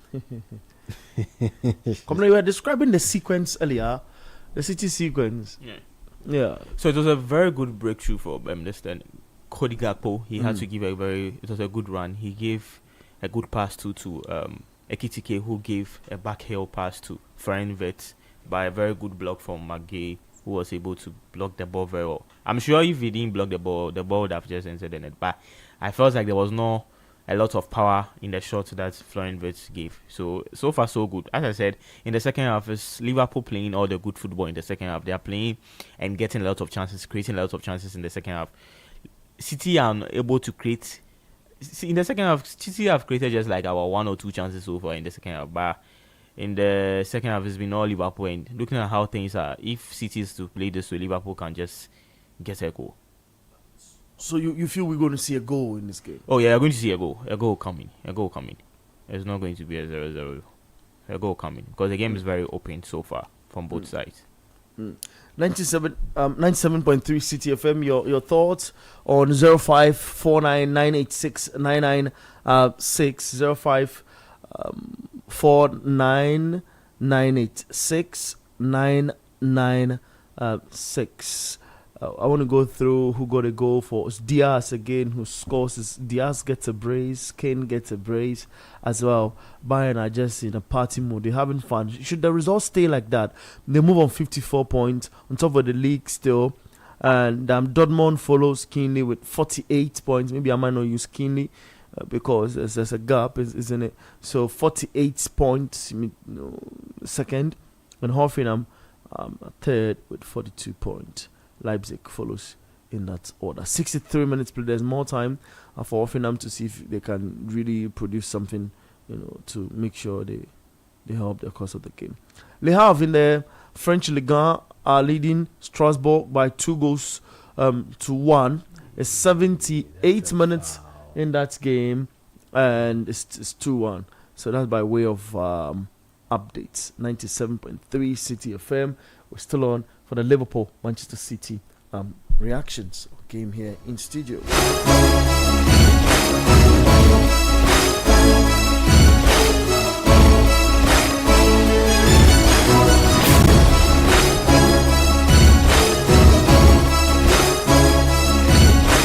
This is the Republic of Football. Said you are discussing something. What is it? So there's an incident in the Liverpool City game where Maguire pulls back the man that is Mohamed Salah. I don't even think it's a foul. So it is a foul. He drags his shirt. It's a foul. Yeah, the tag is on his shirt. He tears the shirt out of Mohamed Salah in that particular sequence as well. It's a foul. It's not a last man tackle. Hence, it's not a red card.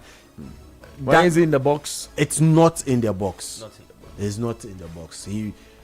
Salah really just peeled away from him, and then he used his hand to pull him back. He used his hand as a scorpion to pull him back in the Mortal Kombat game. Oh, Zeddy. Maguire signed a January transfer for Manchester City. Why? Oh, nothing.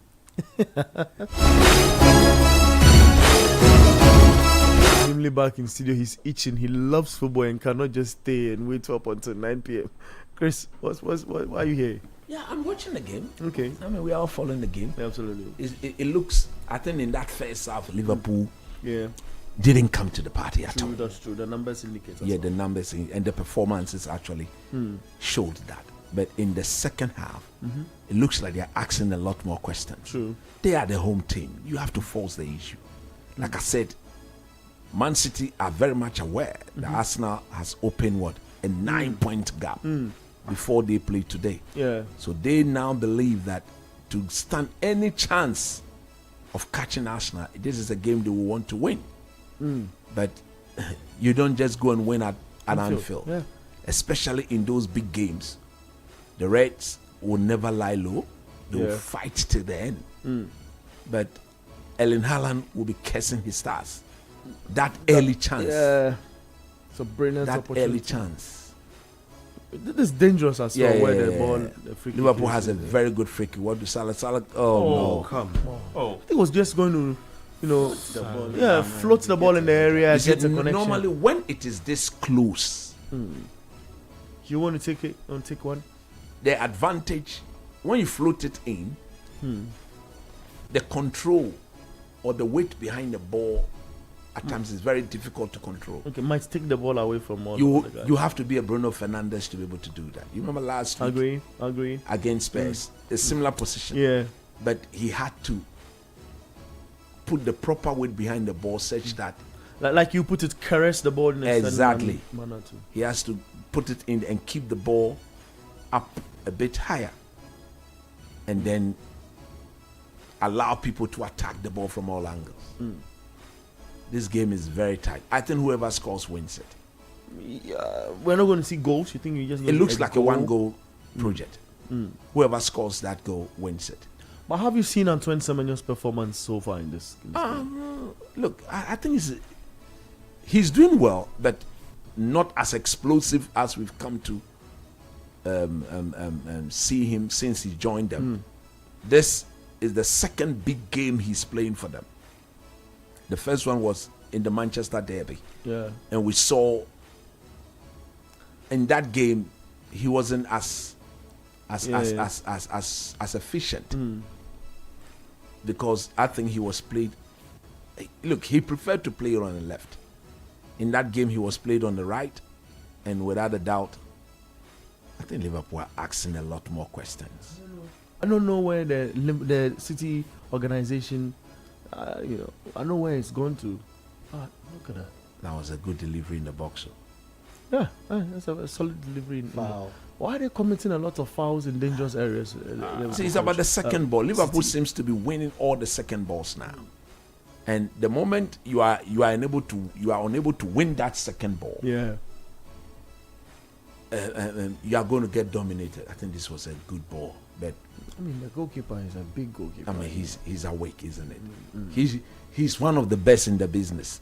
Take it or leave it. Donnarumma, it takes something very special to beat him. Is Szoboszlai going to strike that ball from that distance? I'm reading something that your Anthony, a former Manchester United player, scored a goal for Real Betis against Atletico Madrid.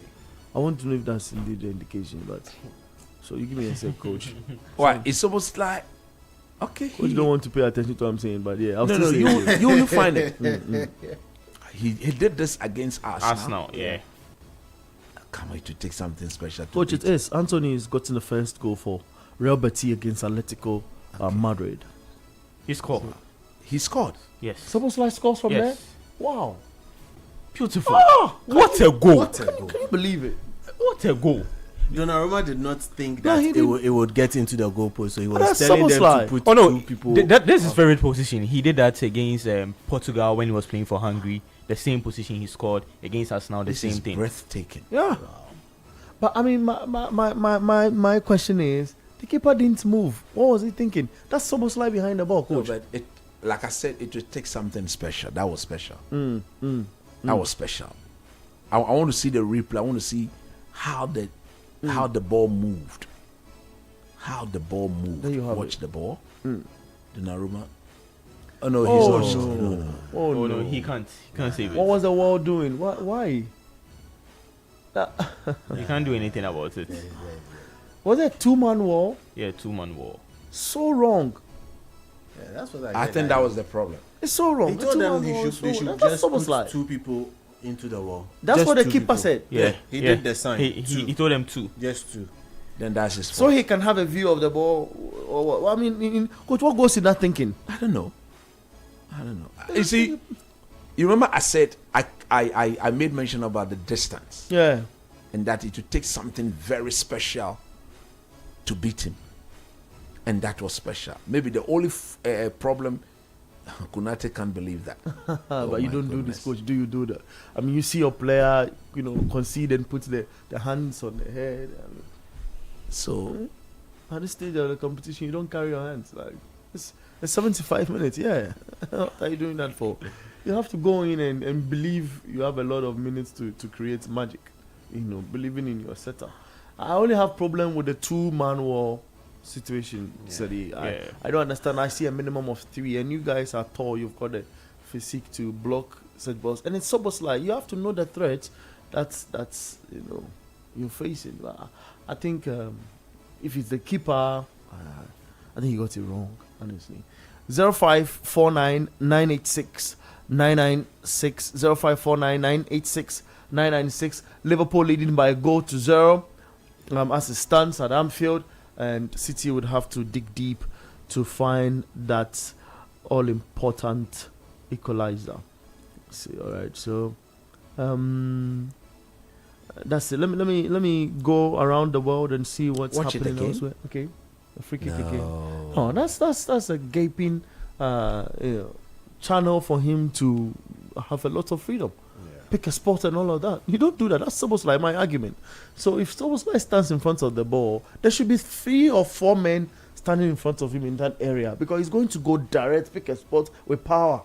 So you block it with your body, and that's as simple as so, because he's not going to go around the wall. It's only going to take a player to drag another player alongside him, just like the opening and all of that. But let's see, City, and 76 minutes are played so far. Liverpool 1, Manchester City 0. Dominic Szoboszlai getting the goal for Liverpool in that game we are witnessing now. Would it shape or reshape the thinking? Is already done? Mentally, are we getting there, Sadi? Mentally, for us now, concluding and saying, look, this season they fought super hard, and if he stays at this, look, that's the deal. Of course, if it stays at this with 9 points lead of the top, I think it would take something special. What are Liverpool they doing? To score. Oh, what is that? Yeah, the only option for you. That was the only option. There was no way he was turning around or doing anything. Look at this. Donnarumma is to blame. Sorry. It's to blame, yeah. I think he underestimated the quality of Szoboszlai. Yeah. I know, but I'm surprised he did that, because he is very good in set pieces. So I'm very, very surprised he did that. You don't do that. You don't do that at all. He trusted his ability to deal with that, with a 2-man in the wall. 2-man wall is something different. I expect Man City to at least create a chance or 2 within the next 10. They've hit 4 shots on target, City. And Liverpool? 2. Liverpool 2. They have a goal from that. So let's see what pans out. Antoine Semenyo with the ball is looking for spaces, but Konate's gotten him covered. So it's still Cities to keep unlocking, and we'll see whether the unlocking would really happen in that fashion which we think of. But I'll run you through the live stats and how events stand as it is in the second half. So in the second half, possession have switched to in Liverpool's favour. I should say 67% in terms of ball possession, and City doing so we switched again. 63, 37 now for Manchester City, and Liverpool are shooting more, 8 shots in total now, and to City's 2 on target for Liverpool, 1 on target for Manchester City. And Liverpool they've done a lot of accurate passing to us as well. 123. Where was all of these numbers at the first half of play? Because did they get to them? Did they later realize that, look, the City guys didn't really come to show anything magical, so we can still stay in our groove and keep chasing? Or what was the thinking coming into the first half of the game? But the City still looking for spaces. Liverpool defending well in their shape as it stands. So that's it for what's been happening so far. 0549986996. Let us hear from you as well.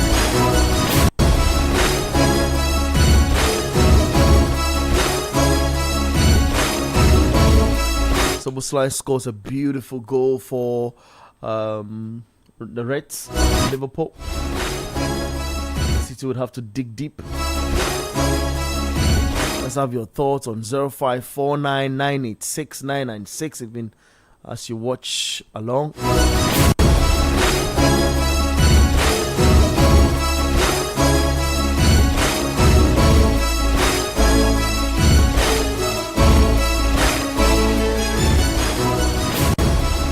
Pep, before this game, acknowledged the strength this team possesses.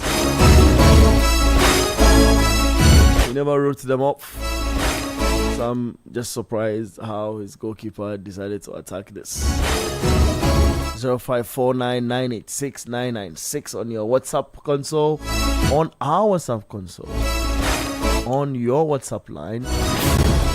Let's get talking. 81 minutes played. Can City go ahead and win this?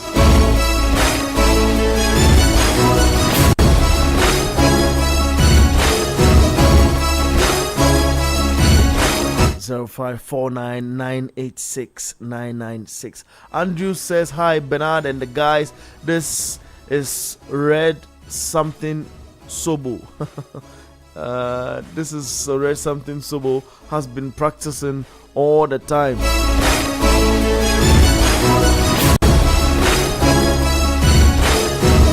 This is two things from Alajo. A good goal by all standards. City is not coming back. What do you also think? City still looking for spaces in between.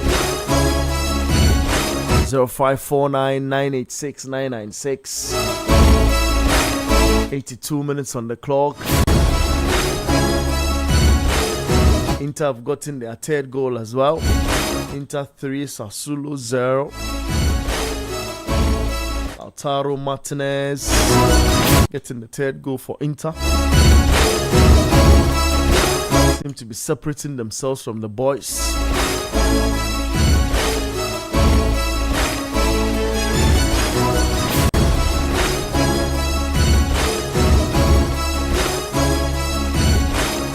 If it stays like that, it indicates that they are in for wanting to win the title in Italy. Inter.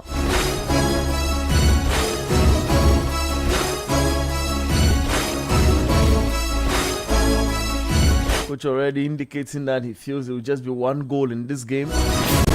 Manchester City would have to be brilliant. Would have to be the City winner.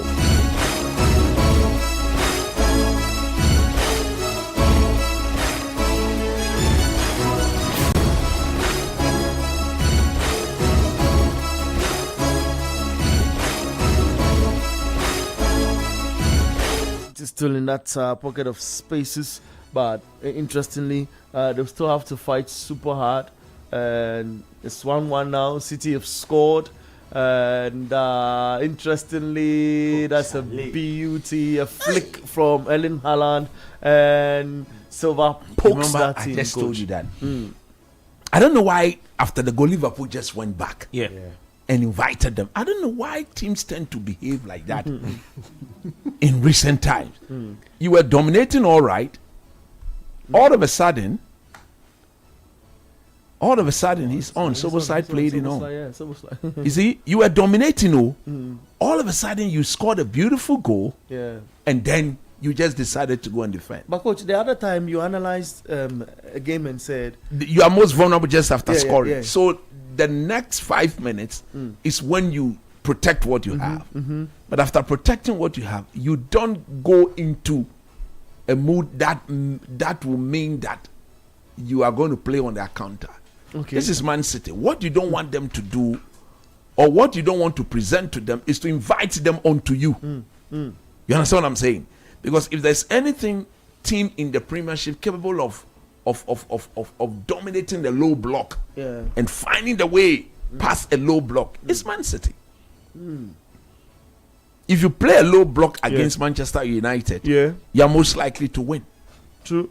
But if you play a low block, now look at all of a sudden Liverpool is boom on the attack again, which means it is something they could have done after protecting the goal for the first 5 minutes.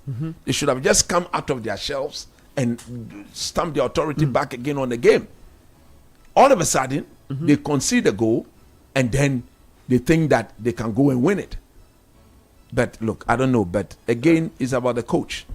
No, but mostly in cases of an equalizer in the next 5, what do you potentially see happen? Because it's City that's still dominating. Man City now do feel that they can go on and win the game, and that psychologically their advantage is on them. There you go. They are looking very, very dangerous. Rodri is in his element now. Sniff the ball out. Yeah, sniffs it out. But that's where Liverpool gets dangerous. Oh my goodness! That's why they How paid. didn't Florent Verts make this man pass? Second ball. Can you be losing second balls in this area? Foul. No, it's not. So they have the ball. Okay, play on. So it's 4 minutes All of a sudden, they've come out to play again. Yeah. See, Liverpool, out of their shell again. It's 4 minutes to 90, and we'll see what the coach would. The official will add on. You have space. Go for it. I think Maguire, coach. How do you see Maguire's performance so far? He's a super defender. Wow. He's a super defender. And Liverpool will be looking at him. Is he? Liverpool should and I like how you put it. No, Liverpool will be looking at him. Because, of course. They should have bought him in the summer. Yeah. As to why they didn't buy him in the summer. And bought another attacker. Strange. They spent the money that they should have spent on a defender. Eventually, they've rather gone to pay 60 million for another defender who can only count about 70 to Jeremy, 75. Right? Yeah. Jeremy Jacquet. And he will come to them come later in the next season. What is the guarantee that he will come and survive in the Premiership? But Maguire is a tried, tested, proven Premiership defender. True. So for me, I would have just spent the money and they would have paid less for him. Okay? Palace said they should give them 50 million in the summer. Yeah. And they refused because they thought that Gay had less than a year on his contract. But you see, you are buying a class act. You are buying a defender who understands the Premiership and knows what to do at what time. You understand? And go pay the 50 million for him. Go pay 70-something million for that other guy. Who would you have paid the money for? Gay all day. I paid the money for Gay. Yeah. You see? You think the Jeremy move is a bit of a rash move? Because I don't look. Because if you can pay and allow the player end the season there, why didn't you pay initially for 50? It doesn't make sense. Yeah. You understand? Yeah. Because you need a man to come and play. Yeah. Oh, who is that? Salah. He's not that tall, so you expect that to happen.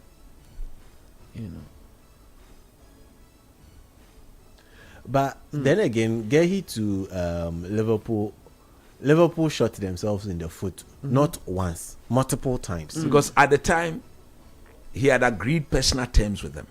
Done a medical. Done, all they needed to do was to go to Palace and Palace said, okay, give us 50 million. I feel the player also felt disrespected a little. That's why when the City move or when City came calling, he just said, now, okay, let me just right now, City paid 20 million. Yeah. But they gave him. He gets the boys a goal. Yeah. Cuts that one back. No. Silva, it's smart. It's smart. No, but you can do that without the flow of the keeper. He's just stopping the flow. It's 89 minutes on the clock now. It's Liverpool 1, Manchester City 1. We'll observe what time the additional time the official 6. I'm sure. Let's wait and see. I'm sure. Let's and see if it will be 6. Added to it. But the second half, the game has lived up to its beauty. Rodri on him ball rough.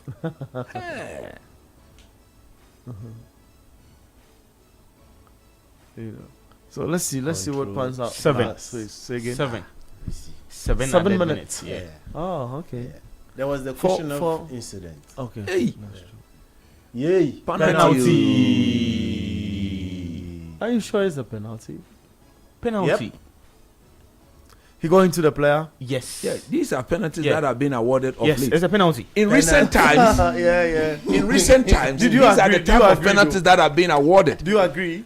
You see, even if the player, the argument is that your presence was felt, that's why the player is a penalty. He takes that. No, but Alisson should have known better. It takes that. It's a penalty. It's a penalty. It's a penalty. Hey. Look at the guy. It's actually it's a penalty. It is. Look at this. Haaland all of a sudden then, should he score this, is if he's the one going to score or play the penalty, gets a goal and assist. out of nothing, performing. He has not really had a. I don't know, but look, I'll look at this game, and I'll blame Arne Slot. Why? He got it wrong just after they scored the goal. Where he allowed that squad to sit in. Completely wrong. Now you see, after conceding the equalizing goal, they came out and they were clearly the better team. Yeah. I don't know where the tactical notion comes from that. I don't know, maybe he wanted to keep the one goal. There is a way of doing it. Normally you are told that if you score, you are most vulnerable to concede because of the excitement of the goal. So what you do is that stay in position, weather the storm for the next 5 minutes, and then you show up. Because if you don't show up, it means you are creating the more pressure. Exactly, and that was exactly what happened.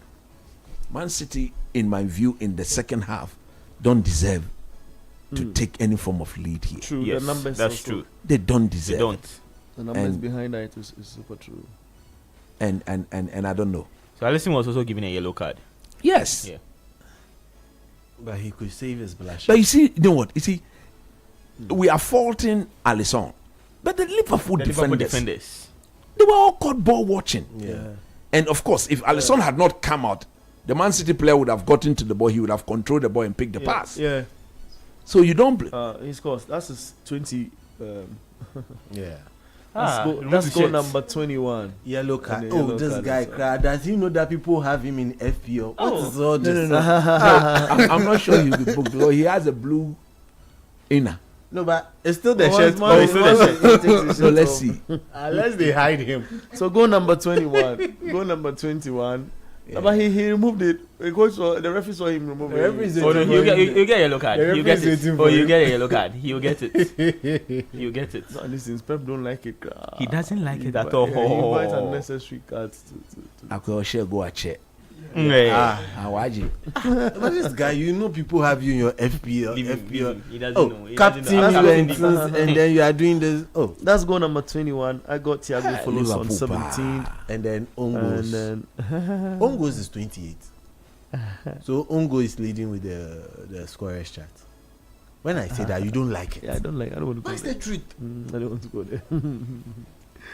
When it comes to goal contribution, goals plus assists, he leads as well. Yeah. But yeah, the last time he 26 scored in now. the Premier League was 7th January. Yeah, but he has scored his goals now. Yeah. To Yeah. That one is in the bank. hold. So Bayern are 5-1 up. Yeah. Luis Diaz again. Oh, Till hat they trick. died. After receiving a yellow card, that's where he goes And they are, to do. Okay. how is Hoffenheim high up the table?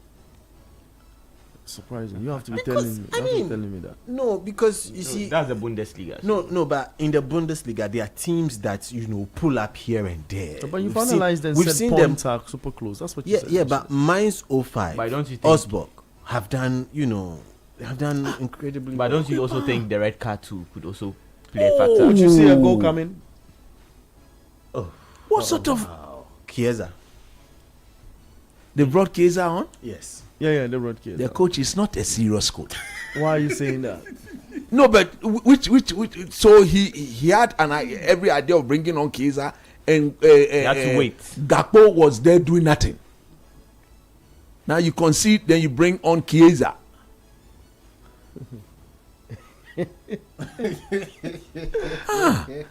Look at this. Okay, so you feel Hey, Semenyo. he should have brought him in earlier. Yeah, so is it? I don't know what tactical awareness, something that you least or you would never thought of. Then all of a sudden, boom, go and conjure magic. Pep too has responded. Yeah, he takes Semenyo off. Semenyo plays the entirety of the game, though, roughly, and sends in Eke to go and help defend that all-important lead. As it stands now, we're just 2 minutes away, roughly 1 minute away from the final whistle. So what is Pep doing? You have Nunez playing in defense. You have Gehi. You have Diaz. He's come to defend. You have He's defended Nori. 1, 2, 3, 4, 5. Yeah. 5 defenders. You Chiesa have- veteran is such a ball. Sometimes you'd never understand Ancelot why he doesn't like to use Chiesa in games. You never understand. He bought him too. So what's the problem? He should have shot it. Yeah. Gravenberg has not been so confident in his shots this season. His bicycle that's on. a problem. But I don't trust the player with the ball. I ignore him. No, he's going to give a pass. He's looking for an option. Hey! Ignoring his shooting at goal. But they were hiding. Why didn't they? I don't know why Hala didn't try to. They should have. One of them should have come back for him. They were all standing in the frame. Card. No. Okay. Yeah. Yellow card. The intention was poor. But I don't know what was wrong with him. I think he should have observed around. The angle didn't favor him. So once he got there, the two Man City players were all in the same line. Look at this boy, or the saying, Florent Verts. You got so many chances to score. Florent what? Verts. Thank you. Oh my. So I think Liverpool is to blame. In because you get Szoboszlai scoring a fantastic. Should have gone for the first one. He was in motion. Anyway, still live on the extension of the Republic of Football, live on 97.3 City FM. The game has ended in Germany at Allianz Arena. Bayern beating Hoffenheim by 5-1. Harry Kane on a brace and Diaz on a hat-trick. What a way to be enjoying life as a manager in Germany. He's having fun. Today he was dressed like Travis Scott. Today we've seen a lot of. We've seen the Drake 50 Cent. 50 Cent. Now Van Dijk has gone to strike. Go! Donnarumma. What a save! Wow. It was also a deflection. A deflection. Yeah. A good save. You see what I was saying about McAllister? Just palms the part of the pitch that he could actually hit City. Yes. He was not there all game. Yes, true. Yeah, he wasn't there. And his slot. It's true. Just around the D. And the slot and it's almost Rotani Precum. The loss is on him. Referee close because if City get this ball, one boom and then it's a goal. There's no goalkeeper in the post. That's true. Alisson is there, so they should at least strike this ball. Why isn't he moving back? He's not going back too. He wants the goal. But how is he going to score? Hey. Yeah. Beam. I know really. Isn't that why the keeper is going to go for?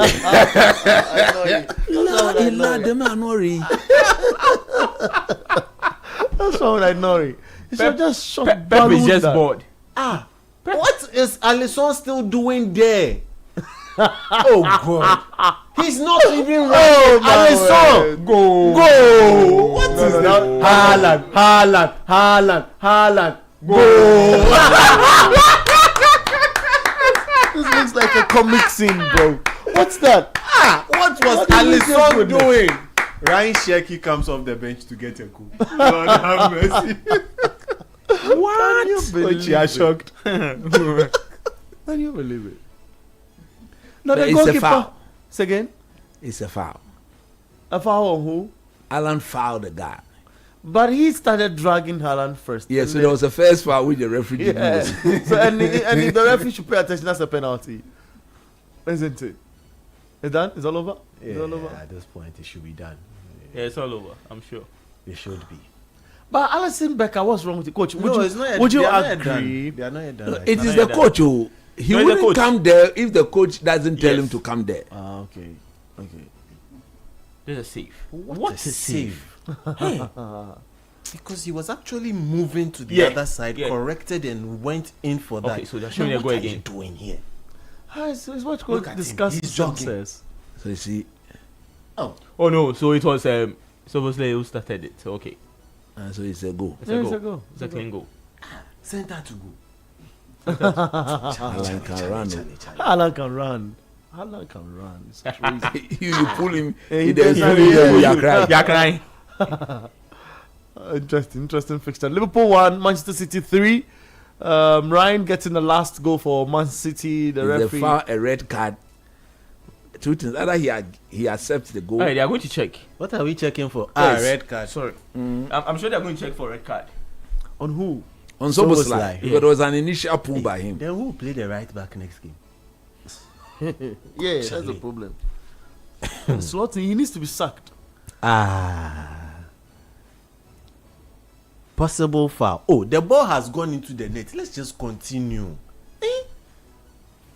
You pull me, I pull you. I think the referee should just close the game. But he started here. He started dragged here. Yeah.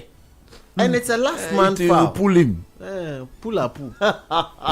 You pull me, I pull you. Then you are complaining. You are complaining. That's a funny situation. This is a It's the first pull here. Yeah. He was clearly ahead of him, and he was not going. If this first If he hadn't pulled him, so if the first one stands, it's a red card. It's a red card. and it's a foul and it's a free kick, and the goal is disallowed. Yeah. This is not fair. Yeah, the referee explains the decision, what had happened in the pulling of shit, to the stadium funds, and the decision now is, You are showing your man's goal. Reberty. Did he score from that range? Yeah, he has done something similar for United. That's beautiful. That's a fatal red card. Red card for Soboslai. Yes. So who plays the right back? So the goal is their goal is also chopped off. And it's a free kick. No, this is not fair. The ball has entered the net. Let us just continue. Yeah. The ball has entered the net. No, what it means is that the fact is that he should have allowed the goal to stand because he didn't blow his whistle. Yeah. If he blew the whistle before the ball entered the net, then it's a foul. Okay. But once you see, that's what they are saying. That I'm sure. But then again, because he didn't blow the whistle. Yeah. So Man City themselves don't want the red card. They want the goal. Yeah, we want the goal. It's an interesting situation, because no, but point is there's a foul, isn't it? Why do you keep your goalkeeper up there in the first place? What are you looking for? Which kind of manager does no? that? So Slot needs to answer for that one. He had so many because the first corner kick was not well executed. Yeah. Once the ball was not, Liverpool never had control of the ball. Alisson should be retrieving. 100%. There are 11 players in the game. 10 of them are already in the other end. You add another one, there is a set piece, it doesn't work out. Tell him to go back. That's all. And stay in check in his area. And allow the 10 be there. I think he was even there for a throw in. Why? What kind of tactics is this? Slot is not the guy. Slot is not the guy. I want to hear what Pep will say about this. Yeah. Because he's going to have his new response. No, but like what happened last week. You have to allow the sequence of play before the Manchester City team has come to Anfield to win. What is going on? Okay, they also didn't want to score. Yeah, because I think they want to reward him. They want to reward him because Ryan he scored. Is very good with set pieces. If this is an actual set piece, do not arrange it like that. It's okay. Let's enjoy the game now. So both players will be going to the referee. This is an interesting case. Look, for what? And Slot is a very bad coach. Coach, you don't normally talk. I don't say that. But if you look at the time Liverpool scored, and they've ended up losing the game. What? It's a very bad coach. A shock. And even apart from that, the way they were when they scored the goal, the way they were even playing, Liverpool were playing very, very bad from them. Very bad from them. It's crazy. Arsenal not like this. It's a very bad coach. Liverpool scored on the 74th minute through. The ball situation from Soboslai. And they considered 84th minute. In the 84th minute. Yeah. And the penalty. So which means, like I've said, 74th to 84th, that is close to 10 minutes. Yeah, 10 minutes. So he should have changed the thing after the first 5 minutes. Hey, Rodri. Many of your but City will be very happy because they've had their revenge. Last season, Liverpool beat City home and away. this season City has also beat Liverpool home and away. Yeah, so it's good. It's good for City. He's telling the cameraman to go. Go. They should go away and go and take footage of the team. Hey, yo. Wow. He said he's a guy. He's a guy. Yeah. Mage, he really played well today. If you are Liverpool, look at that. You see what Kolo Toure is doing? Kolo is kissing his head. You see, Kolo Toure is the defensive coach of Manchester City. Defensive assistant coach of Manchester City. He works with them defensively. Yeah, I've not said anything. No, but he's telling.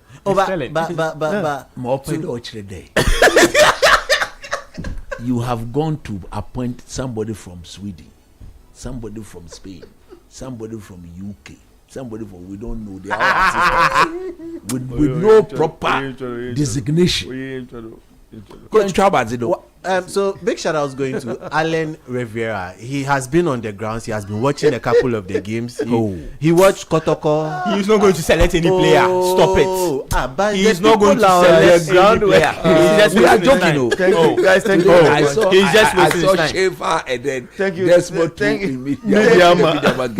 Look at this. The thing we are joking here. They are wasting their time. Thank you very much. Thank you very much, guys. But they have hit the ground running. Thank you very much, guys. Thank you. So the City game ended 2-1 in favor of Manchester City at Anfield. And I don't know what's wrong with Erling Haaland. So Pep Linders was the assistant for Klopp.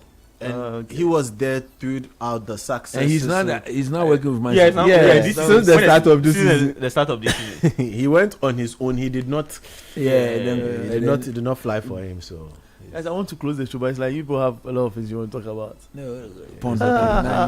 Thank you very much, Sodinam, Edmond. Thank you, Kumnamal, and thank you, Coach Christopher Nimini. Later, we'll be on TV at 9:30 for scorecard. Up until 10:30, Coach will be painting the picture clearer in relation to what he saw in this game, and even speaking to the decision managers made and whether Arsenal are still threatened by the City win. Thank you guys, and thank you guys out there who sent in your messages and stayed with us. Guys on YouTube, Charlie, you guys, you did from Buta. You've been with us from 2 up until now. That's super special. So a big shout out to you guys on YouTube, to Kobnamwa, to Joseph Orlando, to Kwame, to all the guys, Kex, all of you, Charlie guys, you are solid. Thank you for staying with us up until now. I am Bernard Abeko. Daniel's helped us with a lot of technical assistance here in the studios as well. We'll see you tomorrow with Kickoff Stick and Stay. Join us on TV later at 9 p.m. for Scorecard. I am Bernard Abeko.